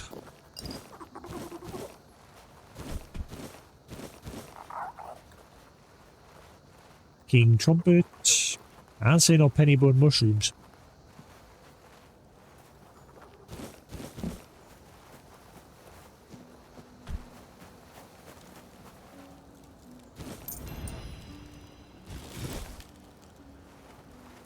Alright. Let's save the game so I don't have to keep doing that again.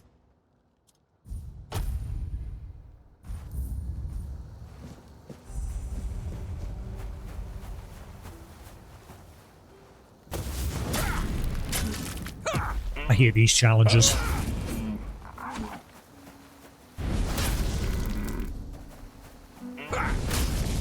Hey, I did it. Champion.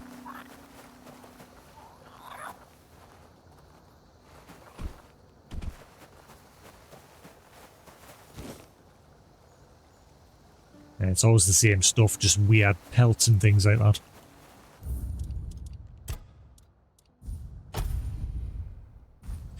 Right.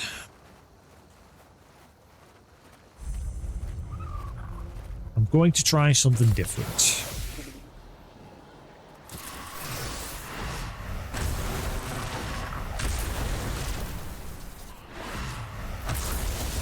Excuse me.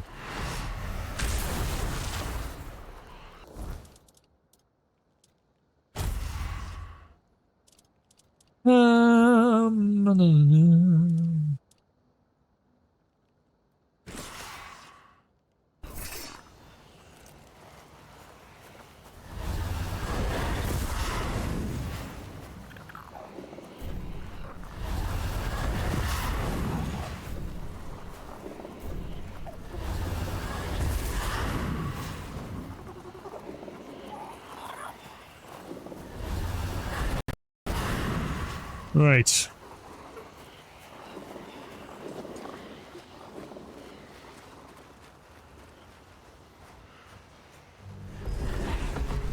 Attack. This should be better, because at least these guys will get stuck in.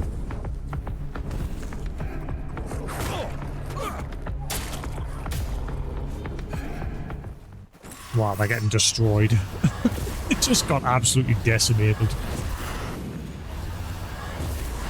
But there's a way to, like, improve their strength.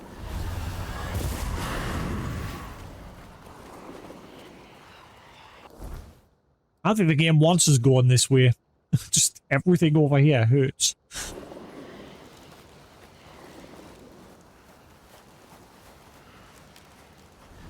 Yeah, my skeletons did nothing.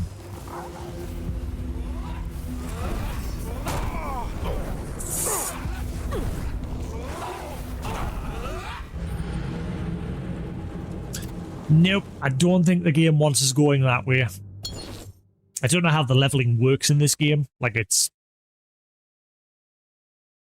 just, like I say, it's just really ramped up since coming to this region. Which is good. Like I say, I like the challenge.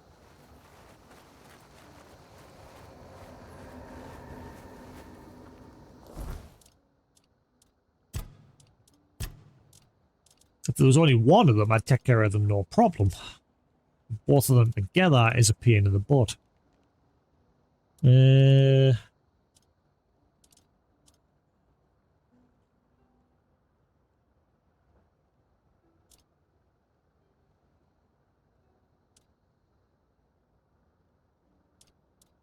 a lot of archery stuff, not really helpful.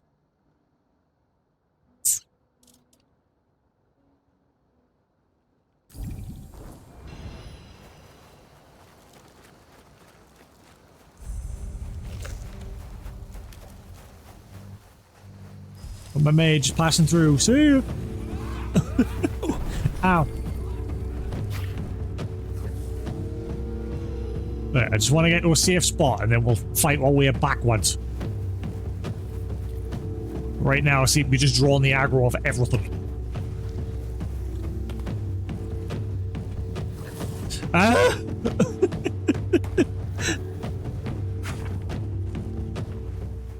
Alright, just give me a moment of safety. Right, there we go. That's all I want. I just want a moment of safety.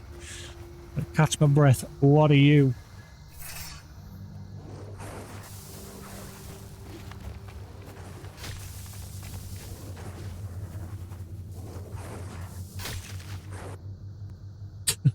I've never had to do that before, run away. Kill him.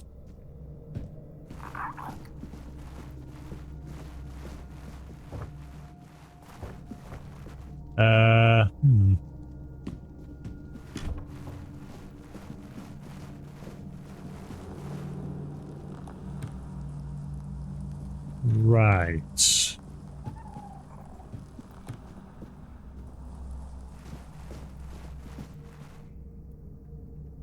Caleb's subject observation. Four-bloom integration subject 1. The four-bloom essence radiates unparalleled vitality. Spark unlike anything else. Subject 1, though frail, may yet bridge the gap between human fragility and plant resilience. Procedure: injected diluted four-bloom essence into the subject's bloodstream. Augmented with Weirdstone. Monitored reactions closely. Results 1 hour stable. Pigmentation resembling plant tissue spread across skin. 4 hours accelerated healing observed. Partial integration of vascular system. 12 hours severe tremors. Fluctuating vitals. Subject's frame struggles to contain the spark. The essence resists confinement in a human vessel. If she survives, the potential is limitless. If she fails, I must refine the formula and find a stronger subject. Gillem's research entry 20. 20? Where's the rest? Experiment log 20. Subject grafting. Specimen subject 1, female, mid-teens, malnourished. Objective: to graft live plant tissue directly onto the subject's arm. Procedure: surgical grafting performed. Treated with Weirdstone solution to enhance spark conductivity. Results: plant tissue initially bonded, showing signs of vascular integration. Within 12 hours, grafted decayed, and subject entered a catatonic state. Notes: plant tissue sparks dim when introduced to a human host. Subject recovery unlikely. Seeking a new specimen. So that's what remains of you. We turned you into a Trent.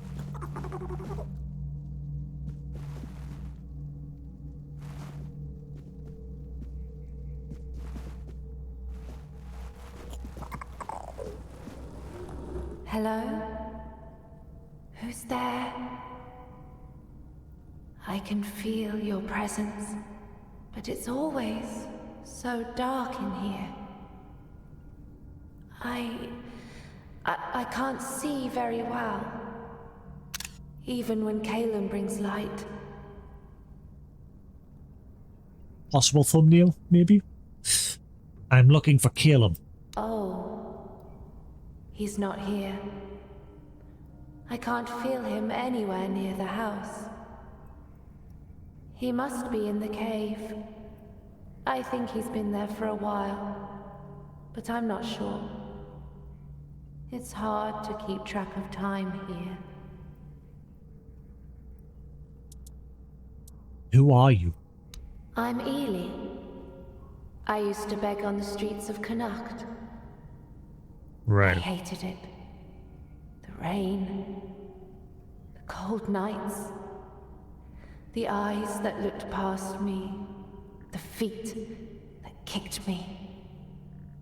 This is better in some ways, and worse in so many others. I really miss the sun.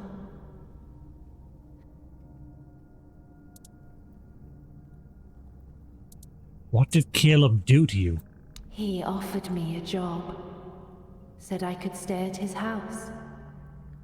At first I didn't agree. I've had plenty of men offer me jobs, and I wanted no part of that. But he said all he needed was a housekeeper, since he belonged to some important guild and didn't have time to clean up for himself. So I said yes. He gave me a hot meal and a warm drink. Then everything went dark. He drugged you. I remember the floor glowing. When I woke up, I was this.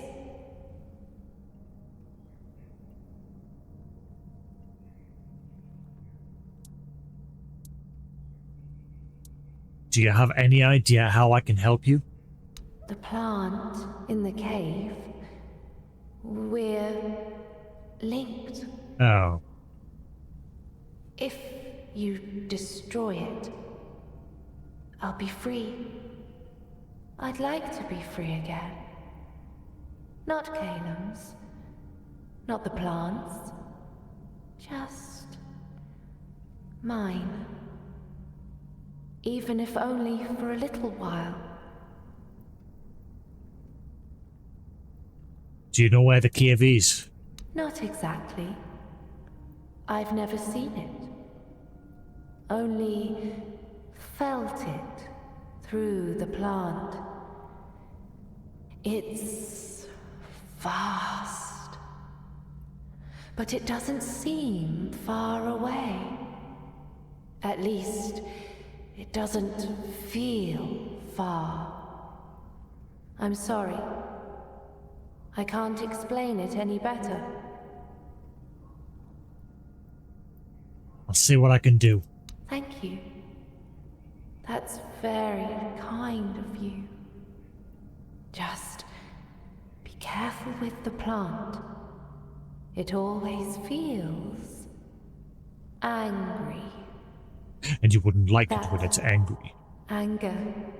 Sometimes I think it took from me. Okay. Okay, why is it still saying research found 0? So none of those notes counted? Huh. Been job hunting. Just gotta keep chipping away. Ah, hang on. Calum's research entry 1. Experimental log 1, plant, spark observation, specimen, Vitis vinifera. grapevine root. Objective to observe and isolate the regenerative spark within plant tissue. Procedure simple. Sample was immersed in weird stone extract to amplify cellular activity observed under a magnifying lens for spark behavior. Initial regeneration accelerated by 20%. Cellular spark emitted faint bioluminescence under weird stone influence. Note, while robust, the spark lacks directional purpose. Further enhancements needed to mimic human intent. Research 5. Experimental log 5. Human spark isolation specimen. Blood sample. Formless girl. Unnamed subject.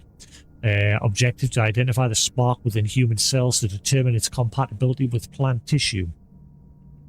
Procedure. Blood centrifuged and treated with distilled weird stone extract. Analyzed for reactive spark behavior. Results. Spark identified but erratic.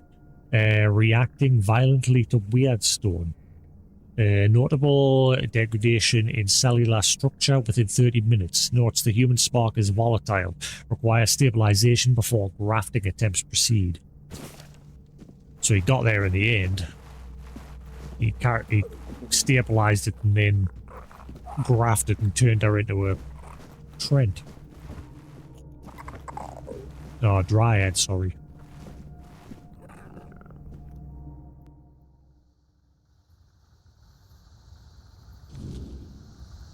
Hello.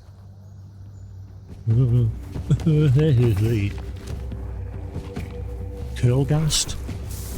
The hell are you?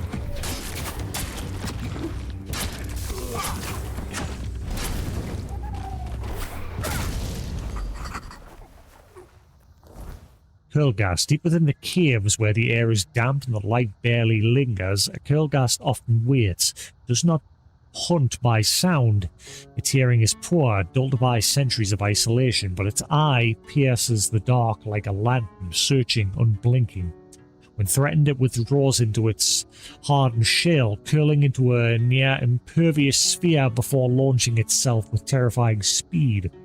Many believe it to be mindless, a brute that survives on instinct alone, but that's not the truth. A curlgast watches, it learns, and in the depths of the lair, nothing escapes its gaze. So why is it outside?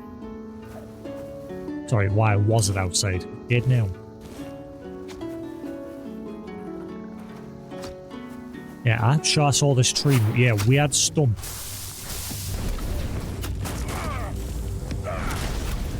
I thought I saw that move before. I've been poisoned, you sack of crap.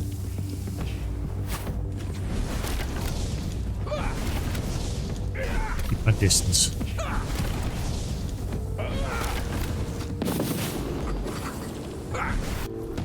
Weird stump. A tree should not live after it's been cut. It should not pulse, nor breathe, nor reach out with roots that remember hunger, and yet weird stumps do. Born from trees touched by the weirdness, they linger where forests once stood, their forms barely distinguishable from the dead wood around them. But they are not dead, not entirely. Whether asleep or simply waiting, they always know when something living draws near. Step too close and you become the only thing they crave, nourishment.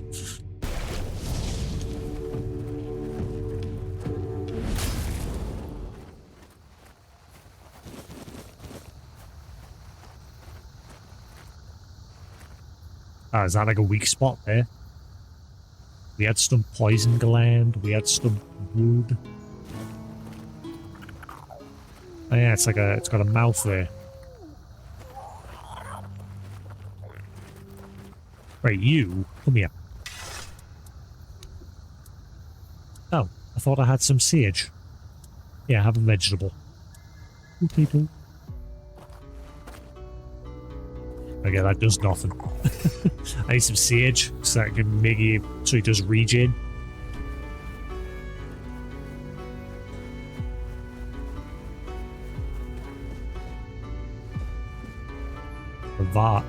Pravda? Greetings, stranger.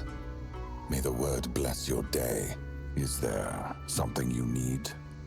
A warm meal? A place to rest? Or perhaps you're in need of a weapon to bolster your courage as you travel through these dark and troubled lands. I haven't gathered much, but you might find something useful here. You speak of the word. Are you a member of the Red Church? At the end of his papacy, the 18th Pope of the Red Church issued the papal bull of calling. It's truly a sacred scripture. I often find myself going back to it, as the word therein moves me deeply. Out of all the verses, these are the ones that resonate with me most. May all those called by the word never be forsaken by it. If your way of the word leads you through thorns and whips, embrace it and become an inquisitor of penance.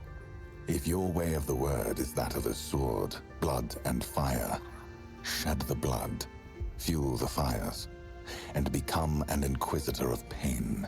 I have been called, so here I am, and this is my truth. So you're an inquisitor?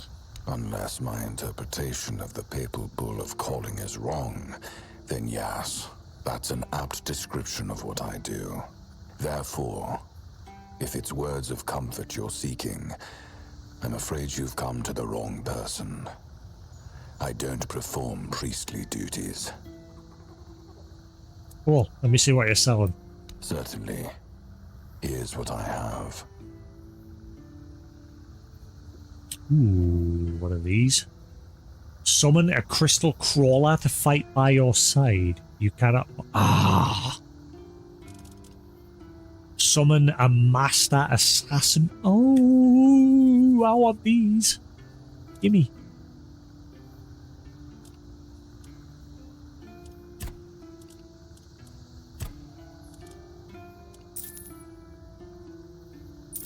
Right, I get a little bit more money for things now. Thankfully. Oh, never mind, they're still working out.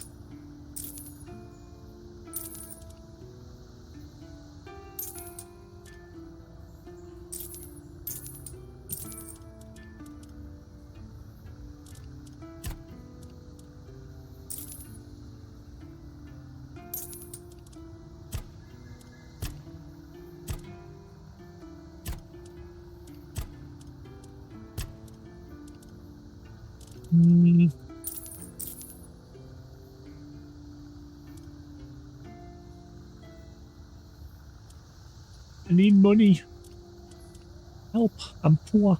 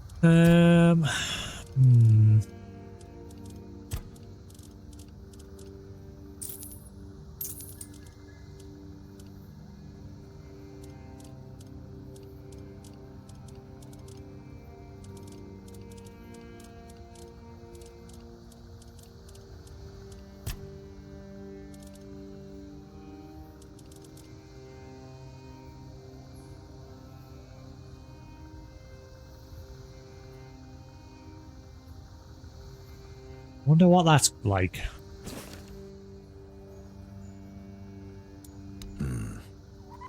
See if I can replace these guys.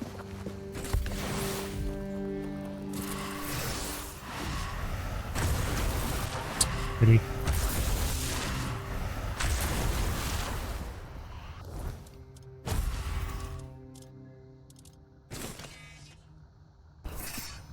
Let's see what you guys are like.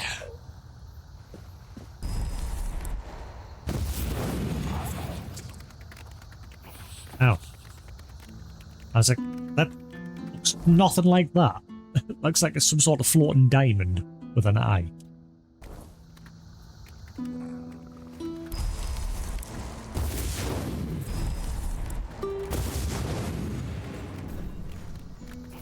Right, so I can only summon 3 of these.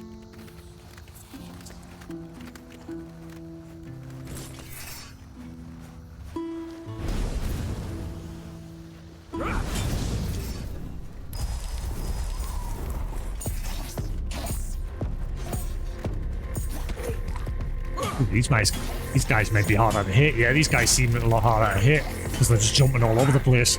That's cool.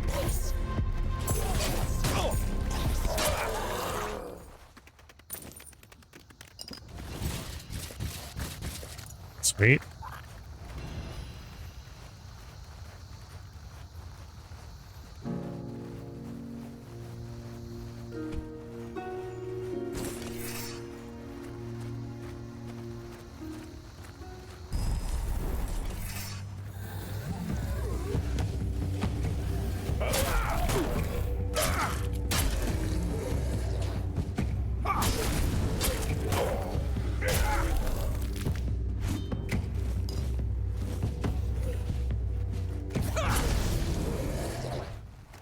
Yeah, these guys are cool, these little summons.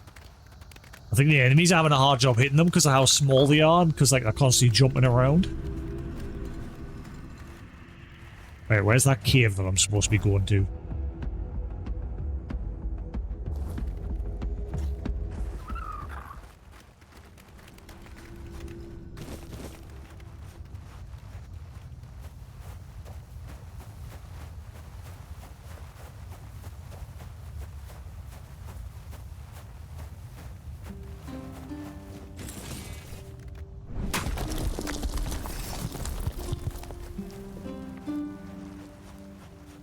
Where is the cave?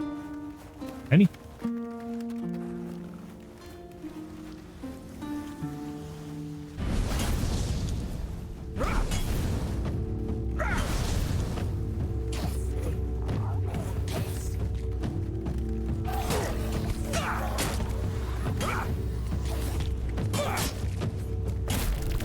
Oh.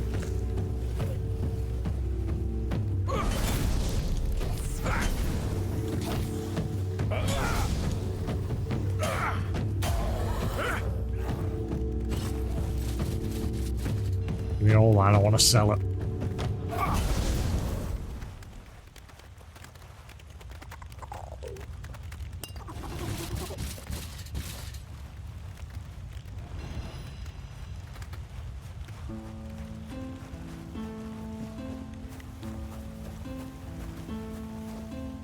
I get a little bit of money so I can get that other summon off him.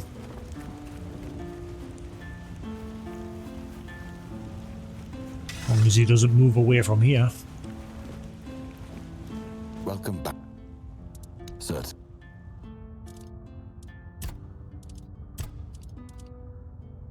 There you go. Finally start earning a bit of money.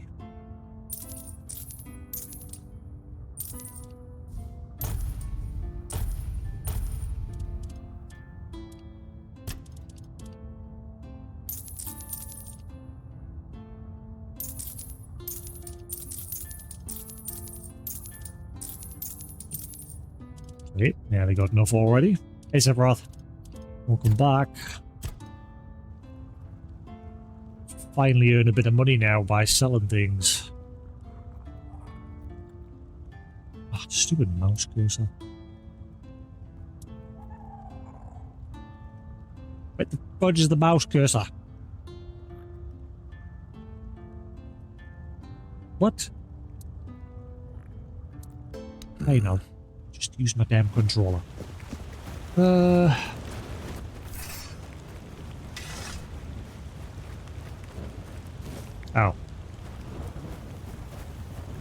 Garbage.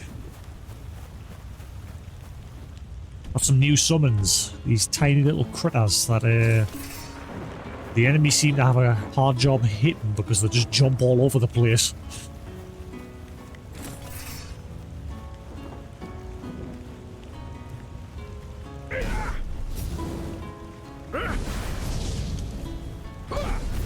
What?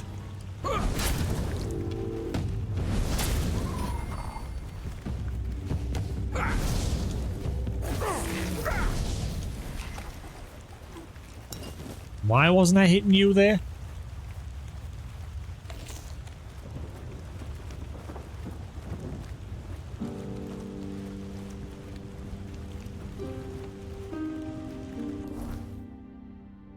Wait, where's this cave that I'm supposed to be going to? Oh.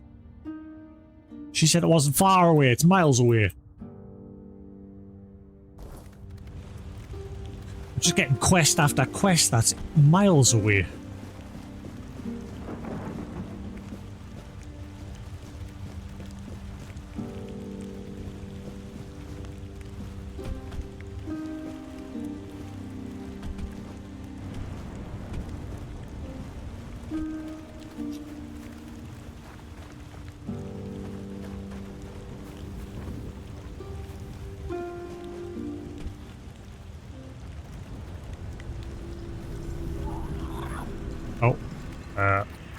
Lost one of my summons.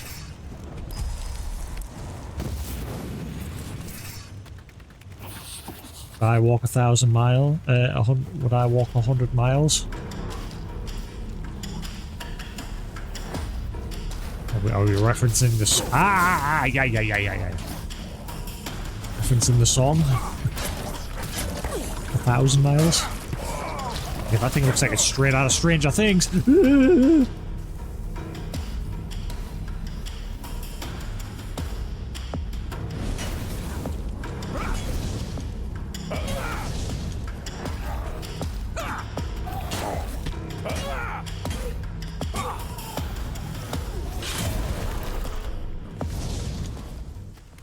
What is going on? Holy stutter.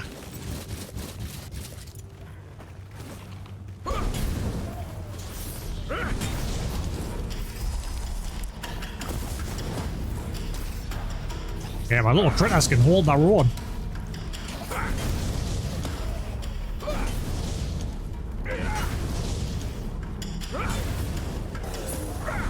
Nice, level up. That's what I want.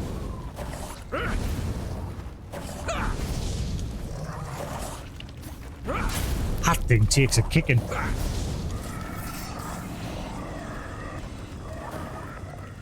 Yeah, when it dumps down that poison, that's what hurts my little critters.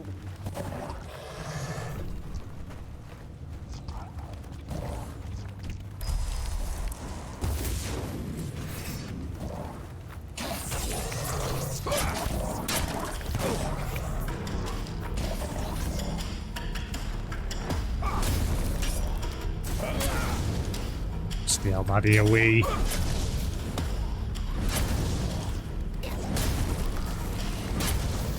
Holy crap, you're evil. What? Nucalavi? Nucalavi is a creation that should never have been. Bred in secrecy by the Red Priests, it was the result of a grotesque experiments. An unnatural fusion of red caps, goats, and other beasts designed to harness Avalon's mystical properties. But ambition turned to disaster when a rogue priest smuggled an egg to the mainland, unleashing the creatures into the wild. Able to reproduce on their own, they spread like a plague, their existence quickly tangled with the horrors of the Red Death.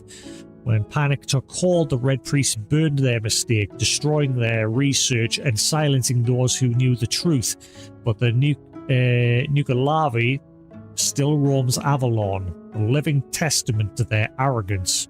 Your arrogance! And their failure. GG.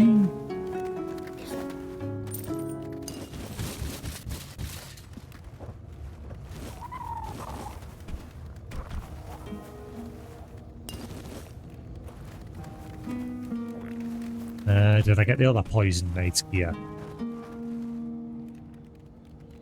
Yeah.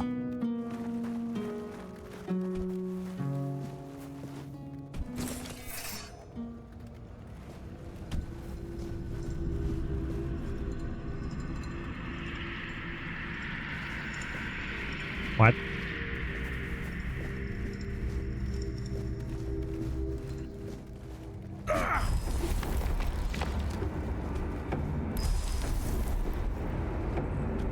Where my summons have gone.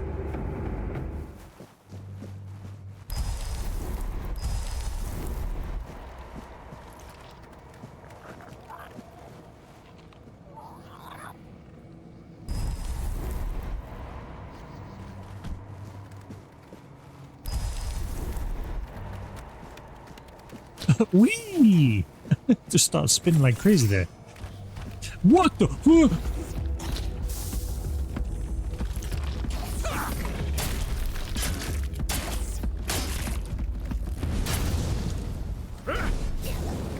What the holy?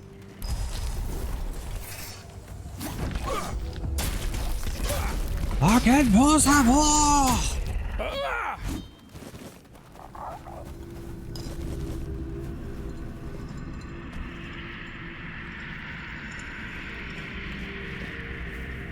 Oh yes, special beam cannon! The Japanese, if I remember, was Market Possible! Something like that. Oh god, nighttime is here. You know what? No. I say no. Good sir. Uh-oh, he's right next to us. Hurry up and rest. I got the hand bug again. I'm sick of this bug.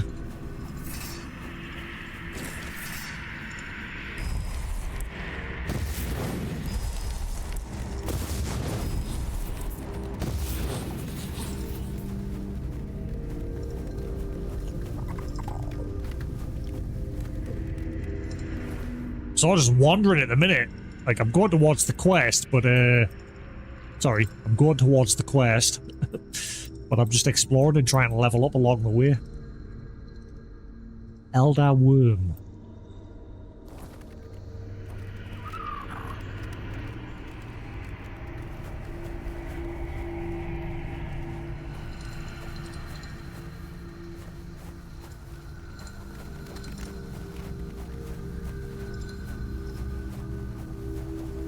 Where?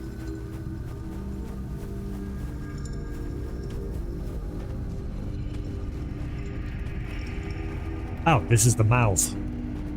Okay, I think. I don't know.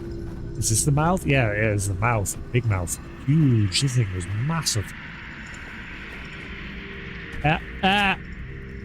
Oh well, I'm dead.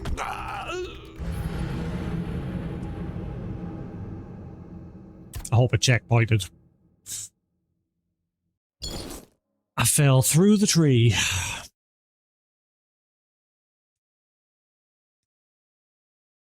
Oh crap, we're ticking on there. I don't feel like I've done much today.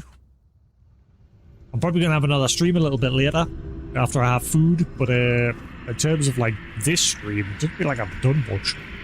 Just sort of gone from NPC to NPC and just yapped and got some quests. Right, so yeah, that's the weak spots.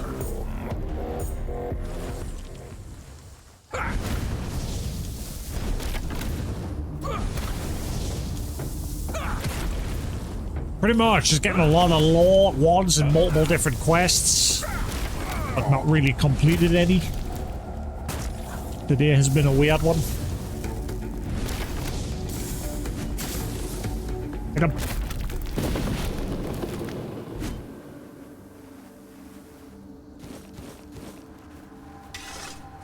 But it's just because everything in this area is really hard. I'm just trying to level up.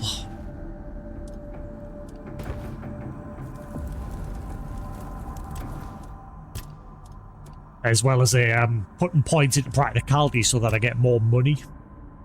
Because I really need money.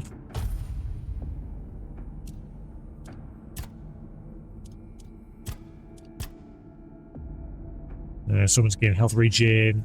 Yeah, I want to give my summons health regen. Yes, please.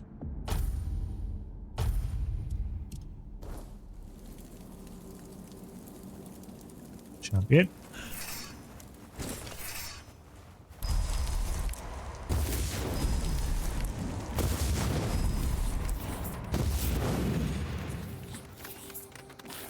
Excel was being done. I'm glad I don't have to deal with that anymore. Like my current job, I don't use Excel.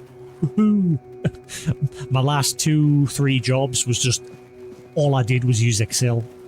From 9 to 5, I was using Excel. I'm so glad I don't have to use it anymore. What? What?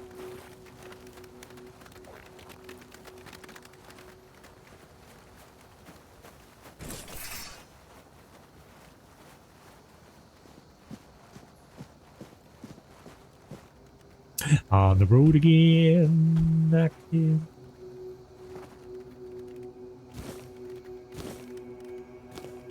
We get on the road again.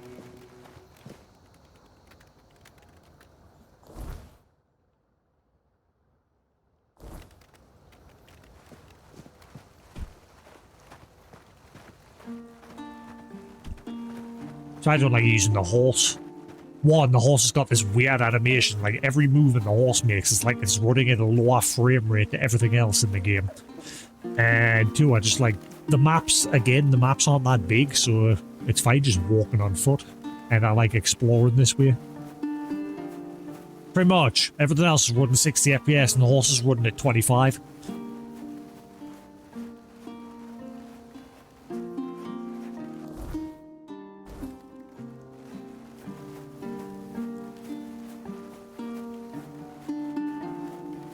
Every movement it makes is just like a constant, like, weird little juttery movements.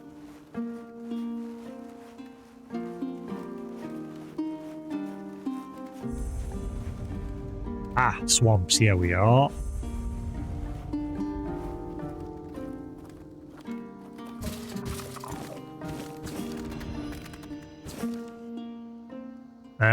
The folks from Camelot are here. If they find out you've been pretending to be one of them, you're going to hang. I'll be waiting for you by the swamps. S. So many letters where it's just signed off by initials.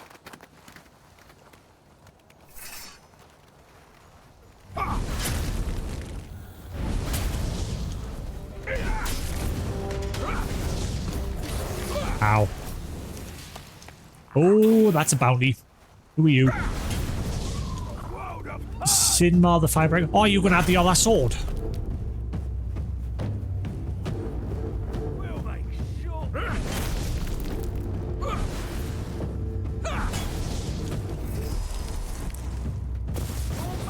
Oh, that bounty had the frost sword. Apparently it pairs with the flame sword. Well, this one's doing a bit better at hitting my summons.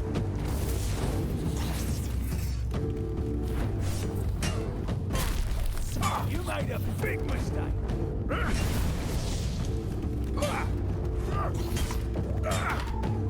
Sinmar the Firebringer. I'm not seeing any fire. Where's the fire? No healing allowed. That's right, get him. Get knocked out.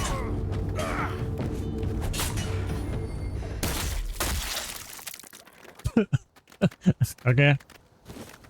Ah, Inferno Blade. Aha! I might be dual wielding from now on if that's the case. Is this the one that pairs? Yep. Ooh, yeah. I think we're gonna do some dual wielding. Because those two together increase their stats. Yep. Deals 110% damage if paired with the Frost Blade.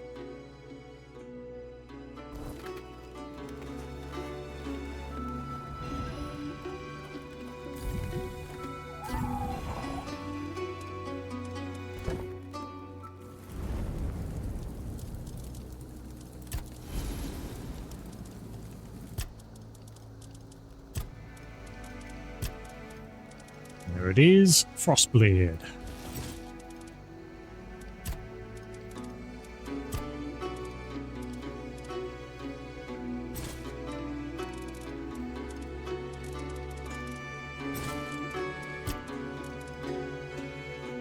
Scorched Warden's Hill. Doesn't really do anything.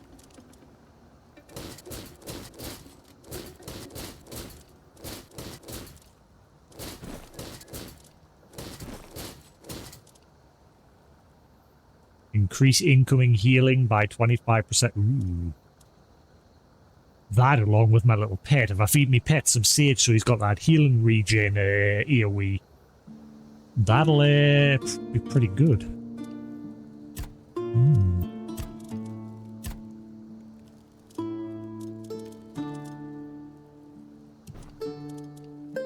Let's see.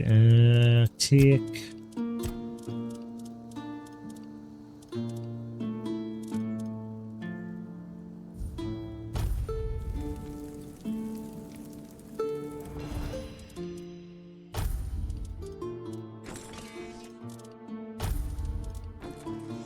Yes. Yes. I need to upgrade these. Fire and ice.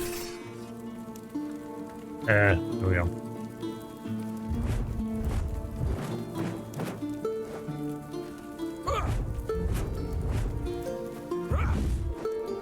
The only thing I'm losing though is my ranged attack with my other blade. If I do swap to this. If I do. Ooh, no, a stag lord shrine.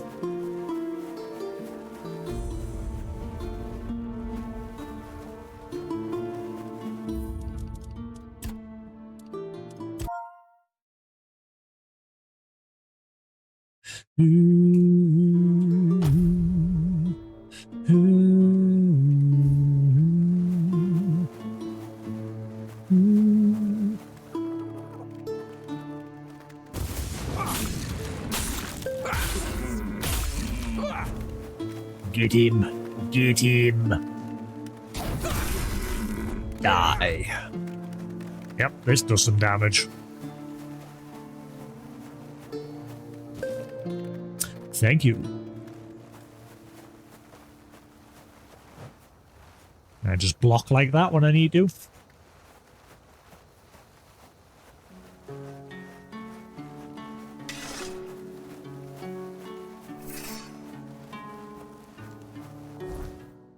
Slowly making my way up north, so we'll get onto the road here and just follow it up.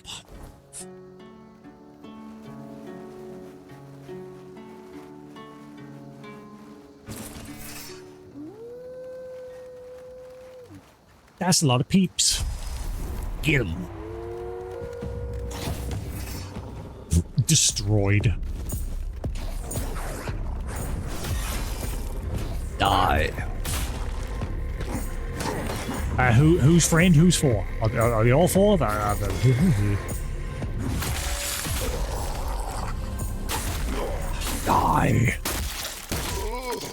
What? Boing.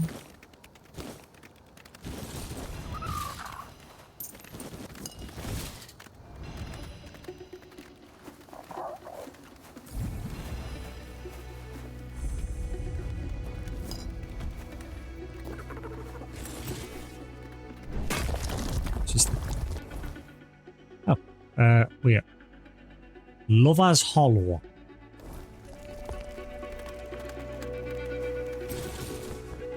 Secret tunnel, secret tunnel through the mountain.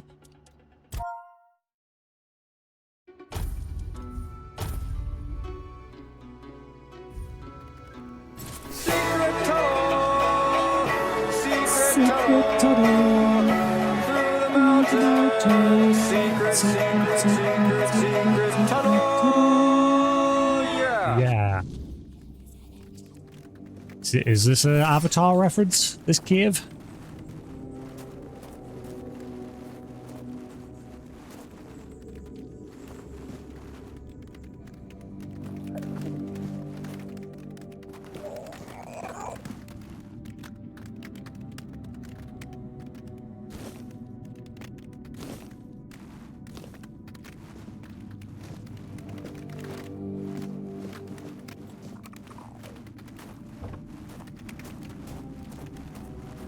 Hello? Oh, my beloved.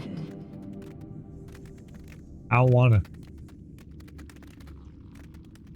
Hello?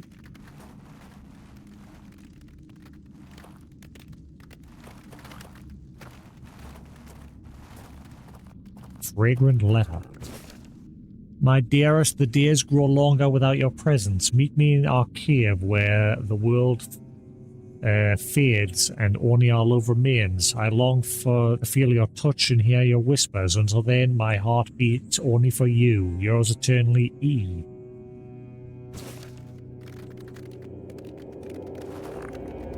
Okay. Secret? Secret. Nope.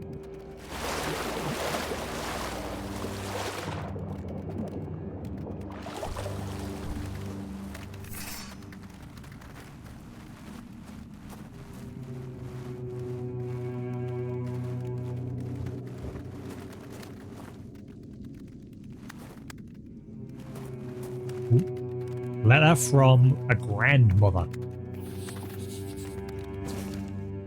My dear Philin, I am deeply troubled by your choice. This path you tread leads only to heartache. Return to us and remember the values we taught you. Do not let this woman lead you astray with concern. Grandma Breed. Breed?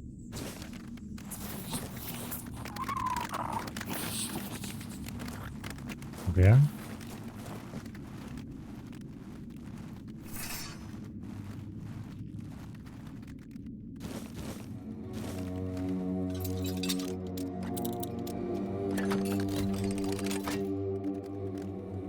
Ram of Noda. Noda?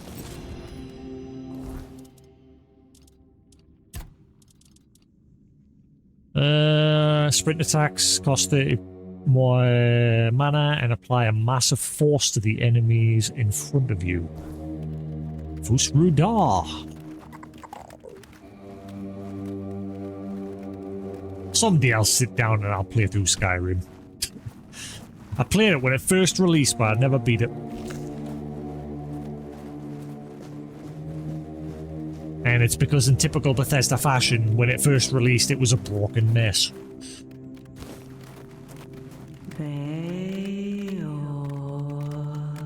Baal? Wait, who was Baal again? Baal. Baal.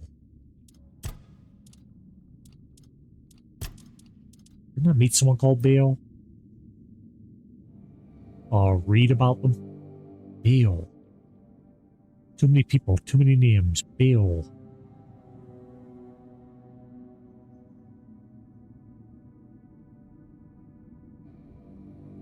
No?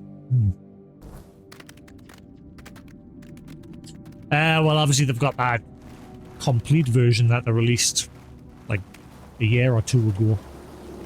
So I'll probably end up playing that. I was initially wanting to play the VR version, but I don't think that's been updated. So the only way to like update that one is just through like community mods. Closer. Hug me. I want to feel the warmth of your body. You got red on you. There's weird stone everywhere.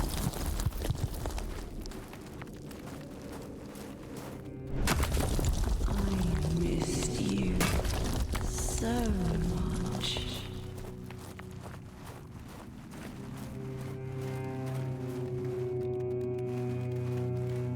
I wanna. Yeah,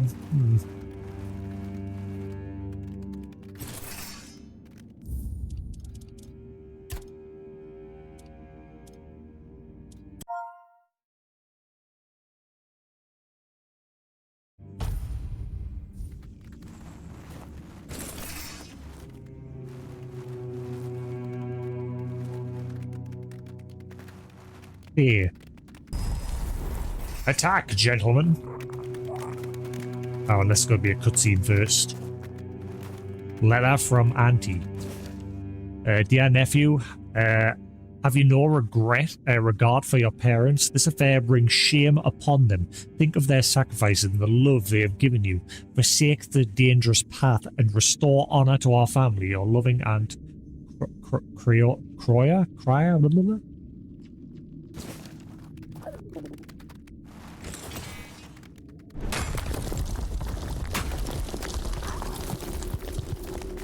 I couldn't. There must be a cutscene because I can't command them to attack. Kinklet.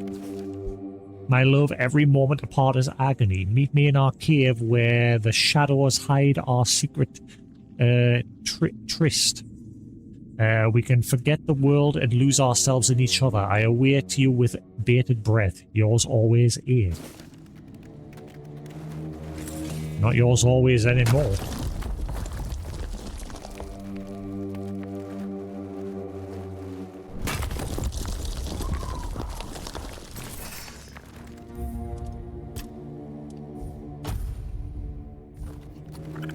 Hello? Fair. Nope. Oh, because the frost build-up with the blade knocks them on their arse. I forgot about that. Because I had the frost spell earlier. Wow, you got destroyed. Fear. The Fae are exiles from a realm more chaotic and cruel than most minds can fathom. They slip into Avalon through ancient gates. That boss got absolutely wrecked. Are pulled here by bargains, sometimes deliberate, often unintentional.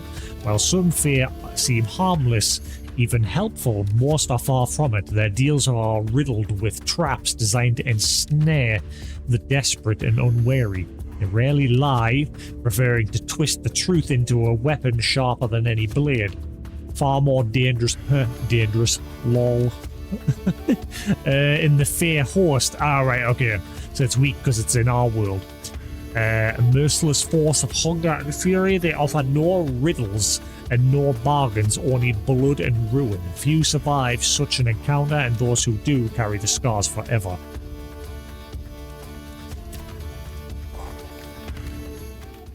Theo's heart. Okay. So I'm gonna guess there's a quest somewhere for that, but I came here anyway. Oops. It's both the curse and blessing of being able to free roam and explore. Ah, hello.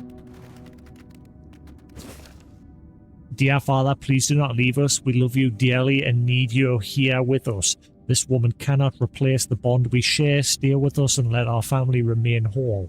Your loving Rory. Okay.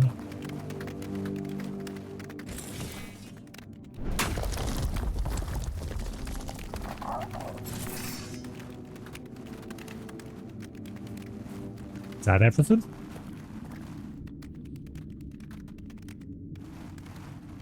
So who the hell was Bill? And who do I have to return his heart to?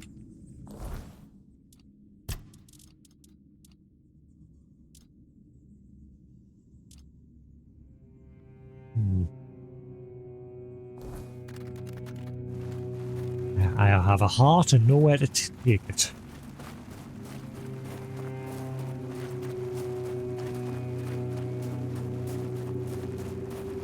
I can't believe how I absolutely just decimated that boss. I didn't even need my summons.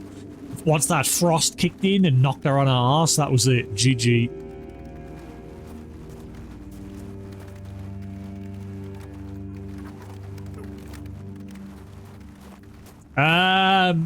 No, I don't think so. I mean, this frost is definitely going to help a lot. As long as I get that frost built up. Oh, hello. Letter from a lover.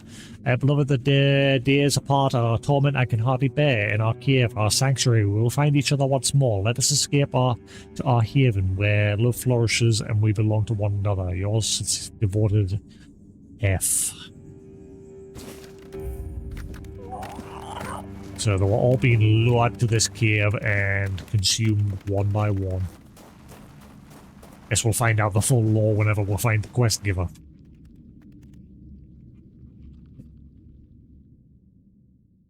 For now, I have a heart. And eventually, I bet I'll find that quest giver ages, like way later into the game, and I'll be like, oh yeah, I forgot about you.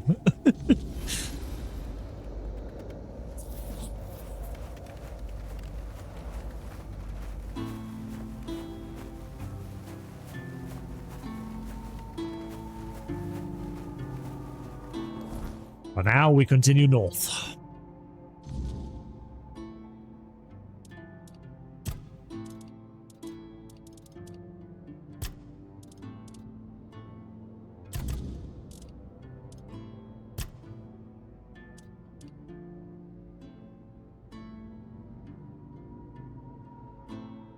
No, we could do that quest along the way first. We'll go to the furthest one, and then on the way back we'll do the Shadow Guild's quest. Prepare for battle. Prepare to die. You'll pay for that insult. I've had worse. Doubt it. Just a... Yes, these swords are letting me do some damage.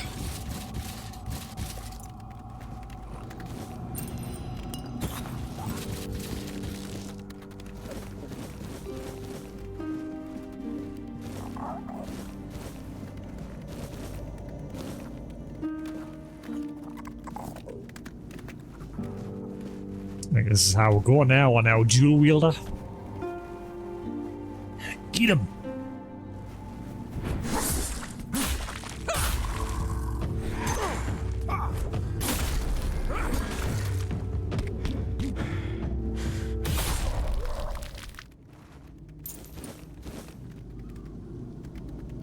Isn't it daytime? How come they're affected by the weird? Weird touch peasants.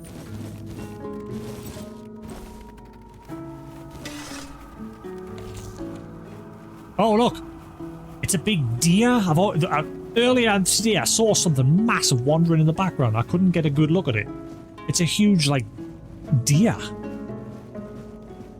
Or stag. Is that the true stag lord? What the hell are you? Straw trap. Oh my god, it's Children of the Corn. Feeling like a freak on a leash. Straw Child's School.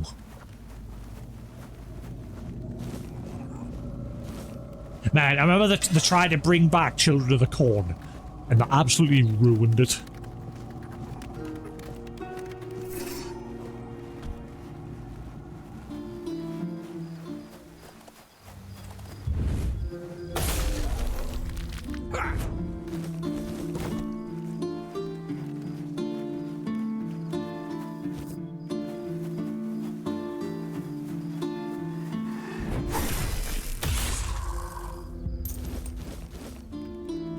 Get wrecked.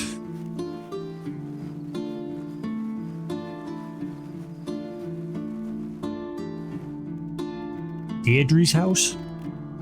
Maybe you're the one that needs the heart? Fingers crossed? Hello, Deirdre. Who's there? Don't come any closer. I was just blind. I'm warning you, my husband is just downstairs. I'm not here to harm you. Well, if you're here to rob me, you're going to be disappointed. My husband and I live off the land. You won't find any riches here. I didn't think anyone lived this far out. That doesn't mean you can waltz uninvited into the first house you see. We live here. Does that satisfy your curiosity? Sorry, I have gamer brain. We go everywhere and take everything.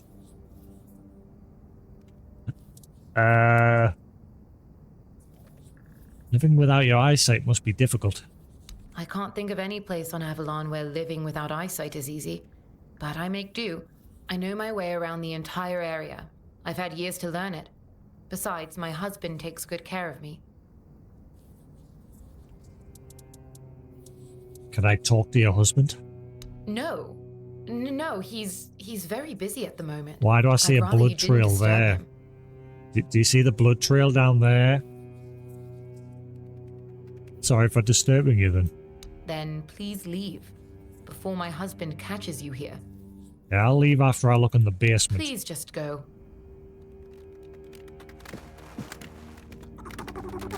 Yeah. Oh, husband. Or what's left of you. Hmm. Oh, God. I pooped my pants. Strange pearl. Oh, boy. I literally pooped my pants there.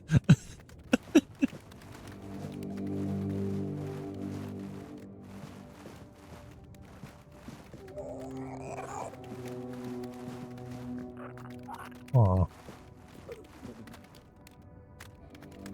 That's a very unfortunate placement of the hand.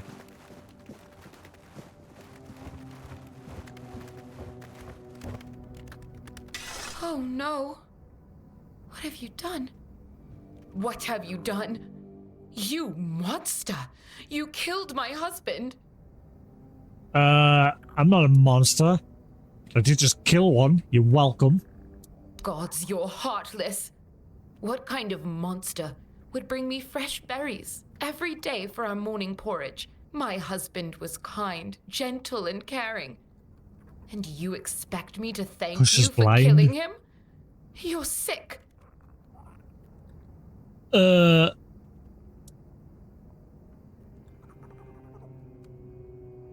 really was a monster. I guess it must have been impersonating your husband. He wasn't impersonating anyone. That was my husband. I'm blind, not stupid. I know who lives in my house. Stupid? With a stupid. I'm sorry, is there anything I can do? You could give me a hand with the funeral. Just take his remains and place them on the stone altar nearby. I don't know which god was worshipped there, but they sheltered me when I needed it, and then they brought me my greatest happiness. I need to see to the flowers and proper offerings, and I just need to be alone for a while. Unholy matrimony. Mary asked me to help with the funeral for her monster husband.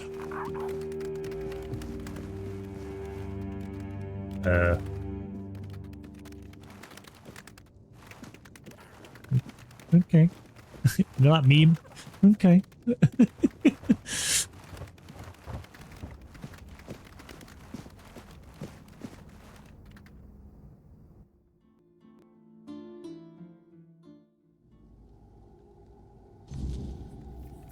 Oh, now it's nighttime. Now, go away.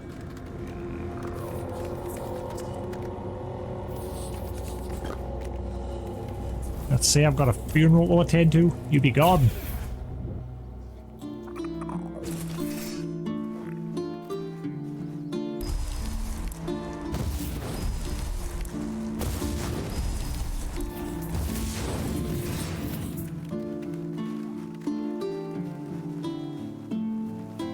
My leg. Cramp. Ooh, that really hurts. I've been sitting with my legs crossed for too long. Ow.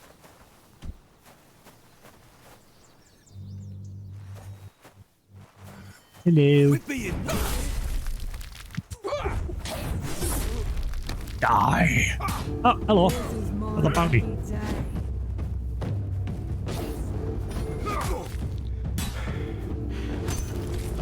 No match for our band. One band. Oh, hang on, you still got one or two. Ow. Don't move. Well down.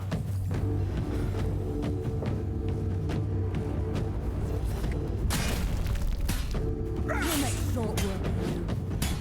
You first.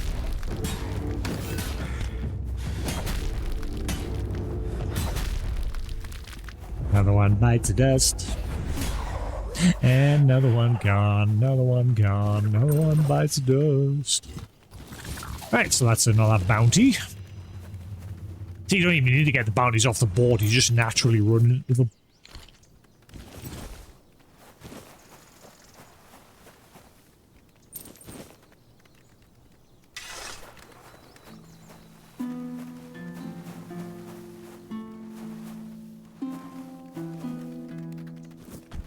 guessing the main prize here was that bow.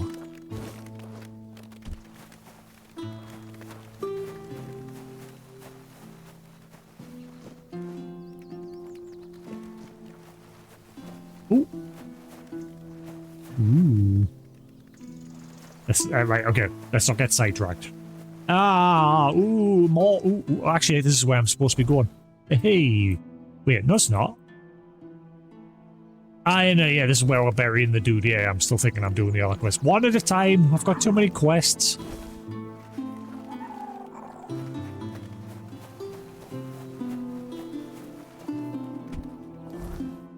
Ooh, I'm gonna have to store some stuff.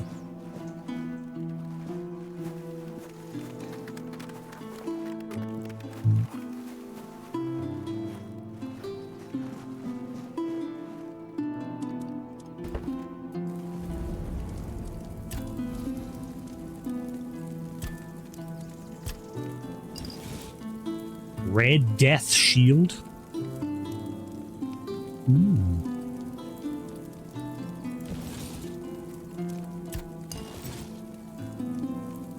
Each attack has a 30% chance of being applied one more time. One more time. We're gonna celebrate.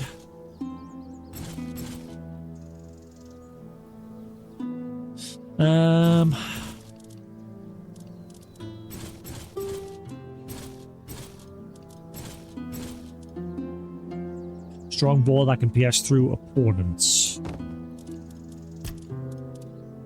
One Ranger's Hood.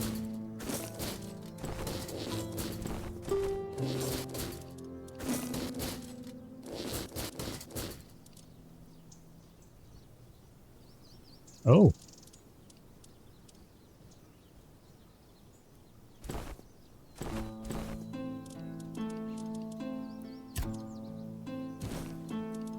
Right, I hope I've got enough ingredients to make some potions, because I am running out of good potions anyway.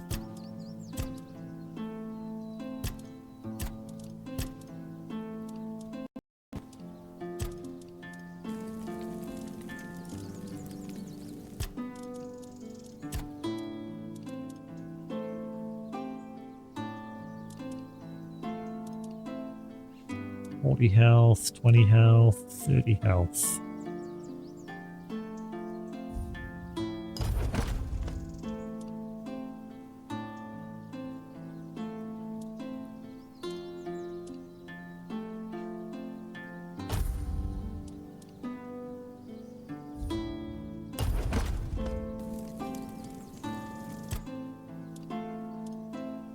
Alright, let's see, what have we got?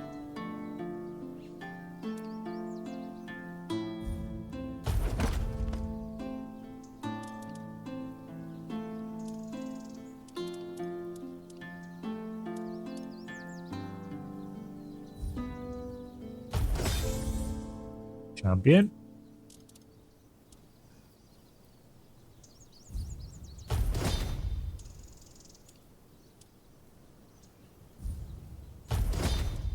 Right.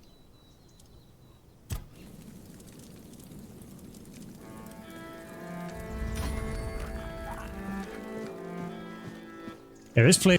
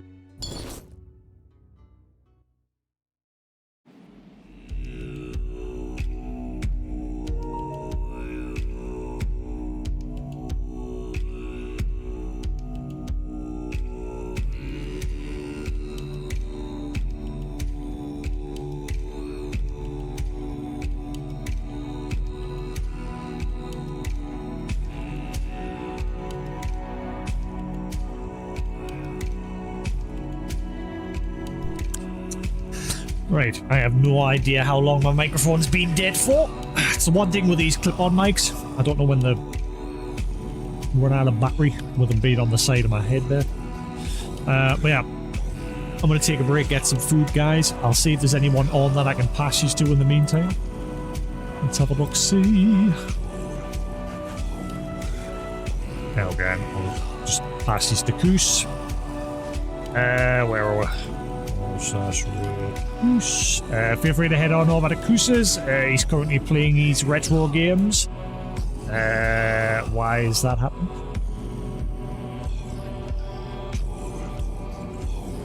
Really? Really? Twitch, what are you doing? /raid Koos. There we go. Weird. Right, so yeah, I'm gonna take a break, get some food. I'll be back in about an hour and a half or so. Until then, have a good one, guys, and I will catch you all again in a bit. Same if you're watching the mod on YouTube. Thanks for watching. Peace.